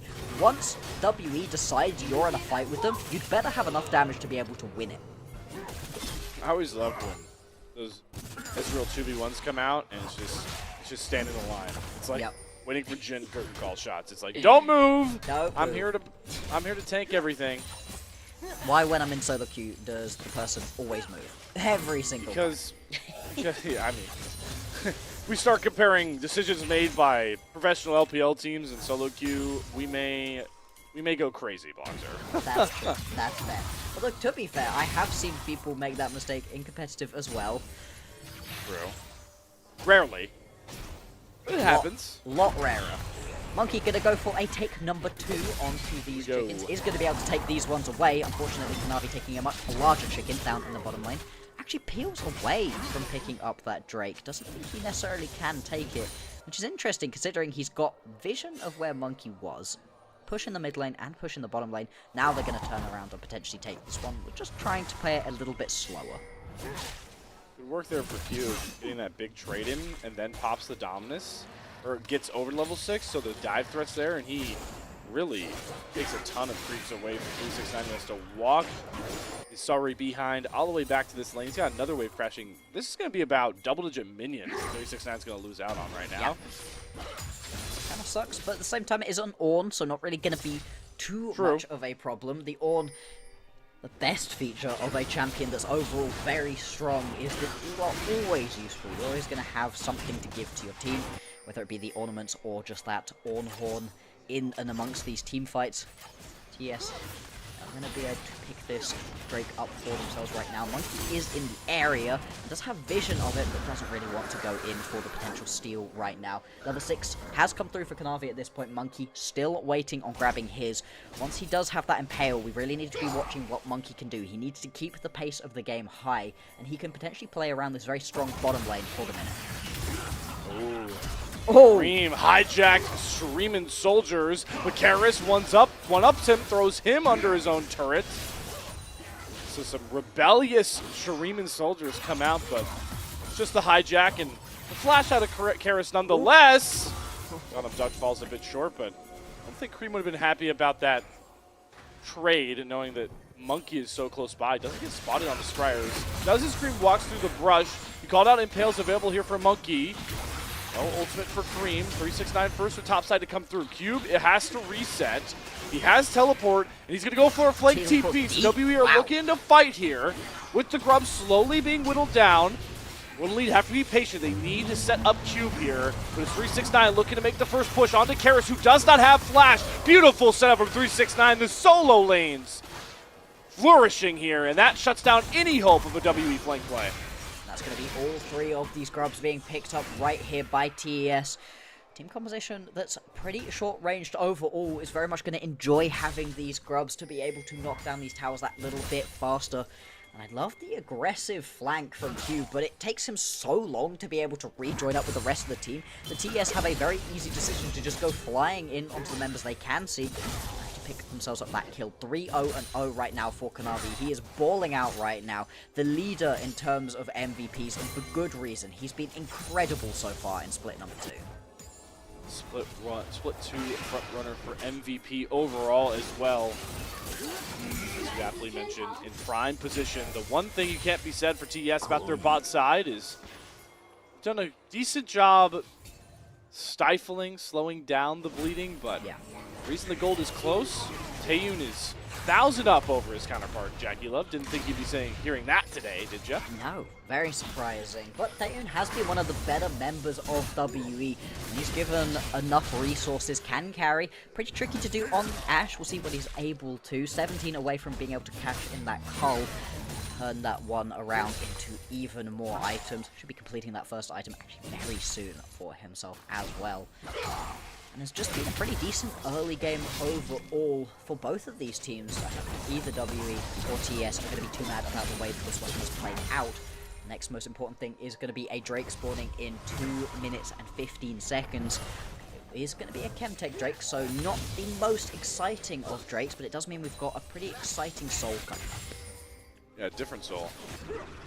Hopefully it ends up being, love to see Hextech, love to see Inferno. But all the options, good call out, are going to be pretty tantalizing. You see what items come through before that dragon does come up about minute 45. Again, Need some time on Karis. The Azir doesn't really... It has value on one item, but not like the raw damage dealing. You still want the Triforce. I don't know if Jackie Love's going to get that one done, so Taeyun's going to be in a really pivotal spot. There's definitely big items to look out for once this Dragon comes around. Very much so. But right now, though, a lot of resets coming through. TES looking to go spend that last little bit of gold before they want to play around this spawning dragon. And that gives a little bit of extra time right here for WE to step up, get themselves a little bit of vision right now. And for a squad that has the pick potential of both the Azir and the Ashe, that really helps to have this early vision. If you can spot somebody out, land an Enchanted Crystal Arrow, and then follow it up with the Skarner or with the Azir, that's a great way to be able to start off this team fight. Put yourself into a 4v5 situation as quickly as possible. Big potential, the favor of WE. Skill expression definitely to the side of top esports. The Crescent Guard outplays are there, depending on what hijack you get for green. Those are available, and obviously the orange is we see the Zinsec come out there from Kanavi. Vampire and Taeyun have to flash back out. Current front runner for the MVP, really showing his stars. Taeyun gonna get the arrow out. 369, oh my god, this guy. Turrets are not in his vision. He's running in between two of them. Does get Taeyun killed. Good flash out of the Ixtal's impact as well, making sure Monkey can't impale him and throw him under a tier 2 turret. 369 is just playing at a different level on these tanks now, just like back in the JDG days. Cool. Teleport going to come through out of Karis, rejoins this fight. A ton of plates go over to TES, and now they can head over towards this Drake if they want it right now. Cream going to teleport up to the top side to stop the push in right here from Cube. And everything is coming up TES at the moment. They get themselves about 1,000 gold to the advantage from that play. They don't need to turn it around into the Drake right now. I don't think they have to. They could just wait a second, get a couple of their ultis back, and then rebait another fight. They're in a very strong spot at the moment. You can see Jackie Love went back to base, wasn't actually able to complete that first item though. So that is a bit of a disadvantage. I think that means they've got a little bit less of that tempo that they would have needed. It is actually going to be the Drake picked up for WE, even after they lose that fight. Yeah, I think they just have to respect the ults that were available, right? That you saw on the Impale, Emperor's Divide, Cube had Dominus and Teleport available. So, again, top esports really enjoying the respect they're giving over to their opponents. Taking the nameplates off, knowing, hey, these champions have this available, they're on these timers. We are not in a position to force anything, and there's no reason for us to. What do we have available to us? Well, a weak side play onto Cube on a potential dive as Cream does have the Dominus stolen. Does lose the wave out.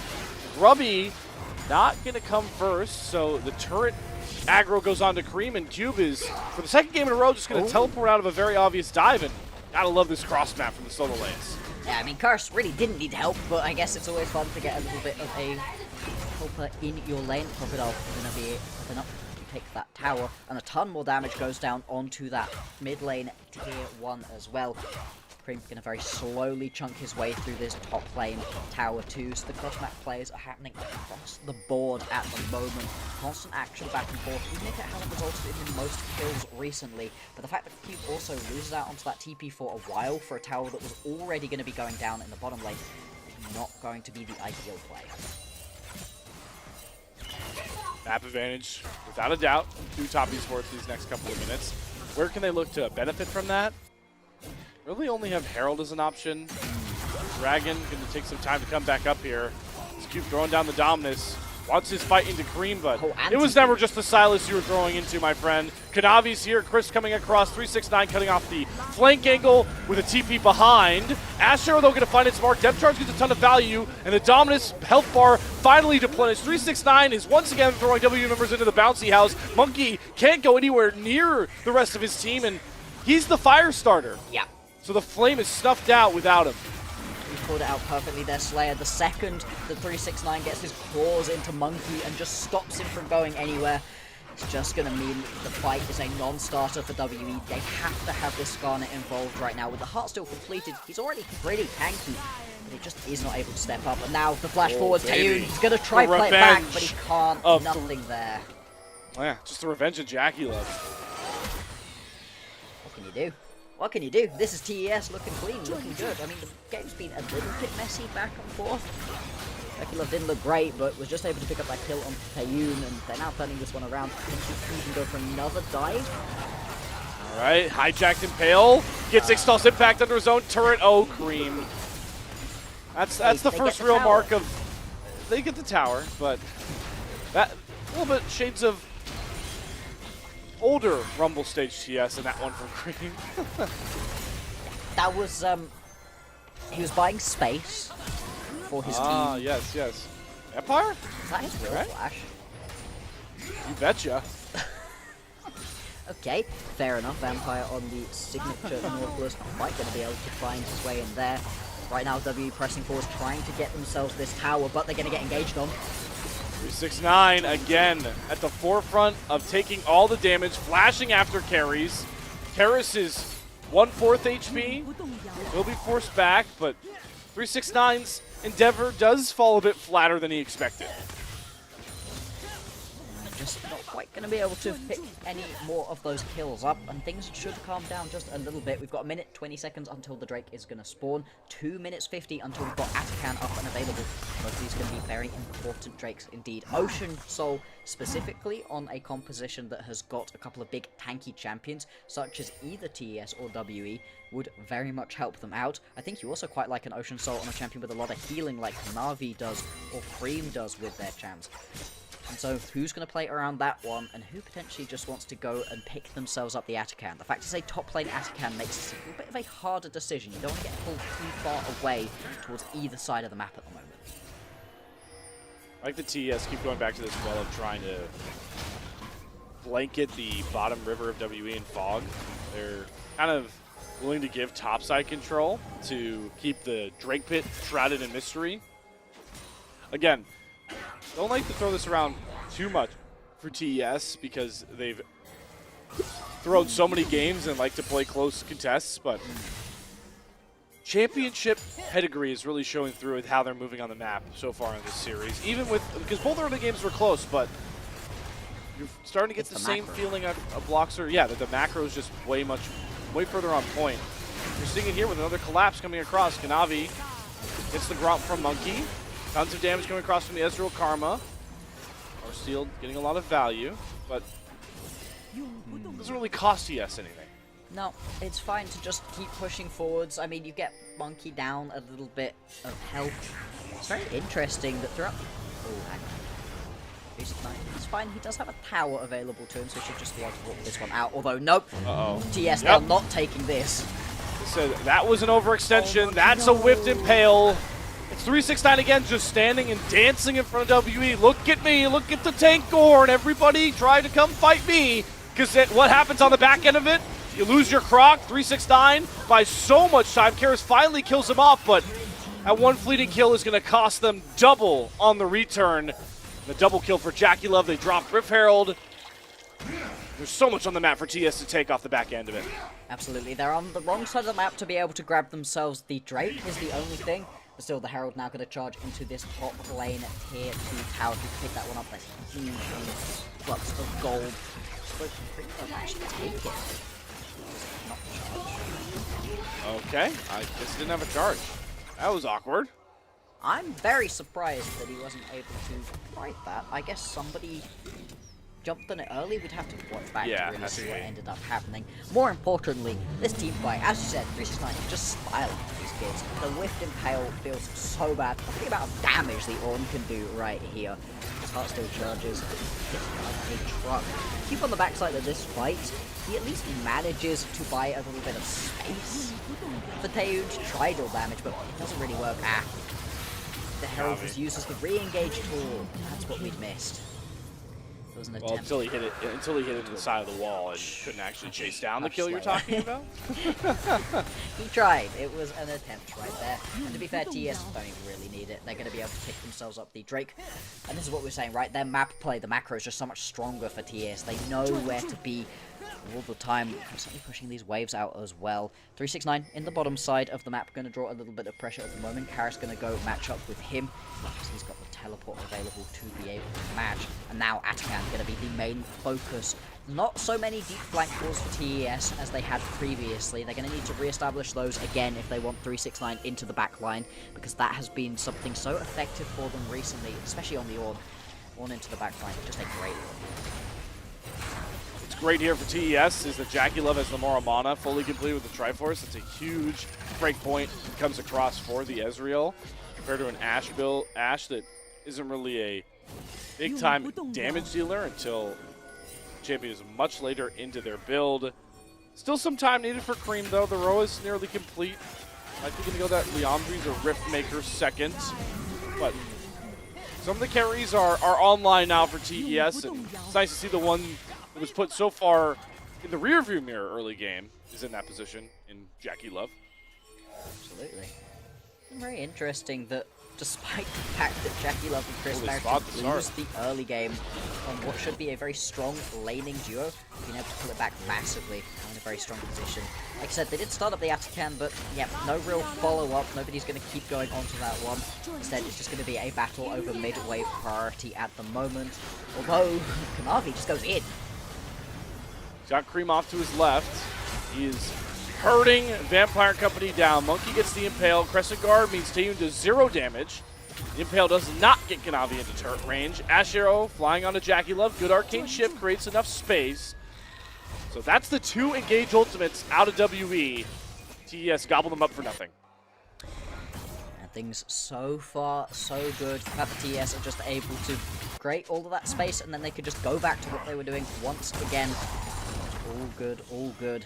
Cream does have a stolen away Impale. Don't know how much longer he's going to have that one available to him before it expires, and he needs to use it. But if he's able to get into the backline and land a big Impale, it's going to be a huge way for TES to be able to start these team fights out. Thing is, they've also just got so much poke because Jackie Love's in a good spot at the moment, because Crisp's doing a decent amount as well. You can just sit and poke out your opposition and then go for these team fights. You know, TES, they've got a lot of options, whereas right now it feels very much the WE, they just need to find that pick. And without that pick, they really can't win these straight up 5v5 team fights. We fall back into that same lull where WE feel like they have to always respond on the map to what TES is thinking of doing. Rarely do they get to take over tempo themselves. So you're going to get a rare moment now in the mid lane where I really feel like they could have taken this mid turret themselves. The minions are not going to get it done. Perfect highlight. Just has to step up and tank a couple tower shots and take it. That's how slow the WE really fall into, right? Once we get out of early game. It was the same game 1. This is what we didn't want to see from WE. We didn't want to see them let off the accelerator. We see them keep pushing forwards in this game. Yes, you've got some decent scaling now. 2 items completed onto your ADC and your mid laner, so that's going to help. But at the same time, you're allowing TES's composition to really come online. The Hermana completed. Of course, as well, that's so much damage available to Jackie Love after what was a pretty rough laning phase as well. He's now managed to claw it back, 300 gold in the advantage. Now, actually, things have slowed down so much that there's going to be a Baron available in 40 seconds time. The map is going to get real full of neutral objectives. Just a couple seconds after that, Ocean Drake number 2 spawning in here is Monkey. Immediately looking for a flash play. Like the attempt, but the arcane shift comes across. Jackie Love and that 2 ping is just quicker. And while we do like Monkey's aggressiveness, it's going to cost WE because without Impale, it's really hard for them to force a fight on the TES. Great cancel from 369 onto the Ashe Arrow. He gets pulled into the fray, but again, this is the Ornn that wants to play up close and personal with WE because he lets Jackie Love, Kanavi single out targets and knock them down. Hijacked Ashe Arrow to the face of Karis. Has to use the Emperor's Divide to buy space. 1 pick, all TS need to really turn onto those neutrals in the top side of the jungle once more. Exactly. The key thing is that it is going to be Monkey that goes down. He gets caught out, pinned against the wall, and TES, they are just playing around their main man right now in 369. He's so tanky, practically unkillable. Now with the Jack Show completed as well, can just stand in amongst everybody else and absorb all of the pressure you could possibly ask for. It's going to be that Atakan picked up right here for TES. They decide not to head straight towards the Baron, I think, so that they can establish their push in the top and the mid lane. They can either peel back onto it right now if they want it, or just go again. These team fights are working for them every single time. There's no need to rush these objectives at the moment. as long as they are letting the Ash arrows hit 369, you know, not giving good impale angles, it's really hard for WE with how slow they're attempting to crawl back in this game to knock TES off of their tempo, like you're calling out. And the Dragon trade's fine. You split Dragons 2 apiece. Definitely get the vibe of TES are hoping this game doesn't go long enough where Soul is ever a worry. Indeed, you really don't think this game is going to go that long. If it does, a bit crazy. Oh, Vampire. Big damage. Oh my god. Whoa! I love Ezreal. Holy moly. So fun to watch. But he does face check into an Impale. Has the flash. Gets out to safety. Cream flies back in, but Karis finds the kill. Down goes Chris as well. 369 TB's in. Ornhorn on to 3. Stops WE in their tracks. But they don't have their AD carry. And Kanavi is far too low to really fight. Slice and dice forward. Cream. Can he get the W heal in time? The Steric shield. When becomes lightning. Dredge line to the face. Oh, Vampire catches Kanavi lacking. TES back to overextending, and it costs them finally a breakthrough for WE. That was just way too aggressive from Jackie Love. Yes, he nearly manages to pick up that kill onto Vampire, but he's a support. He's not the key target, and steps just a little bit too far forwards, pulled straight into the Impale, and if it wasn't for a great teleport out of 369 that lands with a huge Ornhorn, that would have been a complete disaster. It's only 369's arrival that sort of turns this one back around. Yes, this initial bit of damage is great, but look how little vision they have right now. You can currently see the bot lane, you can see the Ashe in the mid lane, and you can see Vampire who you're chasing into. You cannot just step into that bush. In no universe can you just step into that bush right there as Jackie. Great play from Karis too. Gets that Shuriman shuffle onto Jackulov after he burns the flash. We talked about it. And how many comfort champions W are really relying on? We got Vampire Nautilus making effect here. You got the Monkey Impale on the Skarner, and then Karis' Azir getting fancy with the footwork.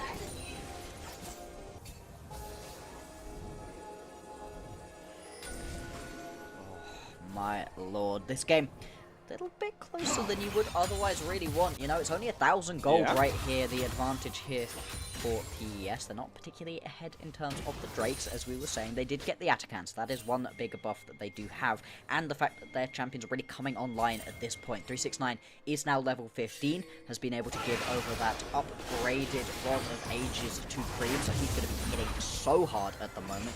Especially now that he's got a Seeker's Arm Guard to keep himself a little bit safer as well. Turn that one into a Zonda pretty soon. Kanavi going in here, really wants to steal away this blue buff. The contests of the blue buff recently have been crazy. Yep, but they're also just going after Monkey. Again, really taking, remember, gets the Impale. Kanavi pops the Crescent Guard. Taeyun throws the Ashe Arrow onto Cream off to the side, but Kanavi dashing in after Taeyun. He's protected well. 369 also doesn't get the knockup. Can Jackulov get the kill over? Yes, he does. Finally, Taeyun is shut down. And with Cube having no way in without Monkey's health bar plentiful, WE just fall flat without their Skarner and relinquish control of the fight. Pretty funny moment right there where both Cream and Monkey impale each other, move each other back and forth a little bit. Not too much coming of that one, and TES, like I said, they are going to come out on top, and they pick up the blue buff that the whole skirmish broke out over in first place. Not the Baron. The Baron is going to still survive. This one spawned a full 10 minutes ago. Sorry, a full 5.5 minutes ago at this point. So a while that it's been up without anybody really looking at it. A lot of fights in the area.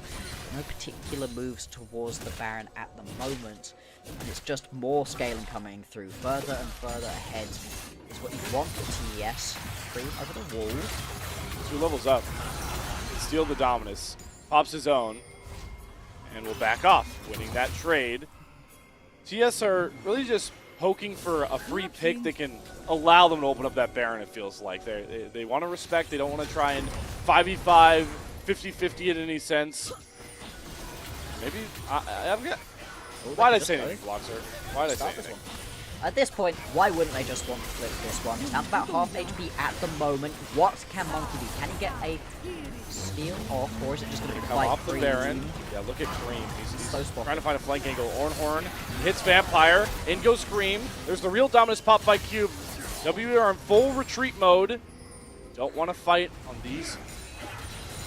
this footing into TES. Instead, they'll wrestle control the mid wave. TES are continue their chase. Beastwards trying to corral WE like sheep for the slaughter. Vampire throws the dredge line in, using 369 as a buffer, but he sends them back to the bouncy house, and boom goes the dynamite in the name of Cream. There's the breakthrough we were waiting for, just like in game 1. Everything falling in line for the defending champs. A clean 5-0 ace. Unfortunately for Vampire, 369 is not the person you want to be pulling into the rest of your team. And now with 20 seconds until Vampire's up, 30 until anybody with any real wave clear is available. So yes, they're going to push forwards, pick themselves up, probably at least this inhibitor. They can try to push for the end, or they can just turn around and go grab themselves a Baron, whatever they think is going to be the most effective strategy right here. The minion wave's thin, but it is still here. They can just end this one, yeah. They've got themselves after Vampire, after Vampire, it's still double digit. This is going to be it. A lot of murky skirmishing, but a dominating TES, and most importantly, clean series. They go back-to-back 2-0s moving into Week 7, looking like the TES that won the Split 1 championship. This is a TES, I think, who's kind of taken a chill pill, you know? Yes, they've ended up having to play a few of these early games a little bit more skirmishy, a little bit more aggressive, just because that's how WE play. You can't completely sit back. But they were mainly responding to what WE wanted to do, a couple of proactive plays of their own, but it never felt like they were going to over-index into anything. They didn't flip a Baron, they didn't flip an Atakan or a Drake or anything. They were perfectly happy to allow their item breakpoints to come through, and at the point at which they did, at the point at which the Ezreal got back from what was a pretty rough early game, all of a sudden, they're there, they're ready to play, and they pick the series up, like you said, cleanly, a nice 2-0. It's the first time, if I'm not mistaken, all Rumble stage long that TS have been able to pair together sweeps. Which, yeah, I think so yeah. It's not like they haven't gotten them. Like, they 2-0'd FPX in Week 2, and then after a 2-1 loss to IG, they 2-0'd Thunder Talk. But this is the first time that they've been able to string together 2-0 series wins. A mark, again, that you would find rare for a team that is now 13-2 in the Rumble stage. Exactly. But it feels weird to say again. Another thing I would say, Blockster, 13-2, top esports, peaking at the right time in the Rumble stage, I would argue at this point now.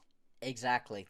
If they can really string together a bunch of wins right here, separate themselves out, they're going to be feeling good coming into these playoffs. The other thing to think about is strength of the schedule. They've got a real easy closeout ahead of them right here. They get to... cakewalk. Yeah, they get to kick WE about. They're going to get to kick Weibo and Thunder Talk. Week 8, they do have BLG. Now, that's going to be fun, and that may well be a precursor of something we get to see in the playoffs. I hope so. I'd love to see a 5-game series between these two teams. I think their top laners specifically have been incredibly fun to watch recently, and that would be a great matchup to get to watch in both a best of 3 and a best of 5. But at least for the rest of Week 7, you are chilling right here as Top Esports. They should not drop a single game throughout the remaining. Will they? Most likely. We know Top Esports, but they really shouldn't. Right. And not to burst your bubble on the Week 8 matchup, but we'll talk about when we throw up the updated group standings a bit more later. But likely by the time you get to that matchup, TES are going to be probably fully locked into whatever spot, likely number 1 seed. Yeah, it's not going to mean anything. So that will take a little bit of the wind out of the sails. Teams, not because of what it means. I see. Yeah, I get where you're at here.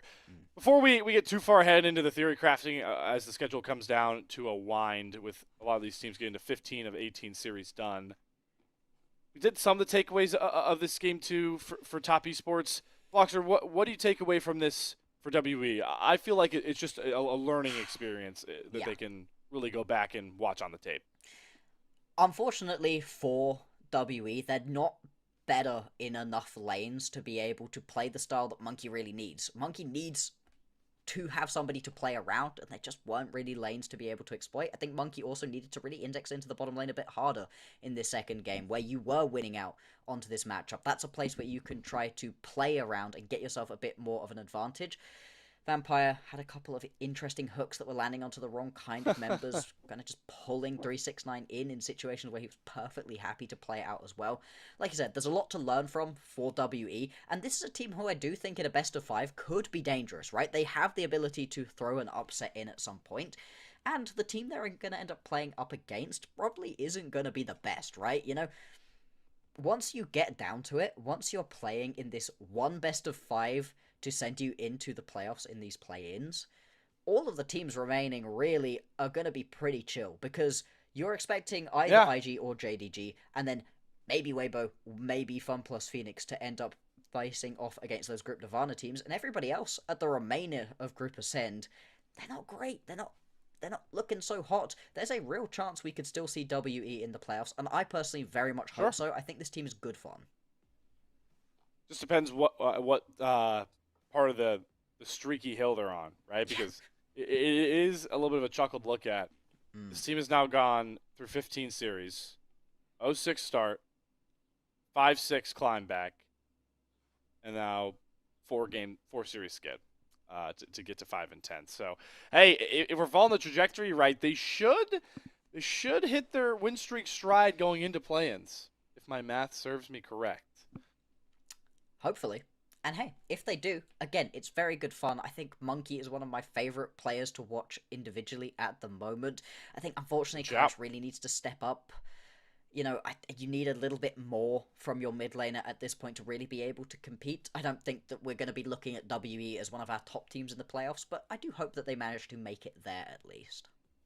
And the most important thing for this team, like overarching for the year 2025, is competitive games and setting yourself up for the most amount of learning from these top rosters. And by getting a group ascend, that was big for Split 2. You want to set yourself up to try and remain in group ascend through that play-in tournament more so than as much as making the playoffs. Really quickly, though, Bloxer, do we think 369 gets the nod for this Ornn game? I really think, again, so. he should get one. He should have at least crazy. one in this 2-0 win. Yeah, 100%. Everybody else had bad moments. I think the only other person who was pretty consistent was Green, but I would very much be giving it to 369 on this one. Kanavi. Really? I mean, he had the cool insect play, but yeah, I disagree with this again. Every single last bit of damage that WE had in both games went straight into 369's back pocket, right? Like, everything was hitting onto this Ornn. I bet if we watched all of those highlights right there of Kanavi, 369 is going to be right by him in the majority of situations. I mean, personally, I disagree. Yeah. I will say this one I can understand a bit more because he was 3-0 out the gate and was like the most fed member that helped them, that carried them into that mid game that was so powerful. Let's take a look though at these updated group standings, and the thing I want to focus on and talk a little bit about here now is the cushion that is evolving for top esports. Yeah. Because like they are almost completely locked into top 2, barring a complete collapse, with the fact that BLG would have to go perfect 3-0 finish, including beating top esports in the last series, while TES has a perma fall against, like you mentioned, Weibo and TT. They are almost locked to 1, and not mathematically, but in my mind, locked to top 2 after this win. Exactly. It's incredibly important to be able to just straight up lock yourself in that number 1 spot. Make sure you're going to be in a very chill position coming in to this bracket stage, right? Getting into the playoffs at all, very important. But the fact that you get a couple days to chill, this has been non-stop.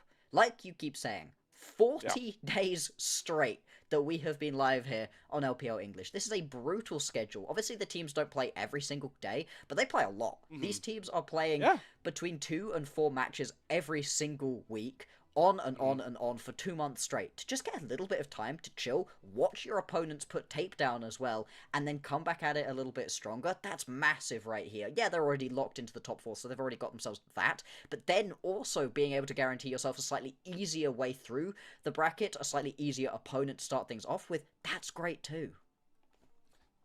Without a doubt. And on the flip side of the standings that I do want to quickly mention, at the bottom, now you got 5 and 10 WE. Ninjas in pajamas, man, with solo kill looking a lot better. They're 4 and 10, so they're right behind Team W to try and shake up what those play-ins will look like as we continue to evolve that conversation. The final convo I want to have is a thank you to some very important people as we will be getting out of here in record time for a day of LPL. Thank you very much to our Elite Coffee supporters, Aaron Soup, Mong, and Forrest. Without their pledge financial contributions, help level up the broadcast and give back to the cast and crew who strive to give you an English LPL product every day. So awesome. Thank you to our elite coffee supporters. Overall, thank you as well to Twitch subscribers, YouTube subscribers, general coffee subscribers like we shouted out earlier, and as well as just you guys in the chat that I see all the awesome people that pop in here week in, week out to hang out, watch the LPL. All of you are integral to keeping this, fan-run broadcast and English product of the LPL coming every single day. Like we mentioned, 40 days deep in the Rumble stage, and 41 is coming y'all's way tomorrow. Right back in action. We'll have more Group Ascend with AL taking on NIP and WE looking for their get back against Thunder Talk. So a lot of those bottom of the Group Ascend standings coming your way. Final shout out goes to our awesome producer, Mickey. Always a pleasure, my friend, chopping it up with you. That will do it for us, folks. I'm going to bed. Bloxer's going to start your day. You got to start your day, Bloxer. So without that, I bid you all adieu. Take care, and we'll see you guys next time.